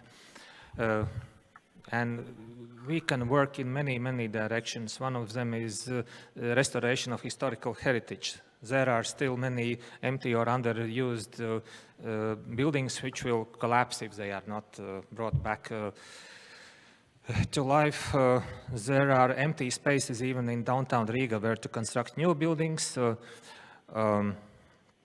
There are opportunities to build nice low-rise apartment buildings outside the center, to restore wooden areas and so on and so on. We can work in all these directions and make the city more interesting.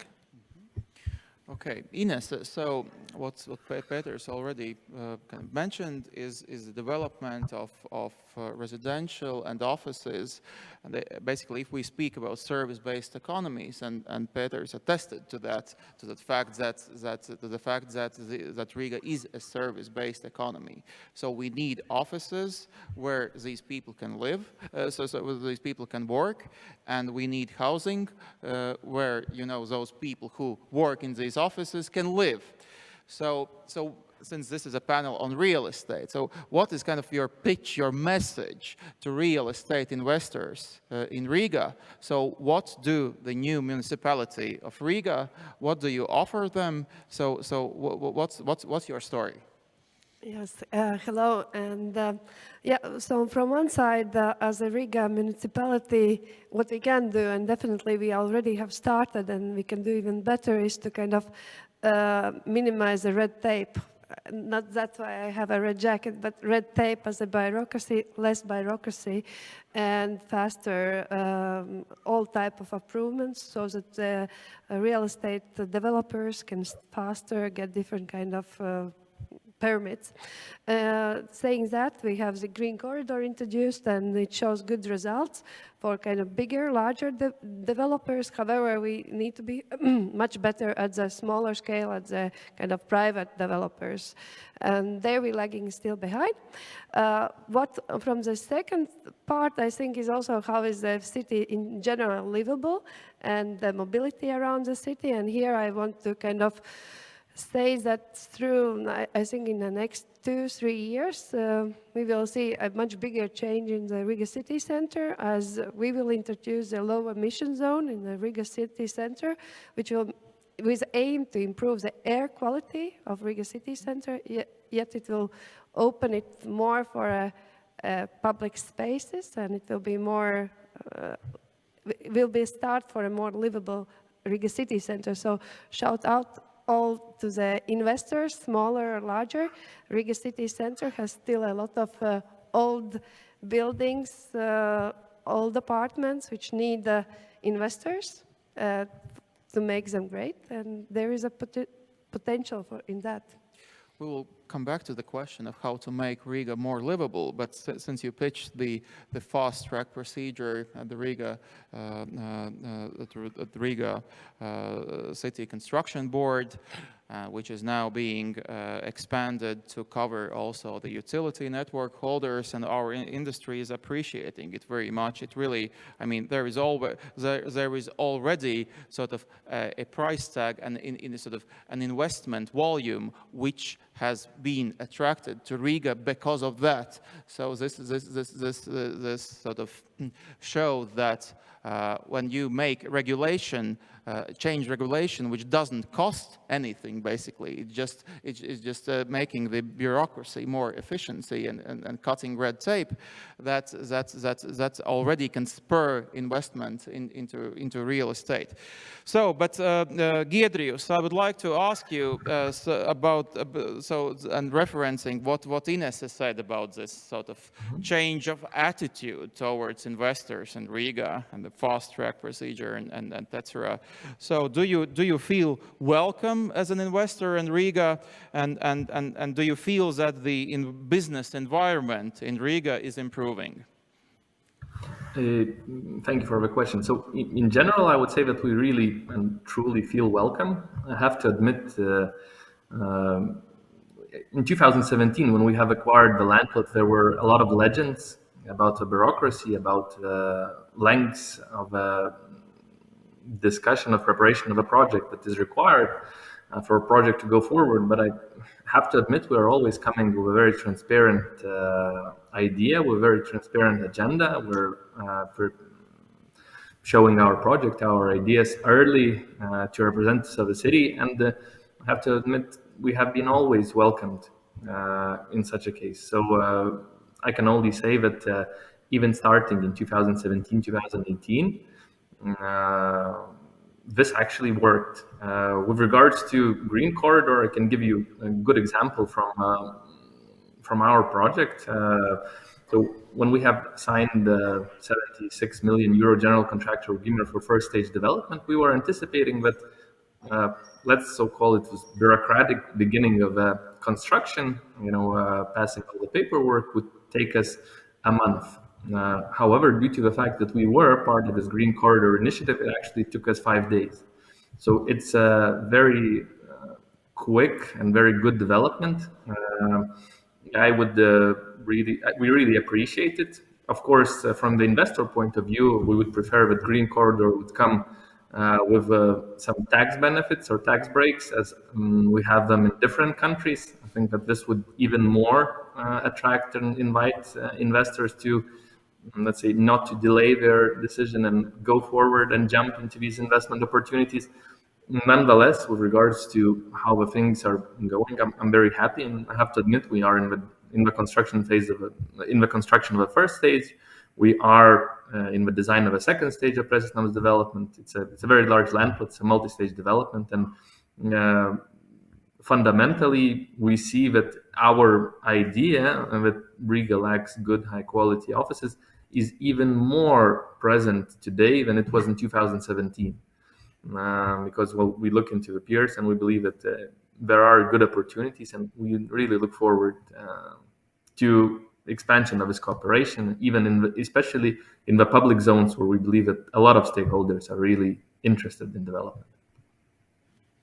So Giedrius, so this conference was largely devoted to the future of Riga in the sense that that services-based economy should be developed in Riga. We spoke a lot about talent attraction and other things.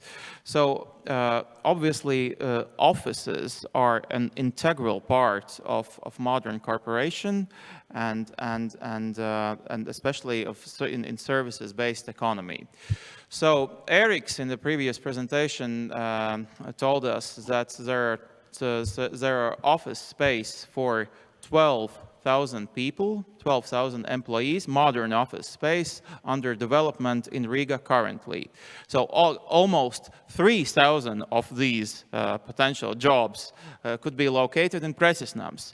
So what do you see as the drivers of office occupancy in Riga?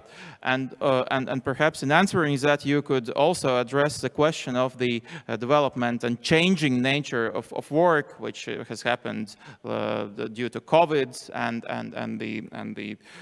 the reality of remote work in many companies. Mm-hmm. So in general, I think that people all across Baltics and all across the world, we have the same tendencies. And working in a good A-class office or in good workplace location, it does improve the, let's say, the creativity and how much people are doing and how much the companies are benefiting for that. And what we see from other countries' example, quick growth of this global business service industry, or this service works that Riga is really good at but can develop even further, is a very good way how to retain the top talents. And we see right now this in different countries that these type of jobs that do allow for people to grow, do allow for people straight from university to get a decent job with good opportunity for their development, with good opportunity for getting these transferable skills and maybe implementing them in their own ideas and say developing themselves Something that is a big driver for us. We see untapped potential here in Riga. With regard, so that's what I would say from our side. We do understand that real estate is extremely important, and for the service industry, I would say that real estate is very good.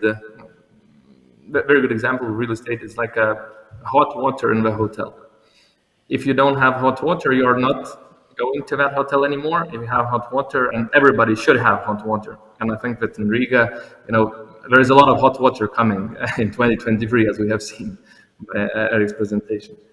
With regards to hybrid work, this remote and in-person working as we have today, we see that this development is still not finished yet. There are still no certainty how we will operate in the future.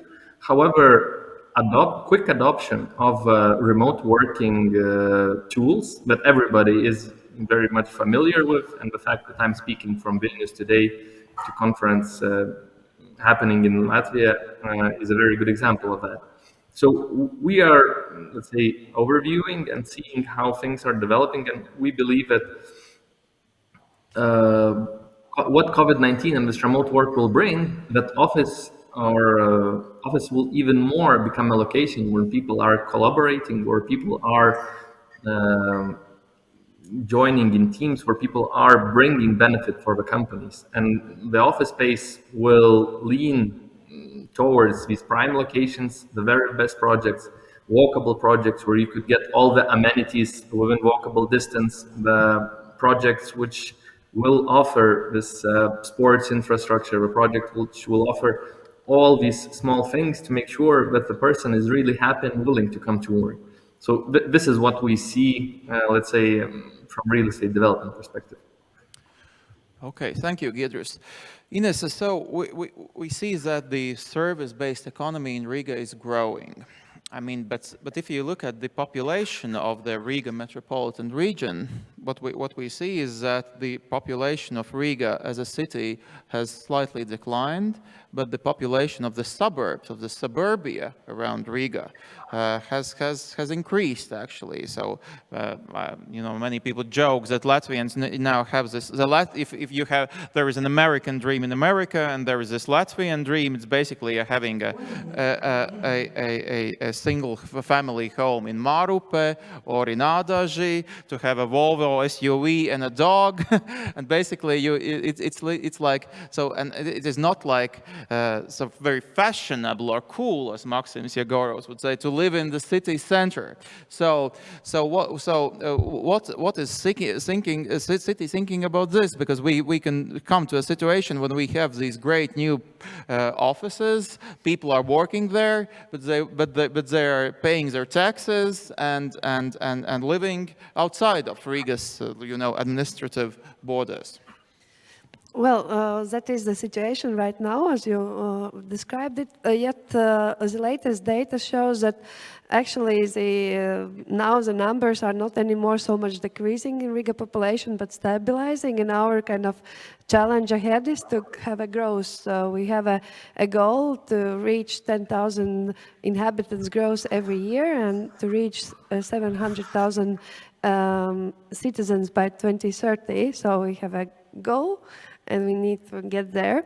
And I believe that one part of this story is, of course, the people who are outside Latvia in general, who would see Riga as an attractive place to come and to stay and to live and build families. And they can be of Latvian origin, but they definitely are not only from Latvian origin. And the second part is actually the youngsters that has been growing now outside Riga in Ola, in Mārupe or Jūrmala or whatever. They will understand that actually it is boring to live in the forest next to the sea all year round, and maybe that was a dream of their parents, but that's not the dream they want to live. And they are definitely a potential, these renters and new flat owners in the future in Riga city center. Therefore, we need to increase the livability and attractiveness of Riga city center. Of course, another challenge is to kind of change mobility modes of those people who has chosen to live outside the Riga city center. And there the rail will be a kind of main moving around public transport already starting from 2 years. There will be new electric trains going, and we are going ahead with the better stations around. So again, for investors looking at this, there are definitely potential around the rail stations development, because people will want to kind of live next to that they can fastly change the modes, jump to the train, come into the city, go out. And also within the city, let's think like one part of the Riga city center, of the train station, we all understand as a great city center. And then there is a market, and then there is a large part very close to the largest hub, which will be there in coming years together with Rail Baltica station. There will be a great architecture. We will also make a nice infrastructure around the station. And there is a lot of real estate there which needs a new investors and new eyes for the housing development and office development and kind of different function there. So Ines, just to reiterate the question about how to raise the livability of Riga. So could you like just tell us, 3 main points which are on your agenda to increase the livability of Riga? 1 minute to you. Thank you. 1 minute, 3 points. I think the best we need to increase the air quality of Riga city center, and which is not good now, and that's our challenge. And we will introduce the low emission zone, which will be part of the answer.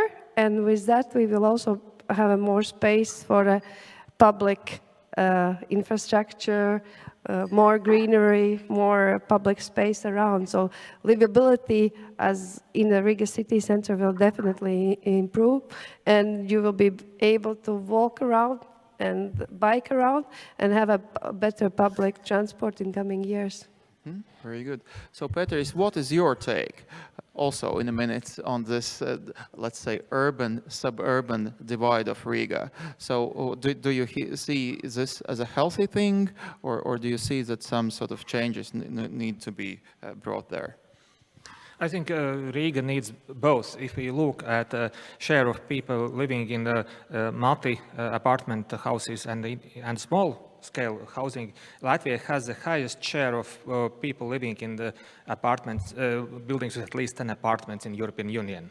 It's even above other Baltic states. So perhaps as we converge with the rest of Europe, the general movement will be out of high-rise areas, but Riga is really special with having very high-quality, dense residential area, which is downtown Circle de Boulevard.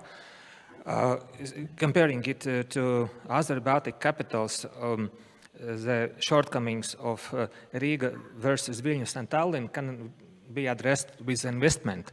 The shortcomings of Tallinn and Vilnius versus Riga cannot be compensated with any amount of money, because there will be no Belle Epoque again. So Riga has a really stunning big number of very beautiful buildings in small area. And if you appreciate your aesthetics of your environment, quality of life, it is just an attractive place to be. Sure, I agree. Okay, so since we're coming, we have to wrap up our discussion. I just wanted to touch upon a very small topic, namely Rail Baltica. So Peter, in a minute, what do you think as an economist? Okay, we know what changes Rail Baltica will bring to the Riga city center, in terms of its territory development, the new station, and etc. But what industries do you see emerging? What new industries related to the development of Rail Baltica? What new businesses related to that? What do you think is the future in that regard? I think that the main contribution of Rail Baltica to Riga, Latvian and Baltic economy will be that it will help to solve one of the biggest problems in this part of the world, is that it is sparsely populated. Unlike the core of Europe, far fewer people per square mile and so on. And it will, in a way, bring together labor markets in big Baltic cities, capitals, and also Kaunas, making intraday travel much easier, so making cooperation in various projects easier. So it will increase the attractiveness of Baltics in general. It would be for me a bit difficult what it can specifically do for Riga. It is already the biggest city in Baltic states. Greater Riga has roughly as many jobs as the whole of Estonia. It will definitely help, but I see it as something that changes Baltics in general, not just Riga in specifics. So basically, since the travel time from Riga to Panevėžys will be 55 minutes, so we'll be able to attract talent from Panevėžys. By the way, you can live in Panevėžys and work in Riga then. Exactly, maybe. that's the future, I think.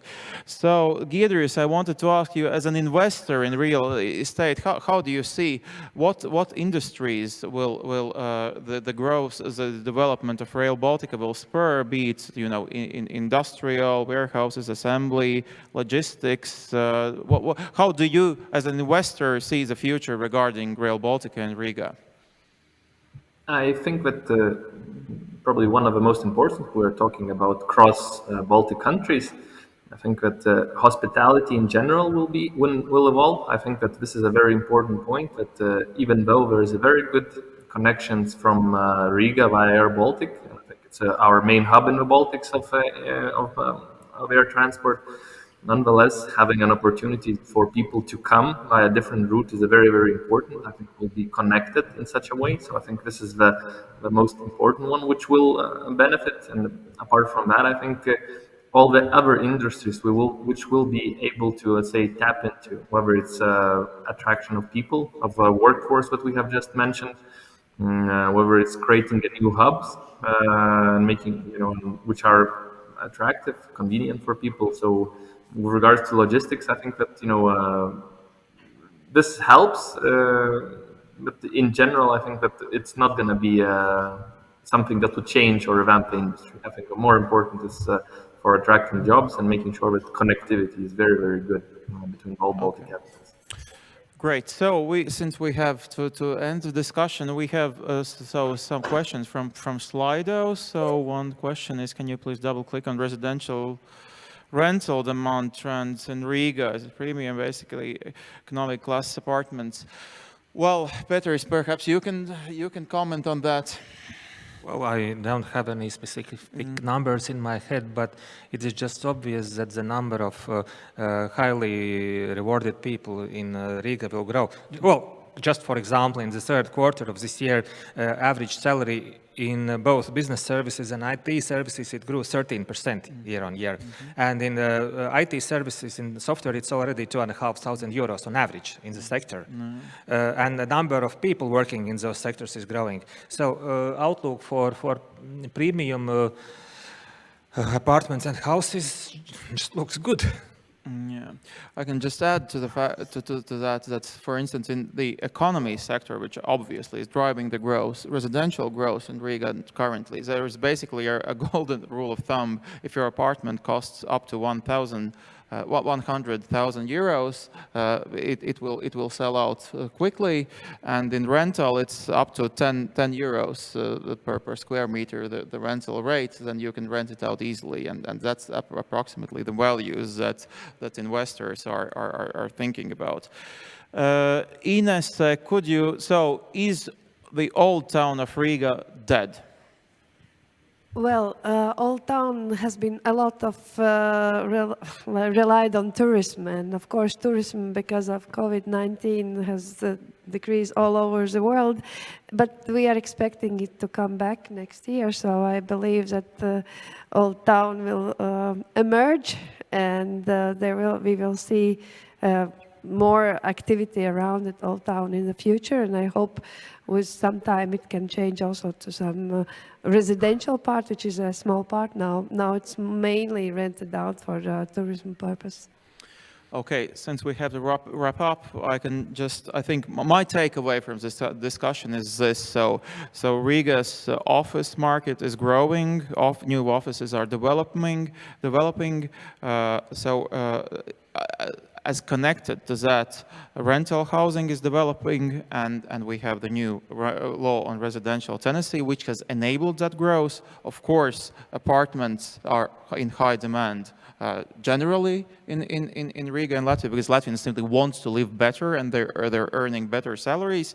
But I think it is very important that we connect this development with the growth of service-based economy in Riga, because that's a point that and by the way, Petris high-tech manufacturing, which is also quite important for Riga. Services in Riga are leading the way, and I think that it is important to view these, to view the real estate development as connected and serving the development of the Latvian and Riga's economy in particular. So I thank you, the panel. Thank you. It was great. Thank you to organizers. Have you. Thank you.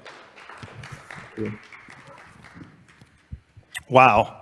Wow. Thank you, Mārtiņš, for that great panel, and thank you to the panelists for the great material.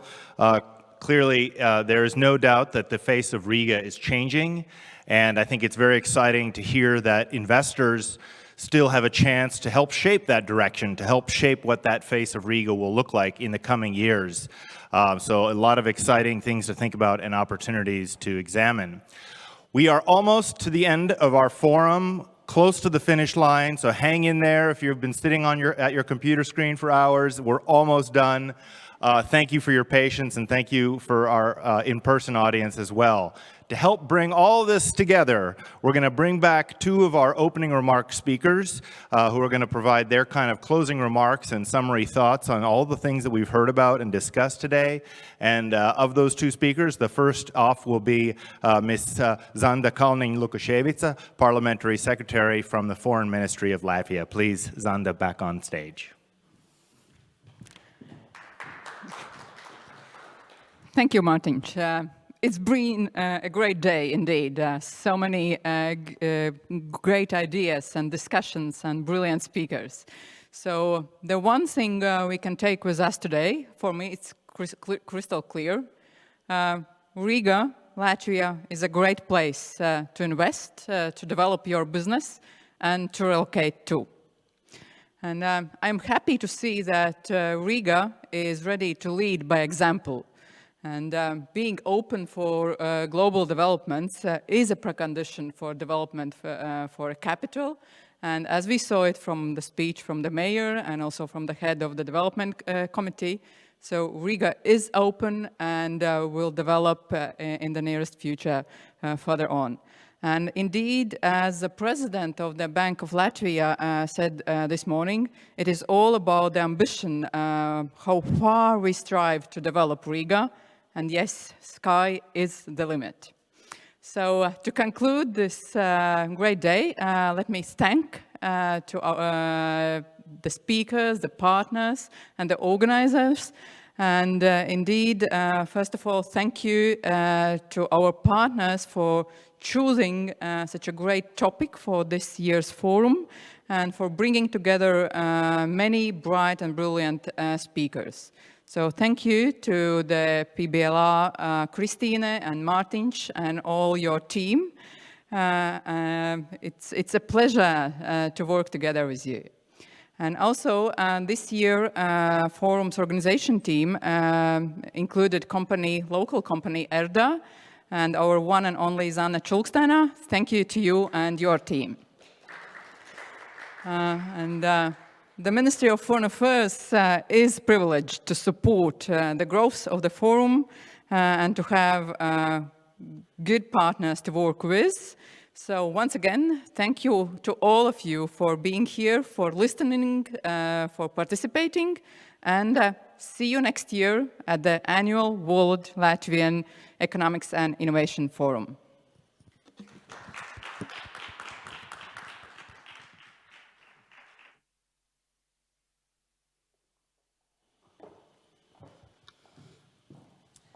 Well, I was planning to speak in English, but I will speak in Latvian.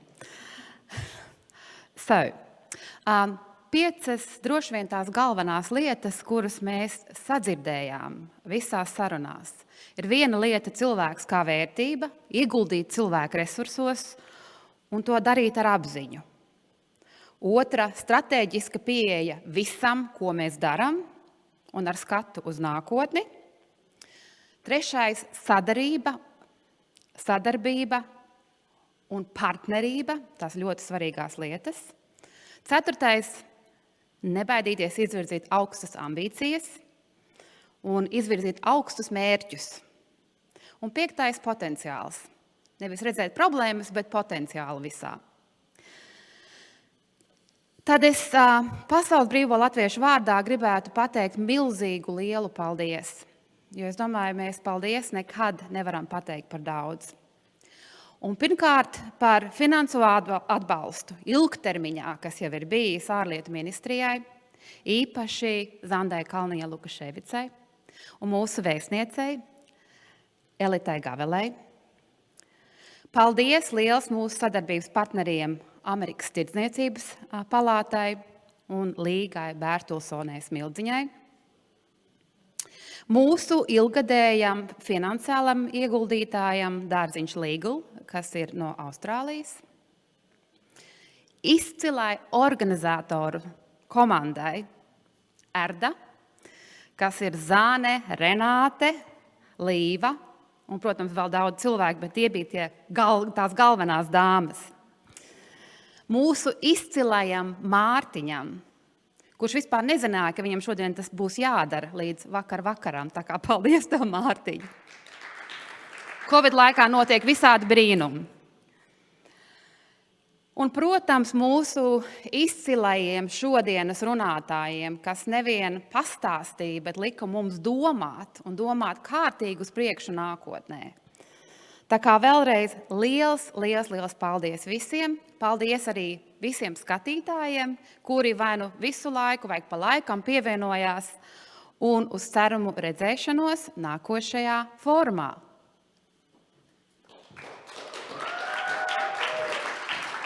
Thank you, Christine, my dear colleague, for those closing remarks. Thank you, Zanda, also as well for your closing remarks. And with that, we will say good night or good morning, whatever the time zone may be from where you are watching us. For those of us here in person, we have some wine available in the other room. For those of you who are watching remotely, we hope to see all of you on the streets of Riga soon. Good night.